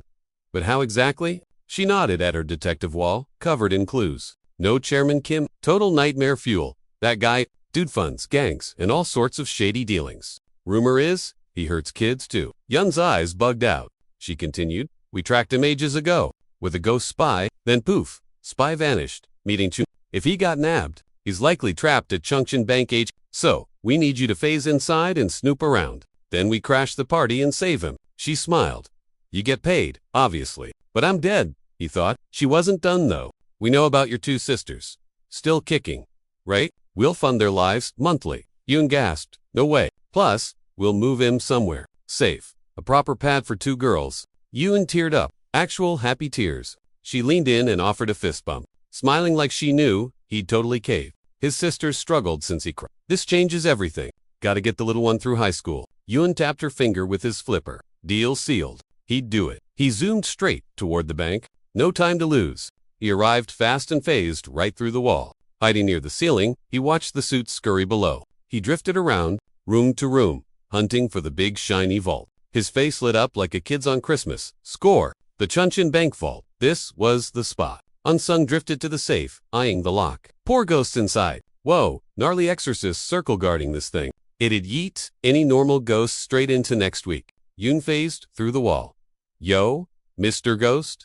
You home? Then, he spotted something epic. A gold glow, dead center, trapped in a pentagram. Yun had never peeped anything like that in his life or death. What's that shine? Prettiest thing ever, no cap. He drifted closer. No clue what it was, but he had to touch it. He poked it with his fin. Flash. Gold light engulfed him. He shrieked. Then poof. The light vanished into thin air. Han scanned the room, shaking like a leaf. What the heck just went down? Back at base, Reed explained. Dante's alien cache. One touch, and they zip into the spirit world. It hit the kid hard. She nodded. Yup, you touched him. So they vanished. She guessed. Worse, he searched the whole bank. 0 ghosts. Now what? She faked a serious face. Not at the bank. Gotta check the next sus spot. You beat the bank's security, so you're set. Poor kid didn't know he was getting played. He was game for anything. She smirked. Next up, Dragon Chunchin's lair. Spicy. Yun hopped up, flapping his arms like wings. Total comedy gold to watch. She tried to sound sweet and legit. You scoped the bank, right? She hit a grin. So, spiel, how's their system work? She grilled him. Meanwhile, June re-entered the bank. Checked the cams again. Did he miss a beat? Hunter watched that tape a gazillion times. Red Star jerks. How'd they swipe the Dantes? And why bother? He couldn't figure it. Stolen Dantes are useless. Can't spend them? Bet those guys. No jack about Dantes. Only thing that makes sense. Even the committee rarely releases them. Plus, the hero knew one key fact. Dantes wreck souls. They wipe memories clean. Even if he snatches them back from red ... Maybe Star held the cheat codes to unlocking his memories. Minjun was replaying the clip when his phone blew up. Chunpal, Minjun answered with, make it quick. Busy saving the world. Serious question.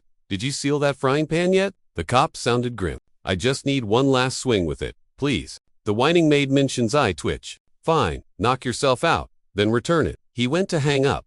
Then he paused. Brainwave incoming. Wait, Red Star operates in the Orkud, right? He stopped him. Is that still your turf? Duh, obviously. Who else is dumb enough to patrol that mess? Seen the Red Star goons acting sus lately. Chunpal paused. Why the sudden interest? Is this about Chairman Kim ghosting everyone? Claims he's on vacay, but we smell total BS. Guys, basically the orc's secret sugar daddy. We watch him like hawks. Him vanishing is super weird. We're trying to dig up the real tea. Right now, Red Star is suspect number 1. Did Kim crash their turf? Chunpal clicked. Actually, yeah. And Red Star creeped on Kim's turf recently too. Bingo. Minjun said, thanks bro, and hung up. Cop wished him luck. Wait, didn't he already get smoked? Nah, can't be sure yet. Time to interrogate? He stood up. Finally, got a game plan. Whipped out his phone. What time is it? Text from Cassie. She scoped out Red Star's age. Turns out their lair is a boarding school. Creepy. Run by some bogus charity foundation. Reading that made him want to barf. Justice mode on. He gripped the phone tight and dropped a curse word. The city lights sparkled like Instagram filters, but he was too salty to appreciate the view. He rolled up to Red Star's main base. Sin said life is togetherness. Talk about false advertising? That sketchy school built on pure lies. Minjun was seriously ticked off. Cops can't raid a school. Cassie confirmed it's tricky. Attacking an orphanage? Yeah, that's a PR nightmare. Thanks for the intel. He hung up, but he was itching to wreck something. Using kids as shields. Cutie had a workaround. He whipped out a stack of magic tags and tossed them. They glowed blue with magic and stuck to the roof. Boom! Instant force field, crackling like a bug zapper. Yahello made a barrier nobody cracks without his Sisa. Time to crash the building. But first, gotta kick the normies out. Whatever it takes. Bro drew his demon blade, cut himself, and droned a spell. Voice went super deep, echoing all over the block. Dark energy blasts popping off everywhere. They morphed into balls and floated to Yanjin's spot. Bad vibes hit max level. The orbs clumped up at the agent's feet. Dude wasn't himself. Total gloomy aura vibing off him. Fist clenched. Hand out. Boom. Huge energy stream hits the place. Some kid in class was staring, bored at a glitchy light when noise happened. Zap lights out. Kids, stuck in the dark. Pitch black. Dead silent minus the freaked out breathing. Class Prez was usually the chilliest dude there. Why are they tripping over a blackout? Babies. Then, he choked up. Fear squeezed his throat shut. Some creepy thing on the roof was denying him. Kids screamed, stampeding for the exit, trampling everyone. Ran out, but nope. Monster shadows outside the window. They were banging hard on the glass with claws. Numb with fear, they bolted to the courtyard. Press froze. Weird fog everywhere. Students looked back and shrieked. Ugly monsters were right on their tails. What do we do? Panic mode. Then he spotted it. Pointed at the gate. Zero fog there. No time to think. They sprinted for the rusty gates. Crowd grew at the gate. Then a sketchy voice on the P. Yo, students. Dangerous out there. Raspy voice mumbled. Go back to dorms and wait. I said, get back to the dorms. Yanjin twitched, knowing guess he had no choice. Hand up, new spell. Time to spook him harder. Eyeless ghost shells floated out, looming over the kids. Necromancy. Not regular black magic necromancy though. That moves corpses. This controls bodiless ghosts. Students ignored the PA and squealed, running for the gate. This magic gave serious juice to a ghostly mojo, messing with the living world. Some doubted they could bail, but zero time to debate it anyway. Better run, unless they want to end up as toast. Mission accomplished. The kids bailed through the gate like it was the last day of school. He double-checked to make sure the campus was totally empty. Hurting people, not really his vibe today. With the coast clear, our hero dropped low, going full ninja mode to sneak back inside. He paused right at the rear exit. Red Star HQ. Seriously. Hidden here. Totally fed up with this shady group. He put some serious muscle into checking if the doors were unlocked. Nope. He cracked them open, trying to keep a low profile. He crept downstairs, his sneakers barely making a sound in the stairwell. Eyed the wall signs. Which way to the evil air? Way more floors down here. He let out a surprised breath.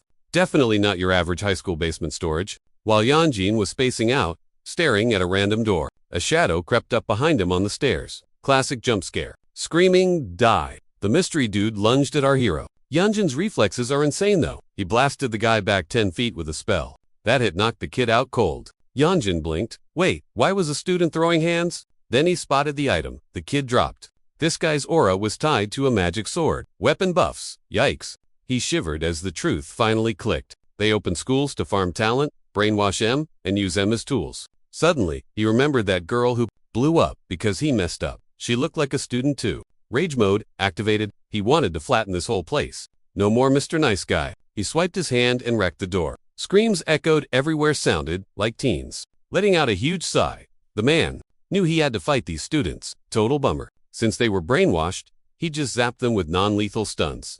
If a SWAT team was here, total nightmare scenario. They'd be dead. Yanjin felt sick. Kids used as meat shields. Gross. He smashed another door. Blocked him, totally freaking out everyone inside. Looked like he found the teacher's lounge. They were bailing through a secret tunnel. Yanjin frowned hard. His face was a mix of pity and total disgust. Weird how 0 adults tried to stop him earlier. His voice shook, totally furious, using clueless kids as bait while the grown-ups run. Cowards. Mid-rant, a teacher jumped him, yelling some weird insult. For once, Yanjin was actually cool with being attacked. He really wanted to beat the trash out of everyone here. Behind him, a dark thing popped up, eyes glowing red. That tiny room just went full-on splatter, movie mode. Guts flying, blood spraying, the screams were ear-splittingly loud. Yanjin strolled up slow, totally enjoying freaking them out. His dark vibe made those grown dudes freeze solid in terror. Realized way too late they should have bolted before the claws hit. Dude didn't even flinch as he got a fresh coat of red paint. Only that savage view finally cooled his rage. But even while raging, our hero wasn't a total idiot. He spared one. Ga was huddled in the corner, shaken like crazy. Yang-jun leaned in close. He glared with total disgust. Where's the stash, brew? Teet shrieked, shaking over the loot. It was an accident. Accident? He scoffed. Minutes later, he bounced out of there. Had to rush. That dude's story gave him major bad vibes. The loot vanished the second that ghosts touched it. Yanjin jumped, ticked off. Quit spouting nonsense. Guys, voice wobbled. Swore on his life it was real. A ghost immune to exorcism circles. It cracked the bank vault. Hero couldn't get the D. Only the big bosses knew M. But he said the ghost looked like a penguin with a knife in its neck. Freezing cold. He asked where that phantom was hiding now. Red Star totally messed up, sending a ghost to the dragon's lair. If he's busted, Red Star is basically toast. That lair's anti-ghost barrier is way tougher than a bank's. A ghost you can't exorcise. Yeah, right. That's not a thing. Even if a ghost touched the loot, that ain't why it vanished. Not a speck of loot left in the vault. Yun needed the truth. Find the ghost. Yoonsung was already there. Never guessed a spot like this was hiding under names. I mean, it's literally an ancient dragon's lair. Heard the exorcism traps here are way nastier than the banks. But they don't work on him either. The kid was totally pumped. Okay, lock in. Time to save his poor ghost buddy. Day after the loot vanished, Yoonsung met his pal. Ghost guy asked, "How'd the bank run go?" The kid thought a sec. The exorcism vibes were way stronger there than usual spots. But totally worth it. Even the alarms stayed quiet. Ghost's face lit up. Looked interested. Guess he wasn't busted.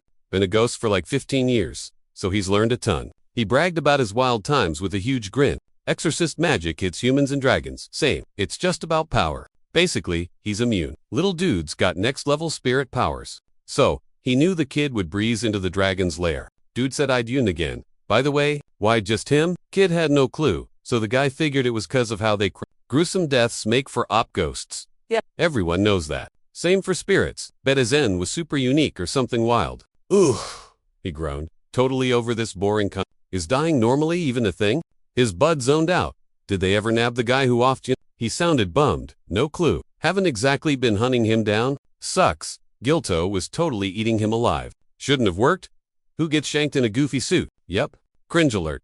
The sushi knife stuck in his costume. Ooh, he shivered, trying to yeet those bad vibes away. Like whatever. Yoon pivoted. So, he's cool chillin' in a dragon's crib? Ghost nodded. The kid hopped off the ledge, drifting away. He needed to bail on this awk chat.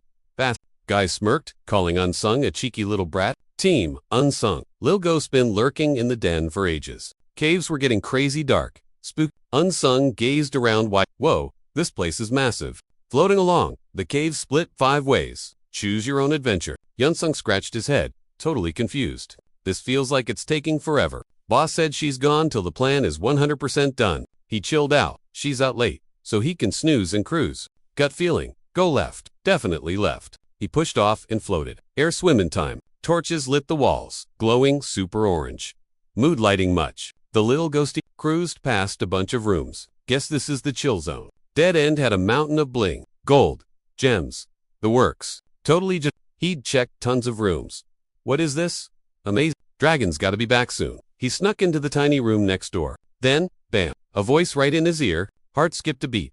Jackpot. He zoomed toward the noise fast. Oh, this is totally it. No doubt. Prob's a mental DM from another ghost. He put his game face on. Hang in there, Mr. Ghost. Don't quit yet. Once found, Red Star's gonna save his butt, for sure. It was getting mega hot in there. Sweaty hot. He found it. Hit a dead-end ambush. Crazy heat and blinding light. Definitely not a trapped ghost, chilling there. Nope. A literal dragon on fire. Yuan panicked. Shivers everywhere. Why's a weird dragon spirit here? Thing was crying but sounded super desperate too. Thing was screaming for help while flames snacked on it. That ghost was super salty, deep down. Yun's heart totally sank. Hearing those beg for help was barely yelling the dragon's name, hoping she'd play hero and save him. Hated ditching the spirit like that, but sadly, he was powerless to do squat. After a bit, he headed back to Red Star. She leaned on her arms, humming so he couldn't scope the whole lair. Poor dude was still totally shook by what he saw. He sighed, bummed out. Yep, she grilled him on the room layout. He nodded, but Loki hated her guts. What's her deal? He studied her chill face. Why wasn't she freaked about the dragon ghost? As Yun spilled the tea on what he had seen, she sketched a map. Thanks for the intel, kid. Eyes glued to her tab. She gave props. See ya in 4 days. Ghosts went quiet for a sec. The silence felt super salty. Go back to the den in 4 days. She gave a hard nod. She needed more deets. But the kid was over it. He asked if he could just ghost this gig. He looked totally freaked out. The danger vibes were real. Redhead tried to mask her icy stare, but failed hard. Somehow, he made it back alive. Yun's eyes bugged out. Nobody said there'd be a dragon ghost. And seriously, that spirit was leaking crazy strong magic. Clearly, it went out in a super messed up way. Ghost's voice cracked into a scream. Bet Chang Chan did it. If he slipped up, he's toast. She cut his angry rant short. Her tone got harsh. Think about your sisters. They're helpful. Yun froze like he got tased. Staring at nothing. She kept pushing. Fake sad voice.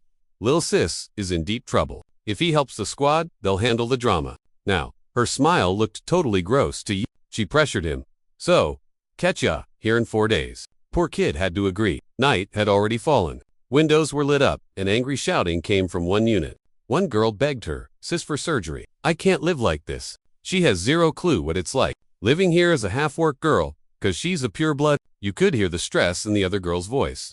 That surgery slices bones everywhere.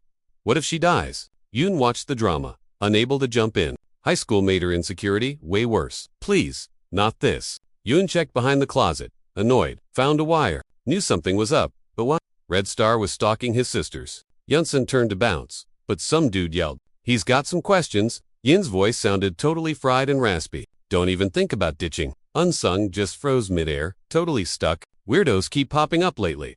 Who's this Rondo?" Then, it hit him. Wait, that's a living dude. A guy chilling on the 10th floor. Sketchy Jun scanned him. Is he a myth? The kid started freaking out big time. No drama, today. Thanks. Jun sighed. Ready to bounce? He knew it was coming, but he was totally wiped. Yunsung bolted to hide, but creepy vibes hit his back. Then came a gross, cackling laugh. Necroghosts dove at him, jaws wide and hangry. Those beasts swiped at him with razor-sharp nails. Yunsung screamed.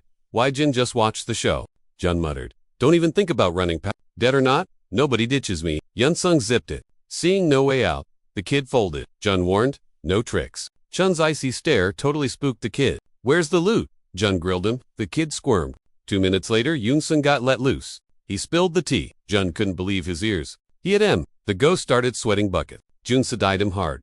You think I buy that? The kid waved his hands frantically. For real. Jun kept staring daggers at him. Yunsung, tearing up, fidgeted with his suit. I touched him and swooshed. Reminded Jun of that lady saying the orbs vanished. The kid kept babbling excuses until Jun cut him off. So you tried saving that spirit from Kid nodded. Jun wondered if this ghost was unique. Yunsung didn't get it, just standing there awkwardly.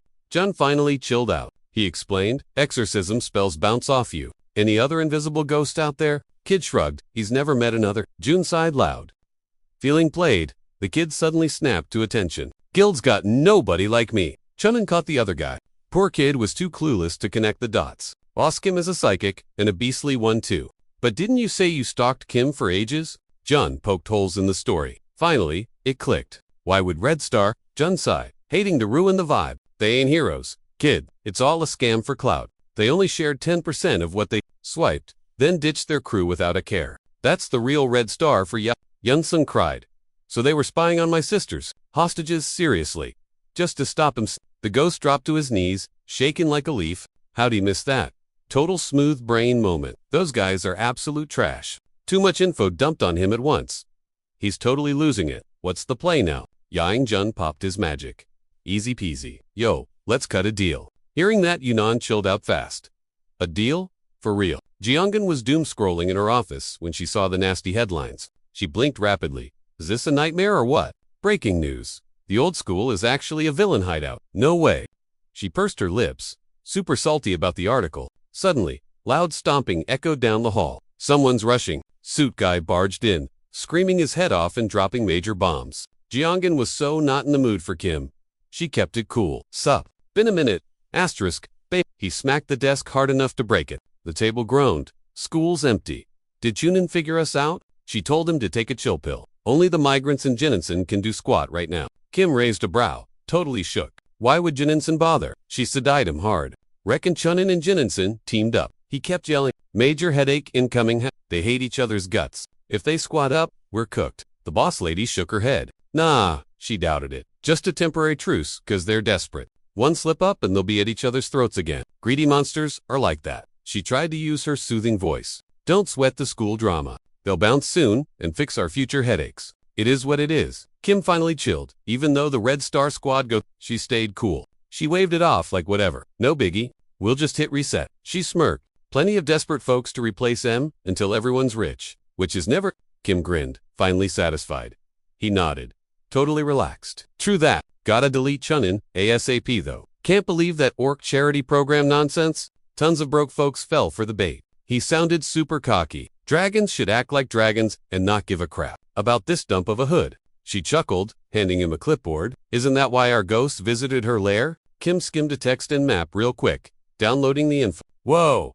Dragon spirit vibes. He grinned like a predator, flashing sharp fangs. Jackpot. This is plenty. We can finally cancel Chunin for good. He might not be on Chunin's level, but hey, he's got a dragon buddy too. Word is, Chunin's ex got toasted. Like, literally, burned. Rumor has it, she's the one who offed him. Spicy drama. If true, man, he'll never forget that sly look she gave him back at the den. Old lady was yapping about building a hospital for the orcs. Basically, she wants to snatch a chunk of his turf. Her chill voice bounced off the spooky cave walls. "Want to team up?" Kim had been bent over like a pretzel forever. "He's down." She nodded happily, and the orc dude finally stood up. Kim grabbed the pen, but his face looked super sus. He heard creepy screams coming from the deep, dark caves. Bossman played it cool, acting like he was deaf. He started signing, but then heard someone begging for help. He automatically whipped his head around to look. She caught him glitching. "What's the tea?" she asked. "You okay?" He shook his head. "Nah, we good." Kept signing.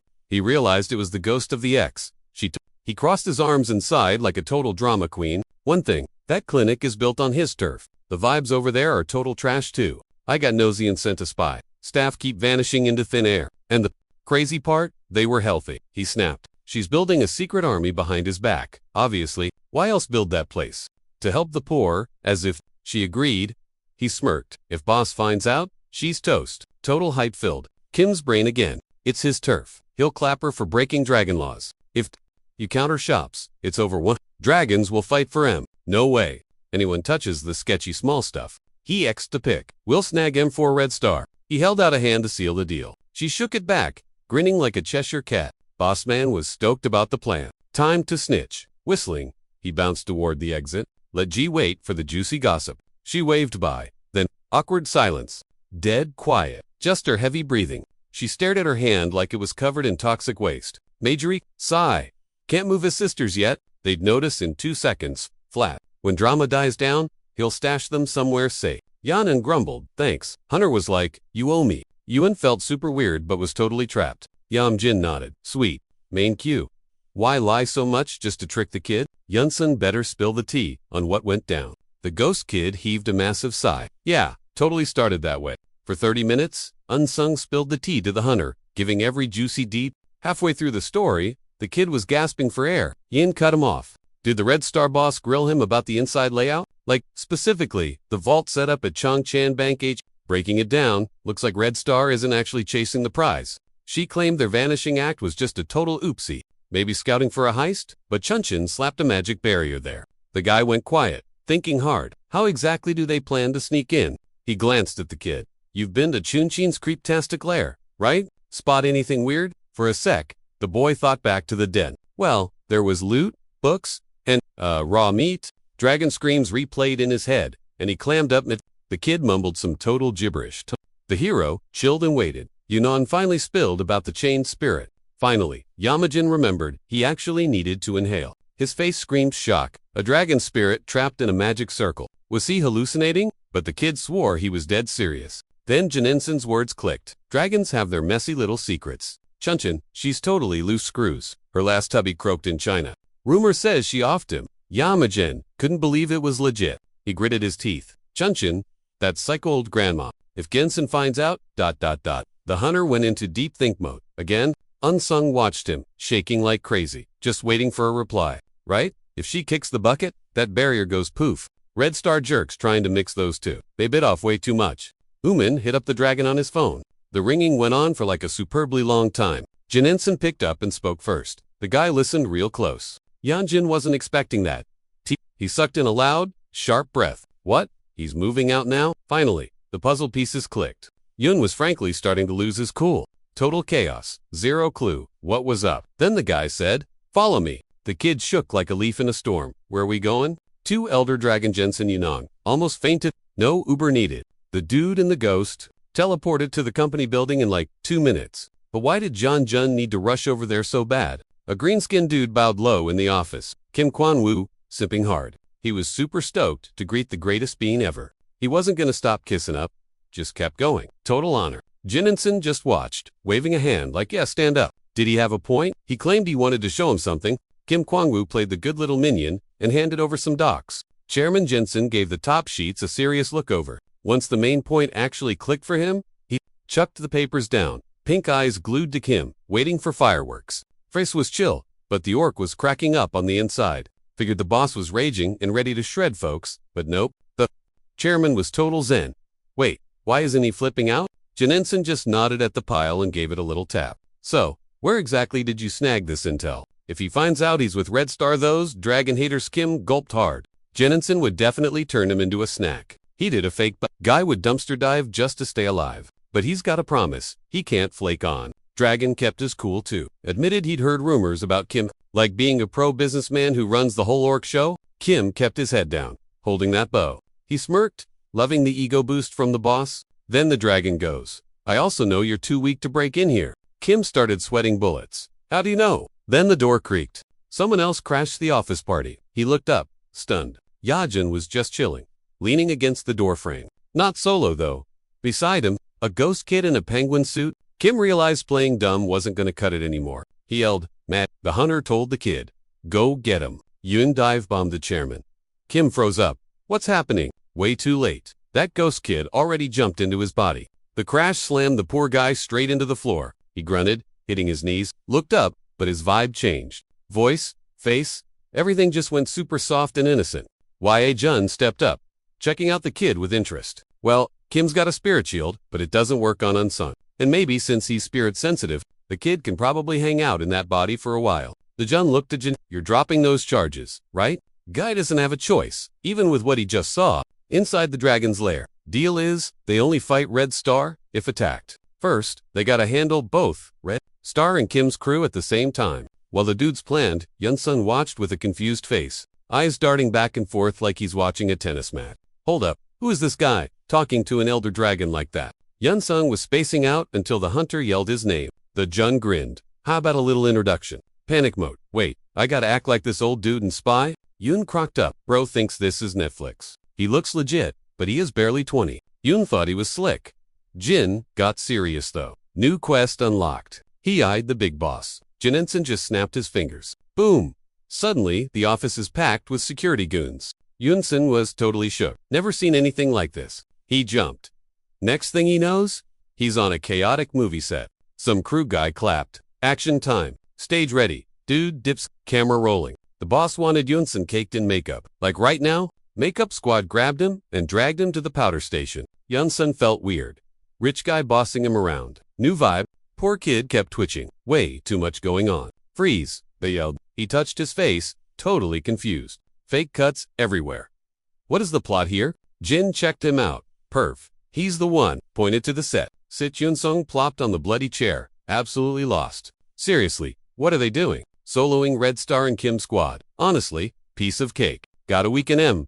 First though, Jin tweaked the cam while talking. Make him brawl each other. Classic move. Best strat. Yoon has to film this while possessing Kim's body. Freaky. Jin slammed the script.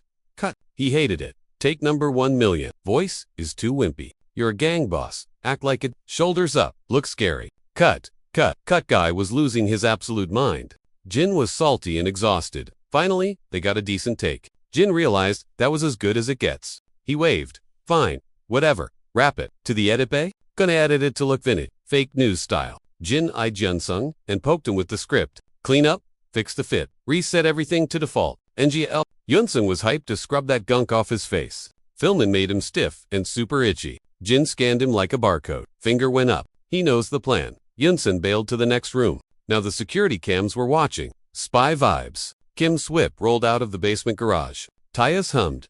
Streets empty. It was super late. Yun-sung popped out of Kim's body. Dude looked annoyed again and groaned. Rough night. Car stall. Kim felt dizzy, sore, and totally glitched out. Where am I? Before he could reboot, a truck deleted his car. Headlines went wild. Car versus boom truck. Explosive crash. Cops ran DNA, and guess what? Word is, the truck driver was Kim Yu. Newsflash, the Rexedan guy was Tycoon Kim Kwan-woo. SLAM. Fist meets table. The guy who zeroed Pops was Red Star. Bro nods. Grim. Yup. Asked around. Trucker was their boy. The orc squad was shook. Why the sudden betrayal? Thought they had a truce. Guess teamwork is dead. One mobster's eyes practically glowed. It's on. They only teamed up to delete secret family bid. But the day Pops croaked, he'd gone to spill tea to Bet those Red Star losers leaked that intel to Dad, hoping Jenkins would wreck him. Then they'd swoop in for the loot after the beat. Dude was triggered. Fists tight. But the plot twisted. Jenkins actually let Dad walk away chill. Guess the dragon wasn't the monster, they thought. Red Star panicked and took Dad out themselves. Lil bro looked at big bro. Now what? Only one way to pay him back for the shade? Whipped a heater out from his jacket real quick. And boom. It's war season. Red Star HQ got lit up. Fire roaring. Guns popping. Kim Kwan-woo's kid was cursing up a storm. For Pops, raging. He mashed the trigger on his rifle. Windows shattered in, trapping everyone in the oven. Red Star crew was salty too. They were innocent. One guy tried to clap back but got too reckless. Took a shot to the dome. Another mob squad rolled up, but the spot was already toast. Everyone's confused. Then whoosh, someone eats out the window? Claws out. Tail swinging, in the light. The orcs, scattered. That's a superhuman, way taller than a dude. 2 hits, and he deleted the whole squad. Those thugs didn't frag Kim. So what's with the aggro? Monster thought he won. Then SHK soared through the chest. Wolf guy spun around, leaking HP fast. Last thing he saw, his killer was a Kim gang orc. Super salty. The guy spat. Little punks. Yun watched the mess from the shadows. Remembered the orders. Park, where we said and dip. Not what Yun pictured when they said a special driver was on it. Yanjin swore it'd be chill, 'cause a zombie was driving, said to relax.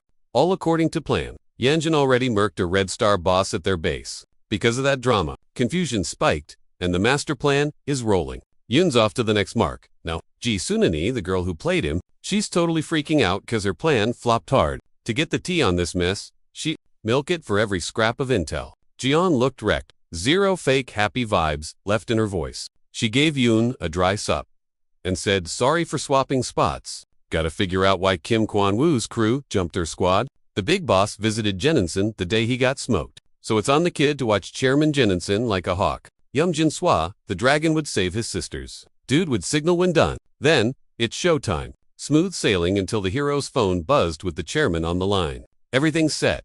Yumjun hung up. Time to make his move. Just him, chillin' in the wreckage of that gang war disaster zone. Yamanjin's look screamed, I got this. No quitting now. Yun faked being scared stiff. He even forced the shakes. Tail that old dragon. Sneaking in is one thing, but stalking him, total death wish. Just hoped he wouldn't croak before Mr. Agent sent the green light. Jeongin was too exhausted to mask her rage. Facepalm time. You won't do it. Song whispered back. Seriously, she grumbled. The leader's eyes went ice cold. Figured he cared about his sisters, but guess not. Unsung was about to lose it. Gritting his teeth. Don't even say their names. Gyeongin giggled, waving him off. Why the long face? Chill out. Gonna hit me? Her voice dripped with sass. Don't even dream about hijacking her body. Her crew's got eyes on them this second. Touch her, and his sisters go bye-bye. A wind blast cut her off. The metal door, the only exit, slammed shut so hard the ceiling shook like crazy. Black ribbons exploded everywhere, blocking the escape. Yamajin's here. Jeongin started losing her cool big time. How'd he find us? Teleport? Stat? Too late for that? Yun was inches away and closing the gap fast. He sounded furious and desperate. No running now. Like before, he punched her lights out. But this time was weird. She dropped to her knees, tearing her hair out, screaming, howling and rolling on the floor like she was possessed. He needs to bail from her body. Pronto. Unsung fought for control but failed. Her mind's too tough. Zero mercy. He smashed her head into the floor hard. She whimpered. Stupid ghost. Yun couldn't believe the life she'd lived. Her mind's tougher than boss Kim Kwang-woo. The ghost boy kept terrorizing her. She'll better just quit. Zero chance she's winning this. Jiang pushed back hard. Jiang was freaking out, totally losing his grip. She was about to boot his butt right out of her skin. Unsung hung on for dear life. Just gotta stall till Jun shows. Yun yanked back. Why won't she quit? He wasn't folding, focused every ounce of mojo. The room glowed gold. Finally, silence. The body stopped fighting back. Unsung peeked one eye open. Did he actually pull it off? He paused, brain rebooting, grinning like a total doofus. Total victory. Threw his hands up yelling, nailed it. Then thumped door knock. Unsung nearly jumped out of his skin. Another harder bang. Then the door swung wide open. Agent Jun was in the house. He raised a brow, scanning the room and the dude inside. Unsung spun around and chirped the hunter's name happily. Agent stepped up. Nice work. You did good. Jun told the ghost to scram so they could grill the girl. Yoon tried to bounce. But nothing happened. Unsung gave Jun a confused look. Like, a little help? Tried again, strained like crazy, but he was stuck. What the heck? He should have popped out. Problem was, the body was holding him hostage. Jun stiffened. What gives? Can't leave. Unsung felt lame for failing. Eyes got all watery. Jen rubbed his nose. Tired. Gonna lose his mind soon? Why's it broken? Then it hit him. He froze solid. Bodies usually kick out guests. 2 souls is a crowd. It protects the owner and boots the intruder. That's standard procedure. But if the squatter is the only soul left, leaving kills it. So the body holds on tight to survive. Sounds nuts, but the body thinks he's the owner now. If he kicked her soul out, he used his powers. He checked the room to confirm, but nothing added up. What the ... Why is it totally empty? If she bailed to the afterlife, there'd be a trace. If she didn't ascend, she was deleted. No, only the committee destroys souls using ... A scary thought smacked John right in the face. He stared at Unsung in shock. It's the Dante's thing. Unsung ate the Dantes, right? He looked. No girl's soul. Not even a crumb of her spirit left. Kid panicked. Where is she? John pointed at him. Clueless kid didn't get it. Laughed, relieved. Just sleeping hard. John sighed and shook his head. Only the board pulls that off. How'd this noob do it? But Yunsung just slurped up her soul, wrecked her completely. Yun couldn't believe it. Toast. Yamjen wasn't playing. He needed the deets on that body snatch battle. Yunsung shrugged. Piece of cake. She kept nagging to back off. He got mad and yelled, zip it. Hunter asked for a vibe check. Kid said, better than expected. Super comfy, like his own skin. Hero got major goo. That's the committee's MO for swapping prisoner souls. Soul crushing needs juice, but what about the moves? So with mad skills, you can body hop and ditch the committee. Walking down, Yamjian tried to process this mess. Huge chance here. But how to squeeze $1 million out of him? Gotta keep him close and dig for info. Yunsung piped up from behind before he could finish. Bodhi thinks I'm the boss. Yamjin froze. What changed? In Kim's body, memories were locked tight. But now, he's watching her life in Yamjin blinked. For real? What you see? Yoon soon focused. Then his eyes popped and he shuddered. 1, 2, ... Dang, how many did she Yunsung felt sick. Dropped to his knees. Totally wrecked. Couldn't stop. This chick is totally Red Star. Gasping, tears flowing. Some human rights union. Huh? Thunder crashed. Then rain drummed the roof hard. They bolted to Jininsen's HQ ASAP. Rushing, the hunter spilled the tea on the Red Star's origin. Slum charity didn't fool the orc gangs. The orcs rated 4-star, but were basically union puppets. Red Star apparently got a kick out of it. Jininsen rubbed his chin. This intel was key to crushing the star. Then he asked the big question. Changchun was squeezing them. What about the loot? That lady keeps nagging about the job. Yamjin covered his eyes. Call it, $1 million gone. Total accident. Don't even look. Checked her brain just in case. She knows if crushing Red Star or the Union won't refund the cash. The key to the cash is Unsung. That ghost dude, and now he's stuck like this. Guys, a mess. Barry stopped him from ending it all. If Yunsung croaks now, that's round 2. Would his ghost survive? Or would he go full poltergeist? Best case, he finds peace when he's dead. Totally new mess, so 0 promises it goes smooth. Right now, Chun's digging up dirt on the matter. Chairman sounded salty, but he was cornered. He'd fill Jun in on the deets. Big issue though. That granny and the Lair's dragon spirit, Kim and Yoon's word ain't enough to rate her. Need a solid pro to verify the tea. The dragon shot Jun a look. He knew the vibe. He took the hint. Huge sigh. Totally. Didn't want this gig? Skinny. Average dude swapping into janitor gear. Jun cut in. A spy? Boss said he hired an insider at her place. Unknown plans, but he tracks when she dips. When she leaves, he'll morph Jun into Then he's solo. Jun squinted. He got it. She camped out for days, but finally bailed today. John hoped to wrap this snooping up today. Orcs nearby in the lockers were One gripe, this dump gets worse daily. Jun tuned in. They mentioned floor 30. Trucks went yesterday. Jun froze. The 30th. That's where Unsung spotted the spirit. Uniform on. He strolled out to the cave halls. What's she doing up there? Jun was itching to go. Headed to the lift when someone hollered. A cart braked behind. Headlights lighting him up. Driver's voice was low and super aggressive. Not local. Huh? Jun didn't turn around. Hide in his face. Guy growled. What you're doing?